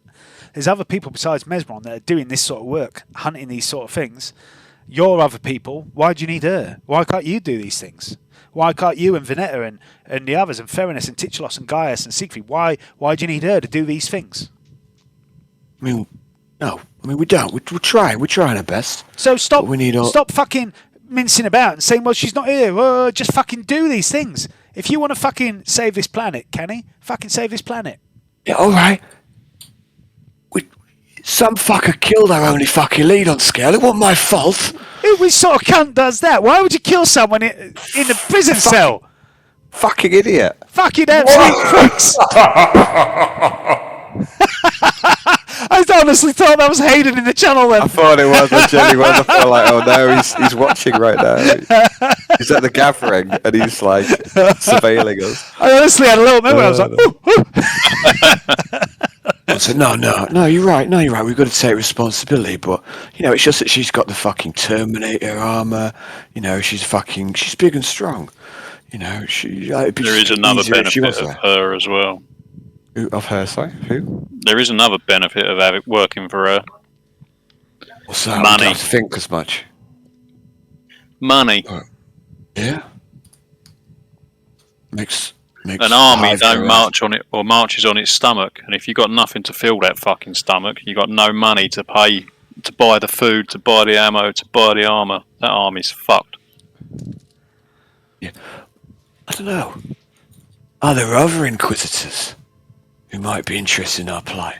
No, we don't need any of them. We'll sort it ourselves. Fucked a lot of them. So, on that note, Dave, Hannibal knows of at least one other Inquisitor, Van Voigens, who is the guy that sent you here to search for the Gene Stealers. Canni, the only Inquisitors' names you'll have heard is now Arcturus, Mesmeron, Varak, and probably Soldavan. Oh, we'll give that information to him. I know of another Inquisitor who I actually do work for. But I mean, who kills our only lead, Hannibal? Why would you do that? Moment of insanity, or it's just a fucking idiot. Or was it the touch of chaos? Oh yeah, wait a minute. What if he's? What is that? What if Ferinus is like? What if You're like Ferinus is not compromised. trusted? Compromised. Yeah. I mean, why else would you sabotage us like that?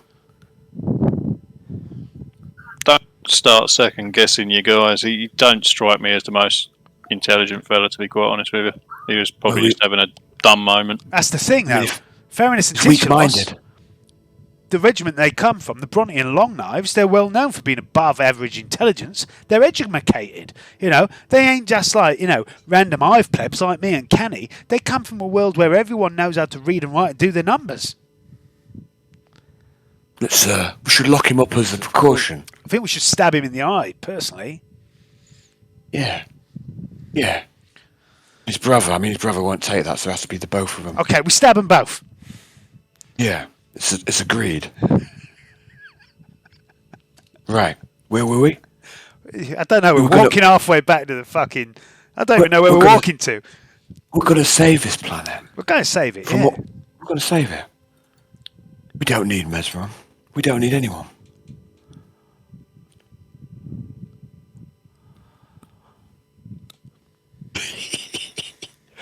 I feel like I dropped more plot exposition in the past 20 minutes than I have in the past 6 months for some reason. But If only anyone would remember. if only anyone paid attention, yeah. I mean, I'm at least 20% there, I'd say. It'll all be in the fucking notes if anyone bothers to read them. Okay, so you're still walking up. You're probably about halfway back to Ludmilla's den. I'm assuming you're heading back to Ludmilla's den. Yeah. I like to turn to Seraph and say, I still miss him. Otto. It's like he's here with us now. Wait, I need to turn Dave's brain off and switch into Seraph mode for a moment. He says, I mean, I'm really glad he's not, to be honest, because he'd probably be behind that pillar there, cracking one out. Jerking off. Yeah, that's what he did. Okay. A weird little pervert. You know about his, weird Xenos porn collection, don't you? I mean, is that a thing? Yeah, seductive, posed Eldar, laying on Shay's long use. I've never seen no Eldar. No? I mean is that are they... Can you show me, or... Well, right now? No, forget I said anything. I mean, I'm saying, yeah, I can. Not porno Eldar, but, I mean, she pulls a data slate out, and she opens it up, and then shows you a picture of an Eldar woman in, armour that looks like it's kind of made from bone with all these softly glowing red gems set into it, and she has this high collar, a large staff, vaguely humanoid, but, tall, slender, almond eyes, pale red hair, human-ish, but not human enough to be human. She says, that's an Eldar. Yeah. Never heard the word before. I mean, like Hannibal says, there's all sorts of things beyond the stars. I guess I don't know. Not seeing all these aliens. We've got enough on our plate already without the fucking Eldar. That's just the tip of the hive city, that. There's loads more than that. Tell you, mate, you need to get off of this shithole and go and see the galaxy. Oh. No, Dislium. It's home. I mean, I'm gonna have to agree with you both there, right? Canny? Yeah, Desilium's home. It's home to me too. It's also a shithole, mate. I mean, there's other shitholes too. There's some that are worse. There's some that are better.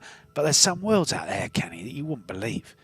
I've seen things that you would never compare. I've seen sea beams. No, just dancing off the shoulder of Orion. Sorry, you've seen... Sorry, I'm quoting Blade Runner. Says, I've seen worlds that are nothing but fields, Canny. Endless grass and trees and plants. I've seen barren moons with nothing on it. Well, rock. There's more to life than just this city. No, you're wrong. The enemy is here. Gelt is here. This is where the fight is. We're not leaving this planet. This is where we need to be. Okay. And I'd miss the worm burgers. We could take worm burgers with us. Yeah. But no, but all the other stuff I said.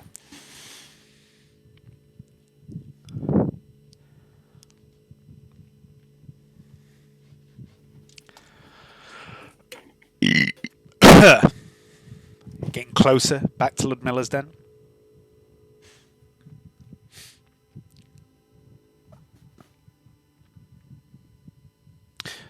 So, Mr. Hannibal. This jungle he keeps... What the fuck was that? Was that me? Was that you? Was that someone else? I'm fucking about with soundboards on voice mod. You behave yourself. I'm easily startled. I'm like a gazelle. I'm going to say to him, This jungle that you speak of, I mean, what does that mean? I've never seen anything other than a hive. You ever seen a This plant world. before? I mean, I've seen mushrooms. Mushrooms, a type of plant. Yeah. Onions, I've seen onions. Yeah, you've seen where the onions come from? Come from the earth. Everyone knows that. They come from a thing called a plant. It's like a little green thing that grows from the ground. Yeah. Well, the jungle is like that, but a lot bigger. And it's full of animals. A nice jungle is full of nice animals. But you don't want to go to my jungle. Kachachan is a sight to behold. I read about it. I read about it too. Between the weather trying to kill you and the plants trying to kill you and every fucking creature on the planet trying to kill you, and really there's not much else on the planet. Everything wants to kill you. Well, it's just the same as Desolum. Yeah, the things that want to kill you on Desolum are just numpties with guns. Yeah. Alright, but... You ever been eaten by a plant? and a numpty with a gun. No, I'd rather fuck face you. a plant. I mean, I can take a butternut squash.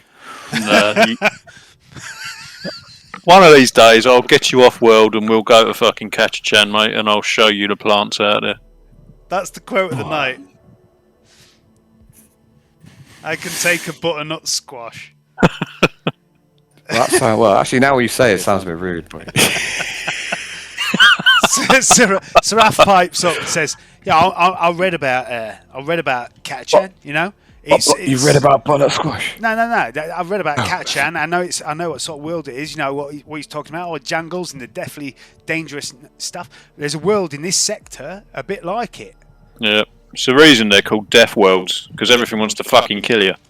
I mean, we should go. Let's go. Let's get a ship. Let's get off world. There's a world, Hannibal, right? There's a world here. Sounds just like Kachachan. It's called Burnscour, right? Canni, doesn't that sound fun? Fantastic. Burnscour. I mean, Venetta's got a ship. No. That's a little ship. We need a big ship. You know, something that can get between worlds. Oh, yeah. Jump capabilities. No, but... What about Gel? Gel's not on the fucking death world. He's not on fucking... He's here. He's right here. What's got into you? Why do you want to leave? We don't even know if he's fucking alive. You know, some people think he's been dead for decades. I'm telling you he's there. Alright then, fine. We kill Gel, we go to Burnscour. We check out the jungle. Death Deal. world. Deal. Now, I've seen some worlds too, Canni, you know. Hanny's not fucking yanking your chain. I've seen some crazy shit. I've seen a world where everyone was like, you know, all connected, puppeted like a string. I've seen a world that was covered entirely by cities. I've seen worlds that were nothing but grass and fields. I've seen worlds that were nothing but death and bone. Yeah. And rotted meat and plagues. No, I knew we had the same dreams, Raph. what?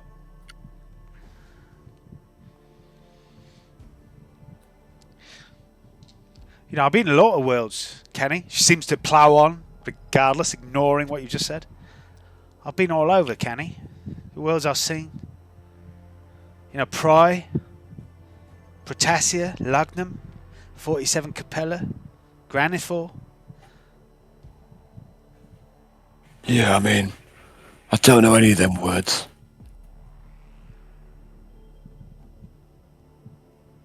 Wait. You still there? What? Yeah, I'm still here. What are we talking about? Yeah. Yeah. We're talking about worlds. Oh, right, yeah, I've been to a few, yeah. Yeah. I mean, I'm waiting for my second world. It'll happen sooner or later. Let's get you off world. You know, we could take you to like Scintilla. You know, that's lovely this time of year. Gelt's here. Are you not listening to me? Are you? Oh, right, yeah. Are you Gelt, working? yeah. You're not working with him. You're not trying to make me leave a world because. You fucking what? Has Gelt got his dirty You fingers? fucking think I'm working with Gelt? And she draws a sword. Oh, like, are you trying to get me to leave? You fucking think I'm working with Gelt, you fucking cunt? She advances on you, Canni, with a sword in her hand. So, don't call me a cunt, you cunt. She's going to attack you. Oh no. Have you been on the whiskey, Dave? No, It's all gone wrong. That's a hit. Oh dear. I can't take Seraph, by the way. You what? I said I can't take Seraph. I think you probably could. Well, we'll see. I'd like to try and make a parry, please, Okay. with the hook. You do. She comes in low with the blade, going for your ankle. Yeah. I've got counter strike now as well. So Okay. when I parry, I can attack back. Okay, so just let me describe what happens. She goes in low for your ankle. She's like sweeping at your leg. Make an awareness check.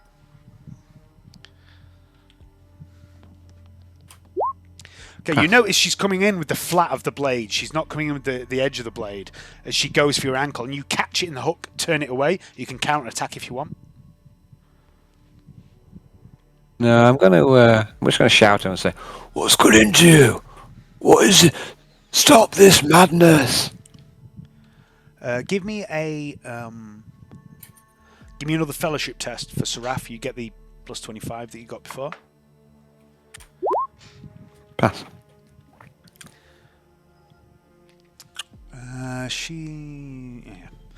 And as you shout at her, the blade of her sword still locked in the hook.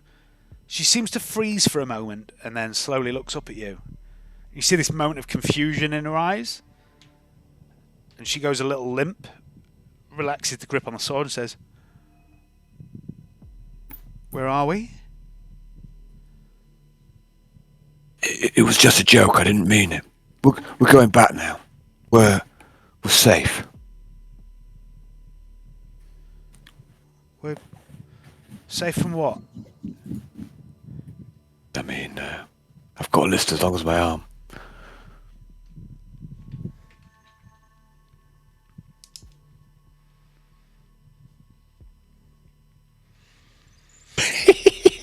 Over Dave is giggling. I sense the disease in you. It's too much. Oh no. She looks round at you both for a moment, and she looks back the way you've come through the Hive City and says, How did we get here?"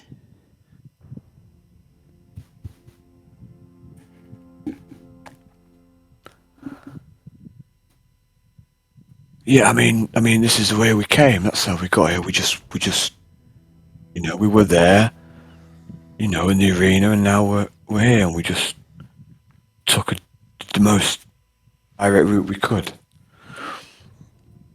I mean, where else would we be? Are you all right? Yeah. Can I make a scrutiny on her, please? Yeah, go for it. Give her a scrutiny. Pass. Okay, there's something odd about the way Seraph behaves, about how her accent changes between her original Decilium accent and this learned accent that she's picked up from Mesmeron, presumably. And it seems to drop in and out at various times, and you haven't figured out what causes this yet. But you do notice that right now she is firmly rooted in the Decilium accent, and she looks troubled, she looks disturbed, she looks confused. And the Seraph that you're talking to now reminds you a lot more of the Seraph you knew back in the day. Okay.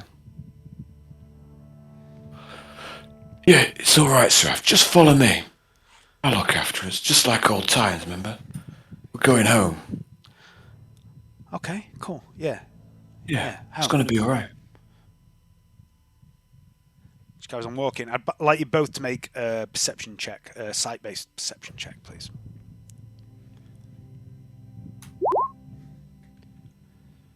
My rolls at the minute. Fucking hell, Canny's on fire. Both of you are. Okay, Canny. As you walk and you lead her away, you realise she's kind of walking like this. She's kind of got her hands in front of herself and she's scratching at herself. And you realise she's drawing blood. She's been scratching for quite some time at her hand, and she's scratched her skin raw. It's not bleeding heavily, but you know she's definitely worried the skin enough that it's beginning to break. Okay. So we're going back to Ludmilla's den at the minute. Yes. I don't know.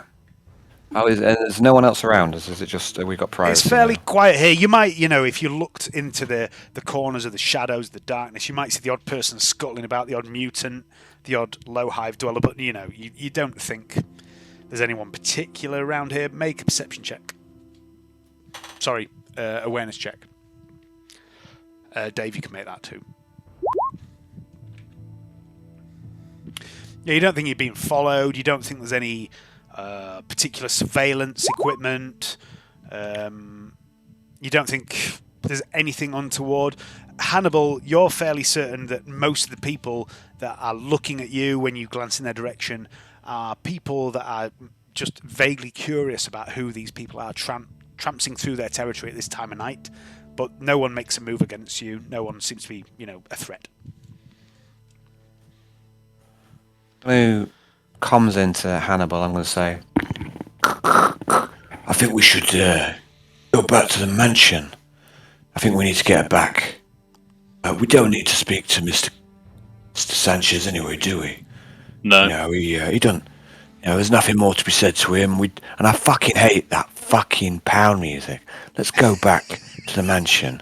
And maybe I should see Pench and see if Seraph's all right. Maybe She needs a doctor. She ain't Yeah. right. Yeah. Let's go home. Let's go back to the Canni, where we belong. Lead the way. Okay. So I think we're going to change tack then, Dave, and go back to the mansion. Okay, so it's going to take a significant amount of time. At this point, it's probably getting on for around midnight. It takes almost 8 hours to get from where you are to the carnival. Okay. If that's what you want to do, that's fine. I'm just letting you know how long it takes. Yeah. Yeah, I think it's what we have to do. Okay, so that's going to take you into. So what happened? So just to put you in the timeline, what happened in tonight's game so far was at the arse end of Power Play Day 32. After all the rolls you'd all made already for your characters. So we're going to be slipping into the realms of Power Play Day 33 for anything that happens next.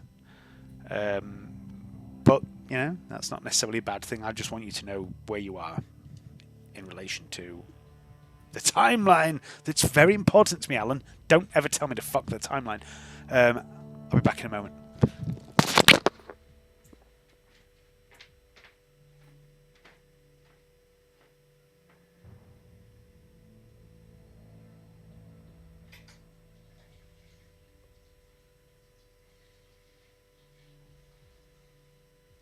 How are we doing, Big D? Yeah, alright. Yeah. So, Enjoyed tonight's game. yeah, So it's been it's the different. first time. Well, it's the first time we've had a just me and you as the players. Yeah, it is in there. Yeah. Well, it is in anything, really. So I've had quite an enjoyable game tonight. So. To be honest, I enjoy anything we do. I just like playing Yeah, I get that. because it ain't real. You can get away from all the fucking shit that's happening in the world.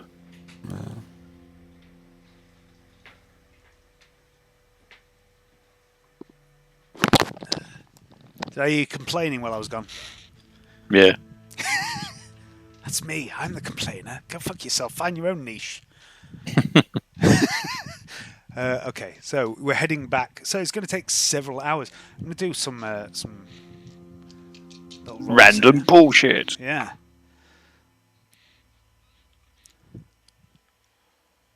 Okay. No! I am going to make The character only communicates like that. only Yes! No! I mean, it would work, right? You could make that work. Yeah. Just basically soundboard character. They probably talk more than some other players, right? So Yeah. Okay, so a few hours into your journey, you're sort of down here where the green map. You can all see the map now, can you? The map of the city. Mm-hmm. Where this green marker is. You're just in the lower edge of the main hive. And down here, it's a bizarre mixture of habitation blocks, rundown factorums, half-working factorums. It's getting towards the dregs of society.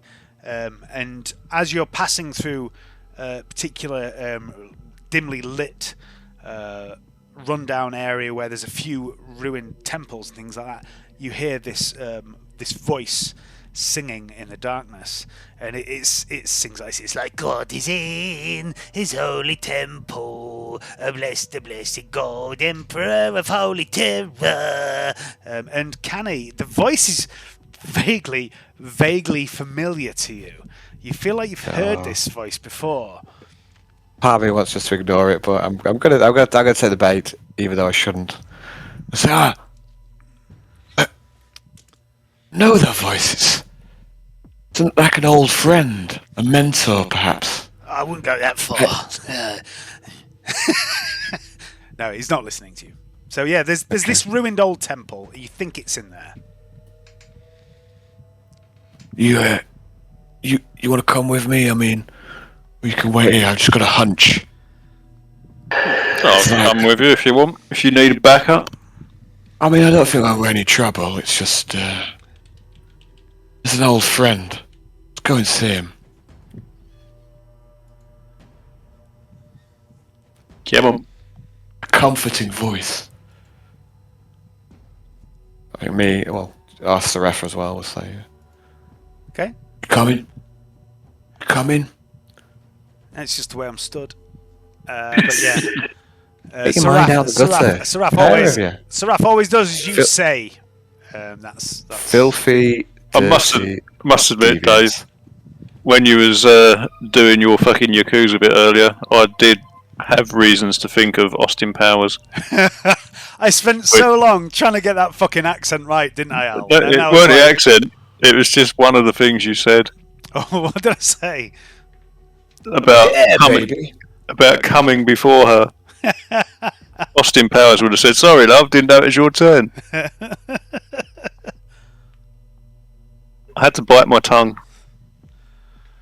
Oh well, I made a character in Alan's game. Pause for Big D. I made a character in Alan's game that was a Yakuza, basically a fucking samurai, didn't I? With like a brutal sword, really good in combat. And he was so good in combat that I hated him and I refused to play him. You just got bored of it quite quick, right? And, Yeah, it was no fun. I mean, if he would have been a good character to play in a game like Goblin War, you know, where it was all combat all the time sort of thing. But he was just like... If you have no combat in the game for, say, he was 10 or 12 sessions in a row, it's not so good. He was literally monosyllabic as well, wasn't he? Like, he'd just be like, just grunt all the time, be like, But anyway, okay, so you're heading into the temple, Canni? Yeah, I'll sheathe all my weapons. Head off in. Is Hannibal going with you? And Seraph? Yeah. I believe so. Okay, in amongst this ruined temple that looks like it's been hit by something falling from above, there's like sections of brass pipe and big chunks of ferrocrete that look like they've fallen from many levels up and smashed through the roof of this temple, destroying pews and altars and candelabra and statuary and everything else. There is this figure, this pallid figure whose skin is almost translucent. You can see his veins beneath his skin, and he's hunched back, and he's shuffling around carrying this big bag, and he's got a brush, and he's sweeping rubble. And you recognise him, Canni. You saw him a long time ago. When you were hunting Zaxholthane, you remember him? Yeah. When you were hunting him, remember- you encountered this guy. His name was. Remember eating him? No, sorry. Yeah, you remember this guy, this mutant that you found in the Underhive? His name was Bogey. I don't know if you remember him. I do remember Bogey. It's not who I thought it was, by the way. Yeah, it's But, Bogey. And his sweet. Why? Who did you think it was? I had it in my head that it was. I can't remember his fucking name. There was a priest in the mansion who basically slept walked and then vanished. I thought it was him. Oh, you mean Praxis? Praxis. I Oh thought it was no, Praxis. Praxis is gone. Praxis is gone because of the actions of certain people. But no, this is Bogey, and he's just sweeping up. He gave you a fish. I remember that. He sold me a fish. He sold you a fish, and he Oh. gave you something else. He gave you some other food, and he's there sweeping up at the moment in this temple. He hasn't seen you at the moment. I knew I remembered that voice. Okay, me old pal. Why? Oh, fucking hell! You shouldn't fucking sneak up on a man like that. Oh, it's you! I remember you, big fella. Ooh, who's that? Who's that? Who's that? Who's that? Who's that? Who's that? And who's that? And who's that? What about that guy there? He starts pointing into the various corners of the room. There's no one there. Oh, they're my pals. And, yeah, I mean, it's a small world, Bogey. Yeah, well, not really. It's approximately no, we won't get into the approximate hectareage of this particular planetary body, but no, it is relatively speaking a small world, but it's also not. But it is a big city, but also not that big compared to some.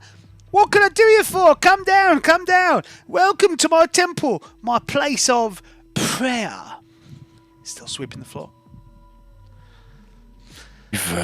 You moved up high, haven't you? I thought you were more down hive kind of guy. Well, yeah, I mean, this is still, reasonably down hive, isn't it? But, Oh, but you're still moving up in the world, right? I hope so. One day I might be plenary governor. You never know. But come on in. Can I get you something? I've got communal wine, communist wine, communication wine. Someone whines when they're communicating. I hear it in my voice head all the time. It's like little whispery voices telling me all the things I did wrong when I was a child and Mummy never cared. Do you want some biscuits? Oh, I find I've not got an appetite these days. I ate earlier. Oh, hello, I've got guests. Just, All right, I ain't seen you for a while. Fucking hell.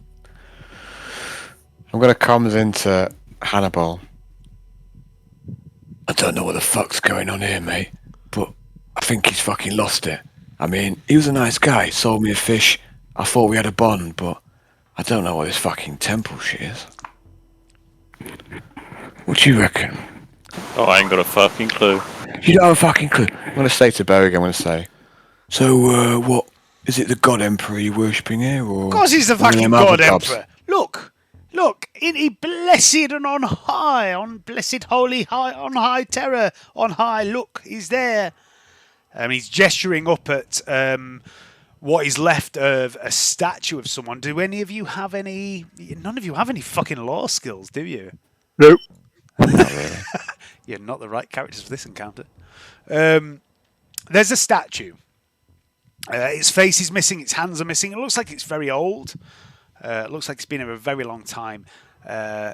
There's nothing obviously about it that makes you concerned. It's not a Xenos statue. It looks like it's probably not demonic. It's definitely a part of some imperial temple, but it's so aged and eroded by time that you can't tell who he's worshipping. But Bogey is telling you it is the God Emperor. Yeah. I made the sign of Aquila. He makes So, it back. Bogey, what do you need to get this temple off the ground? What do I need to get this temple off the ground? I'll tell you what I need, my good mean, friend. It's a one-man show you're on here. Yeah, pretty much. Yeah, I mean, there's the rats, but they don't really contribute much. They just come and go. Sometimes nibble on my feet in the middle of the night. A bit weird, a bit disconcerting. But mostly, it's a congregation is what I need. You need some boots on the ground. Yeah, people. The God Emperor moves in mysterious ways. Apparently, his mystery at the moment is that he's sent me to this place with no congregation, no flock to tend. So I take it that means I must find my flock. That is my challenge. That and, of course, providing merchandise to the discerning customer, of course. Got any fish? Fish? I mean, yeah, I can get you fish. Don't have any. I can get you fish. But is fish what you really need? I'd like to take out my... I've got a... What's it called? I've got like an Auspex for psychics. I'd like to have a little scan with that. A Ferioscope? Yep. Have a little scan with that. Okay. So it's an awareness test, I believe, with a plus 20, I Plus think. 20. Mm-hmm. Yeah. What we got? Fail. No, you're not detecting anything.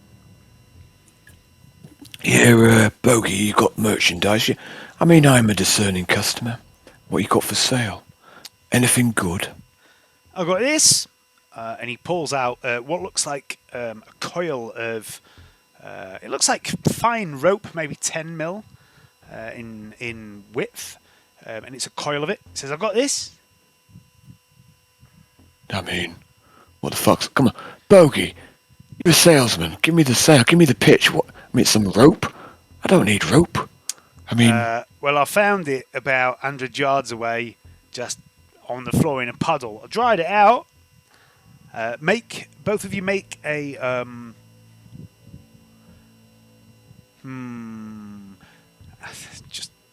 just need to double check something, but I think it's gonna be an intelligence check.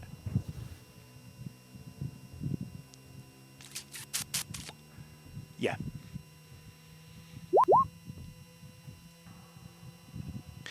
Hannibal, this is not rope. During your time in the guard, you'd seen this used by tech heads, guardsmen that were trained with a minimal amount of technical expertise in various things. And some of those people were demolition specialists. This is not rope, it's deck cord. I'll tell Canni. That's that cord. It's going to go bang if you light it. What, like, big bada boom? It's an explosive. Yeah. How much, Bogey?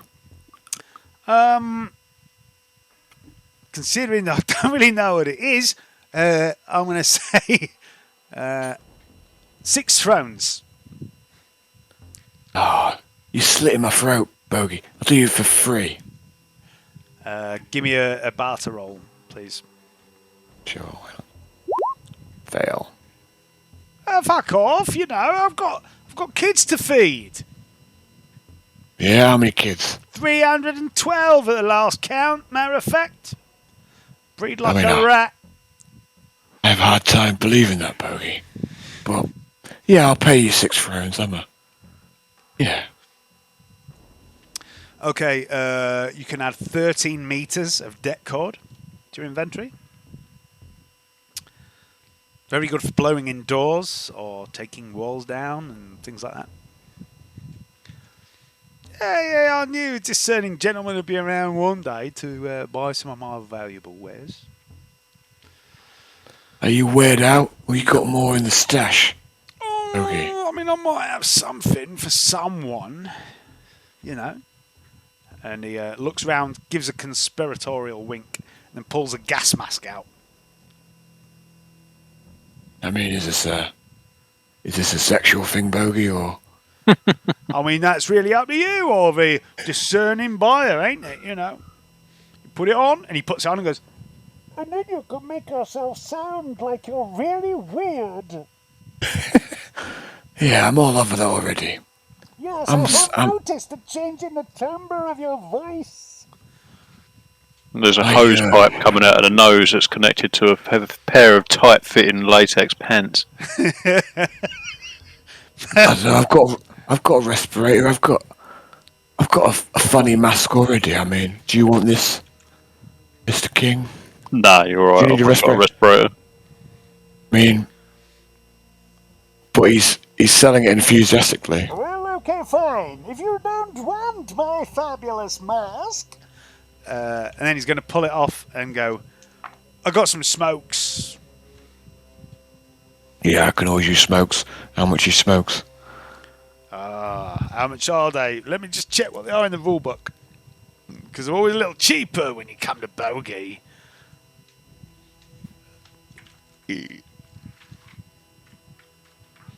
By the way, I generated this, just looking at the date of when I generated this, 2.5 years ago.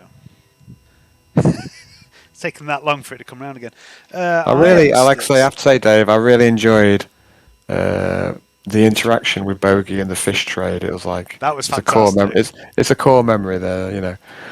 So okay, he's willing to sell you IO sticks at 5 thrones for 20. And he has 3 packs. Do you partake, Killatron? Yeah, from time to time. I prefer cigars. Do you want to buy a pack or shall I have them? No, you have them. I've got my own. yeah, I'll buy all his packs then. Okay, so you can add 60 IO sticks to your inventory for 15 thrones. Honestly, I think we've extracted as much as we can from Bogey. Well, you know, if you want to stay a little while and say a prayer, yeah, that's fine.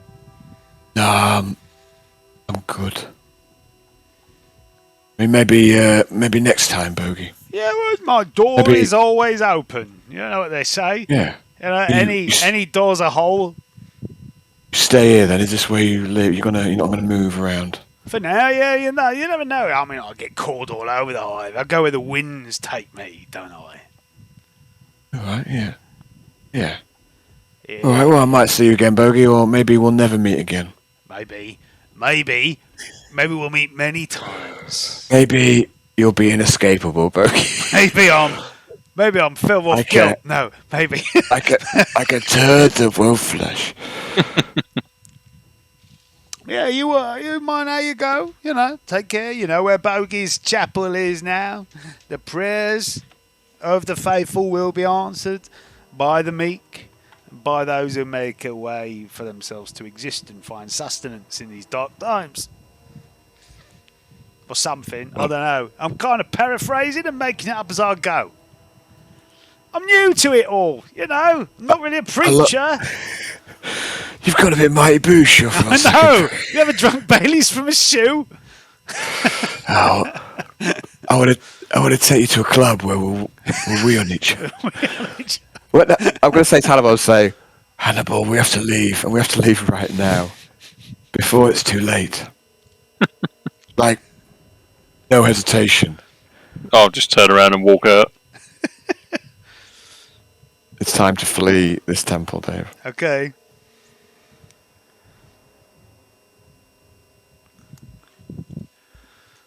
Just give me. I'm just going to wait. Random.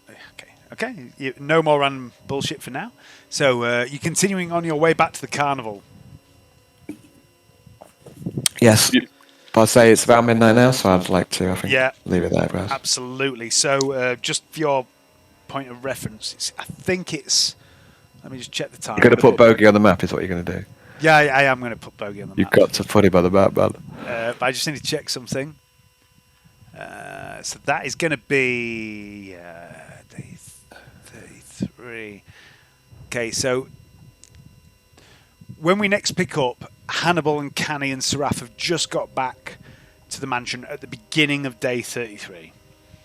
It's going to be like dawn of day 33. So you might lose a bit of time because you're going to have to rest, is what I'm getting at. But yeah, let me just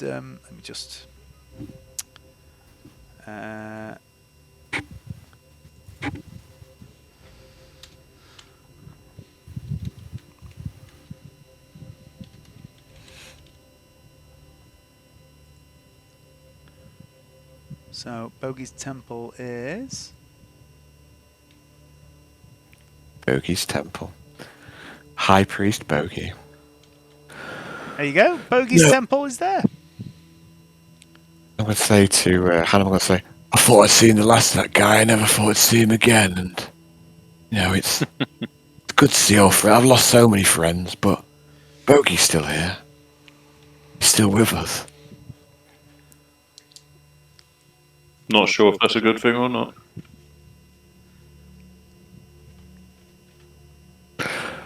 I mean, have you ever bought this much explosive for 6 thrones, Hannibal, in your whole life? No, but that was more luck than anything. Alright. Suit yourself. You know, you judge Bogey if you want, but, you know, he's a good lad. He's done you right twice now. I mean, what possible repercussions could there be?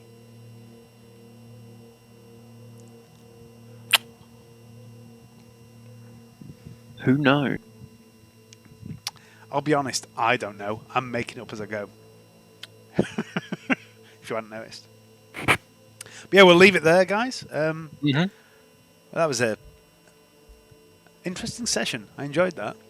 Yes, I enjoyed it. I thought it was a good game, mate. Yeah. So, I enjoyed it very much. Quite a bit of RP, some nice little, you know. Well, expecting your Ogrin to die in one round, was you? I don't know. I kind of thought you might kill him really easy. It was one of those NPCs that was, you know, if he'd have got a good hit, would have done some real fucking damage.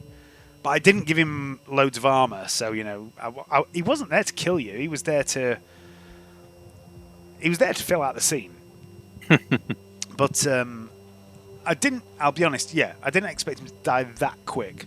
But I thought if it'd have hit one of you, it would really hurt. But Canni took the hammer off him, so yeah. It's a swinging game, right? So yeah, exactly. You never quite know how it's going to go. I don't think so. Sometimes when I'm creating combat encounters with Dark Heresy, I'm really twitchy. I'm sat here going, "Is that too much?"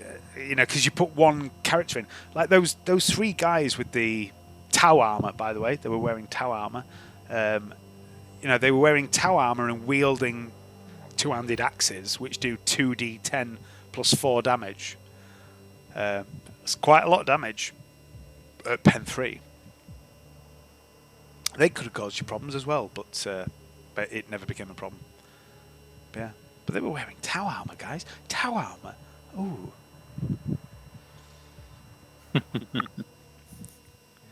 No, so what we got Friday? It's us again, Dave, isn't it? I think. Nothing's been confirmed. You need to stick a poll or something up. Fuck it. I've got so many things on the go that I fucking forget that I've got to organise shit. I'll try and organise our game for Friday because that seems to suit most people. Then I think Fridays tend to work. I think Al Sunday next Sunday is going to be D&D, I believe. Okay. When do you want to do Goblin War? I don't know. I think I would like Tom to be in it. I know that he's can't make as many games as you guys, but I'd really like him to be in it, right? So I've sent him a text. I don't know when he's going mountaineering, but I would like him certainly to be in the next game because we just kind of introduced him. Yeah, and also I really like Tom as well. I want him to be part of it. So. Do you? I've sent him a text and he hasn't come back to me yet. And basically, if he's free in the next week, we'll try and get a game in the next week.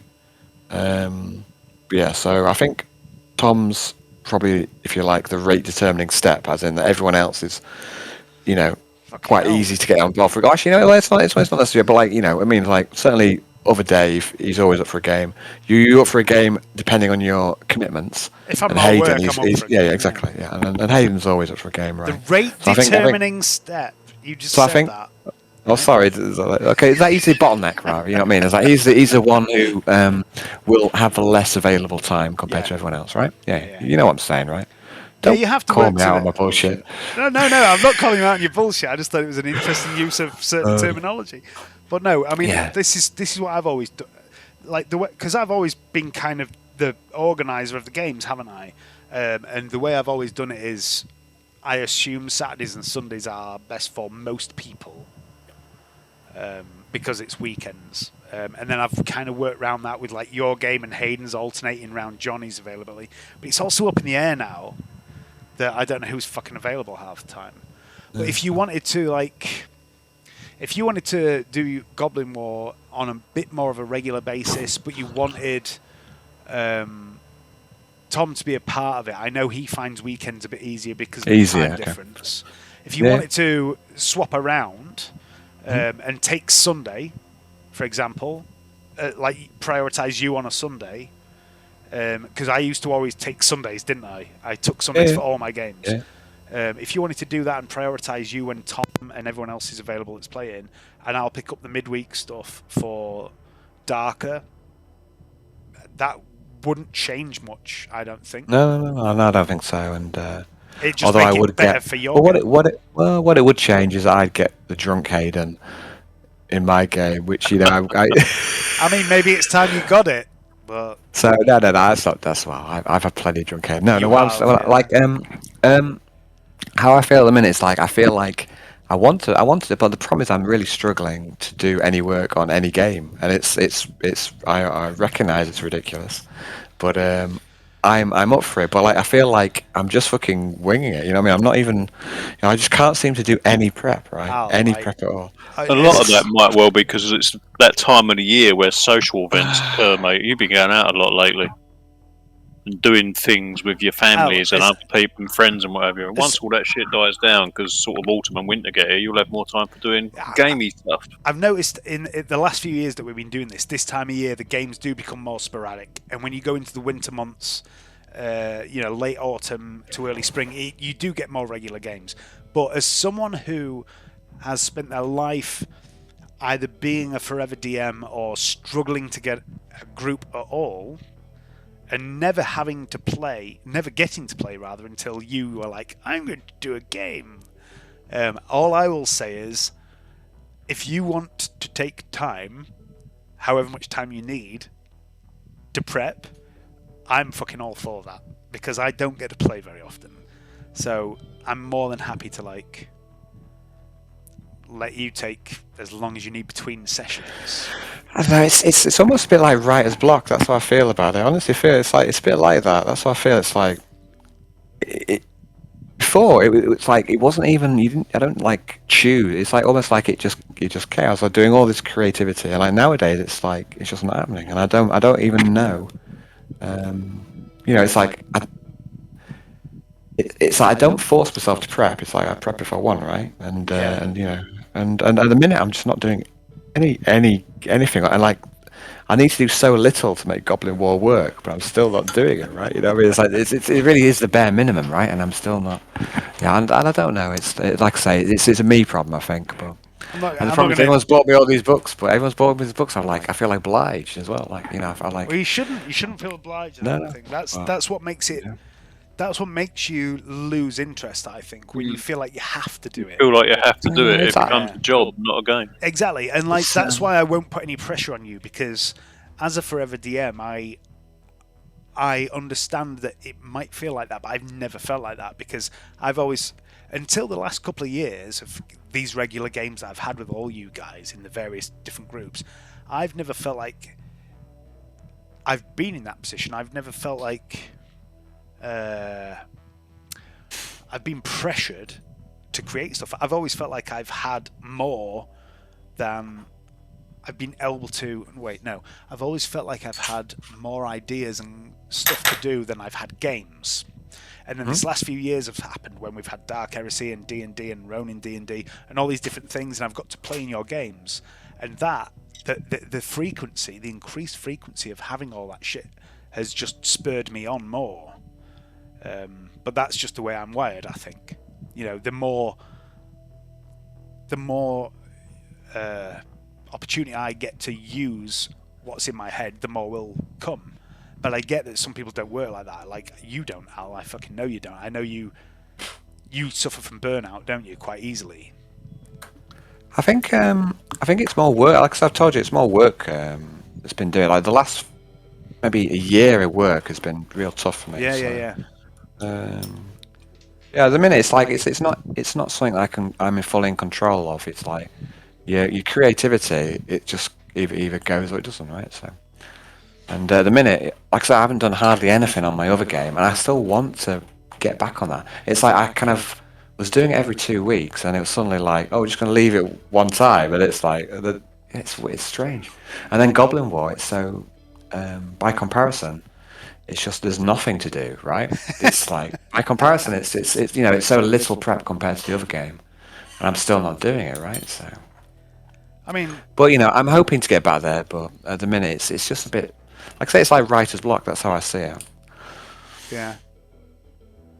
I mean, yeah, I get what you're saying, but like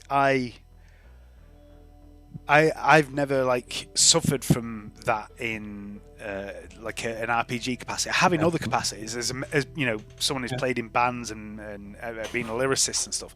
I get that a lot in bands. I go through 6 month to a year long phase where I can't write a fucking vocal line. But I've never had the problem with RPGs because I literally just put a film on and go, yeah, I'll steal that. I'll do.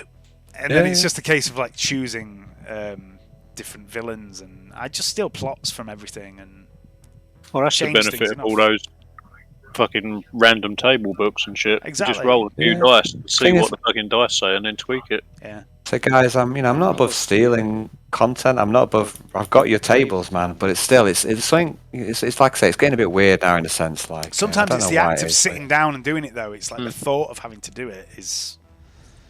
Yeah, I don't know. it's not the ability to do it. It's just getting off your ass and doing it. I mean, like tonight's. I'll give you an example of. I don't struggle with prep for sessions, but sometimes I wish I had one more day. And it doesn't happen every week. It depends on what I'm doing and what my shifts are, and if I've had to have band practice at weird times and stuff.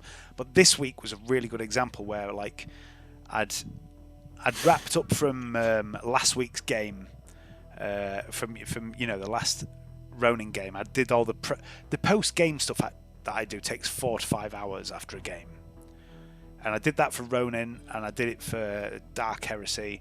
And I was like, right, I've got a Ronin game on the Friday. I'm just gonna have a break from doing that. I'm gonna play a video game. I was like, I'm not gonna play Baldur's Gate because if I play Baldur's Gate, I'll just get sucked in. So I'm gonna load up Dark Tide and play a bit of that. Because what I do with games like that is I play a mission, do some prep, play a mission, do some prep, play a mission, do. That was my plan. And I did that, and then after 7 or 8 hours, I realised I'd spent most of the day downstairs playing guitar and washing pots, and I hadn't actually done anything I meant to do. So then the next day came round, and I tried to do the same thing again, and I ended up with very little, and I lost the day again there. So I've just lost 2 days of doing anything constructive in games or in real life because I got distracted by washing pots and playing the guitar. And that's what my life's like all the time. I just get fucking distracted by stupid stuff and then I panic. And then it came to this game where I said I had a thing for you two to do and it was all in my head, but I didn't actually start preparing it until yesterday. But it's been in my head for like nearly a week. I could have probably done better if I'd fucking prepared it before, but hey. So I think I had a good game tonight, so I've got no criticism as on long about as, tonight's game. Mate, so. As long as people have a good, and that's what I think matters is that like if people have a good game, it doesn't matter how much prep you've done or not done, does it? And I think I think but there's still more than 0, right? That's that's the thing. Guys, I'm going to need to go for a wee. I'll be back in a bit. Okay. I think the last Ronin session as well, Dave. I think that went a bit better than the one before, even though it was still a bit frustrating. I think the problem with the one before is it was just so different from everything we've done, and people didn't really know what to do. But that's like, yeah, you might be right. We're sort of in limbo at the moment. We've gone from having a point sort of thing for almost 2 years to floating and not really doing anything. And when people aren't basically guided, then they don't know what to do. And I totally get that. I totally get what you're saying. But the reason I'm doing it is because like I'm killing time. Oh no, you're. I'm using it as I'm preparing stuff for Baldur's Gate and beyond. But I'm using this time. I don't know if you've noticed as well. I've slowed the timeline right down. Like it's not like, oh yeah, you've been walking for 3 hours. I'm like, yeah, you've been walking for 10 minutes. I'm slowing the time period down to give me time to prep what's going to happen next. Oh yeah, no, and I'm using this as like a side quest. but a side quest that has the potential to, have an impact on the main game. Everything has a potential to have an impact on the main game, and I don't expect everyone to like that. Some people like to have, very clear-cut goals and stuff, and I get that it's not everyone's cup of tea, but it's weird thing where it's like, here's a room, there are bookshelves, there is a chest, there is a table with alchemical ingredients, there is a table with 3 different coloured potions on it. What are you doing? And everyone goes, Oh no, drives me like, mad. even if you're a bit like, we really want to get back to the main quest. Okay, but you're not going to get back to the main quest, are you? Because this is where you are right now. So what are you doing right now? Like, sniff the book. That's why I Masturbate onto a fucking vial of alchemy. I don't give a shit. Just do something. just do something. That's why I just drunk one of them. Yeah, exactly. Have you? It was funny So though have you when tried? you Have said, you, I know, when you ask everyone what they're doing, have you tried asking like individual people, like really focusing on? So what are Yeah, you doing? yeah, So yeah. they still do nothing. Yeah, what Yeah, normally okay. happens is I go, okay, so this is the room. I describe the room. I describe the environment. These are the things you see. What's everyone doing? And then I'll wait for maybe 30 seconds to a minute. And if no one responds, which happens quite a lot, I'll then go, Dave doesn't. Dave will be like, I'm doing this within 8 seconds. But if no one responds, I'll go, okay, random person. And I'll pick you, I go through each person, don't I? Yep. But when you said I'm drinking the potion, I was like, oh, thank fuck, someone's doing something. And then I went, which one? You said the blue one, didn't you? I was like, fuck's sake, anyone but that. That's the one that puts you in a coma. You're the last person I want in a fucking coma. But You yeah. wouldn't, any of the other 5, you wouldn't have noticed they were in a coma. No, that's the thing. Yeah, but yeah, that is what I literally say to them. What are you all doing? And if I don't get a response within 30 to 60 seconds, I go, okay. And I might describe something random as a way of me not highlighting them. I'll be like, okay, so this random NPC that's with you just goes over and strokes a candle. What are you doing, player X? What are you doing, player Y? And I put them on the spot. But the number of times, like, what really fucking frustrates me, and this actually really annoys me more than anything, is Melek Balls messaged me a lot about his character, and the ideas he's had about his character and his backstory are fantastic. But he doesn't seem to follow him up in game. Yeah, but in his fantasy, he created all this stuff and these ideas, and then he messages me before the games with all these ideas, and I would like to do this, I'd like to look into this more, and I'm like, fucking great, that's amazing.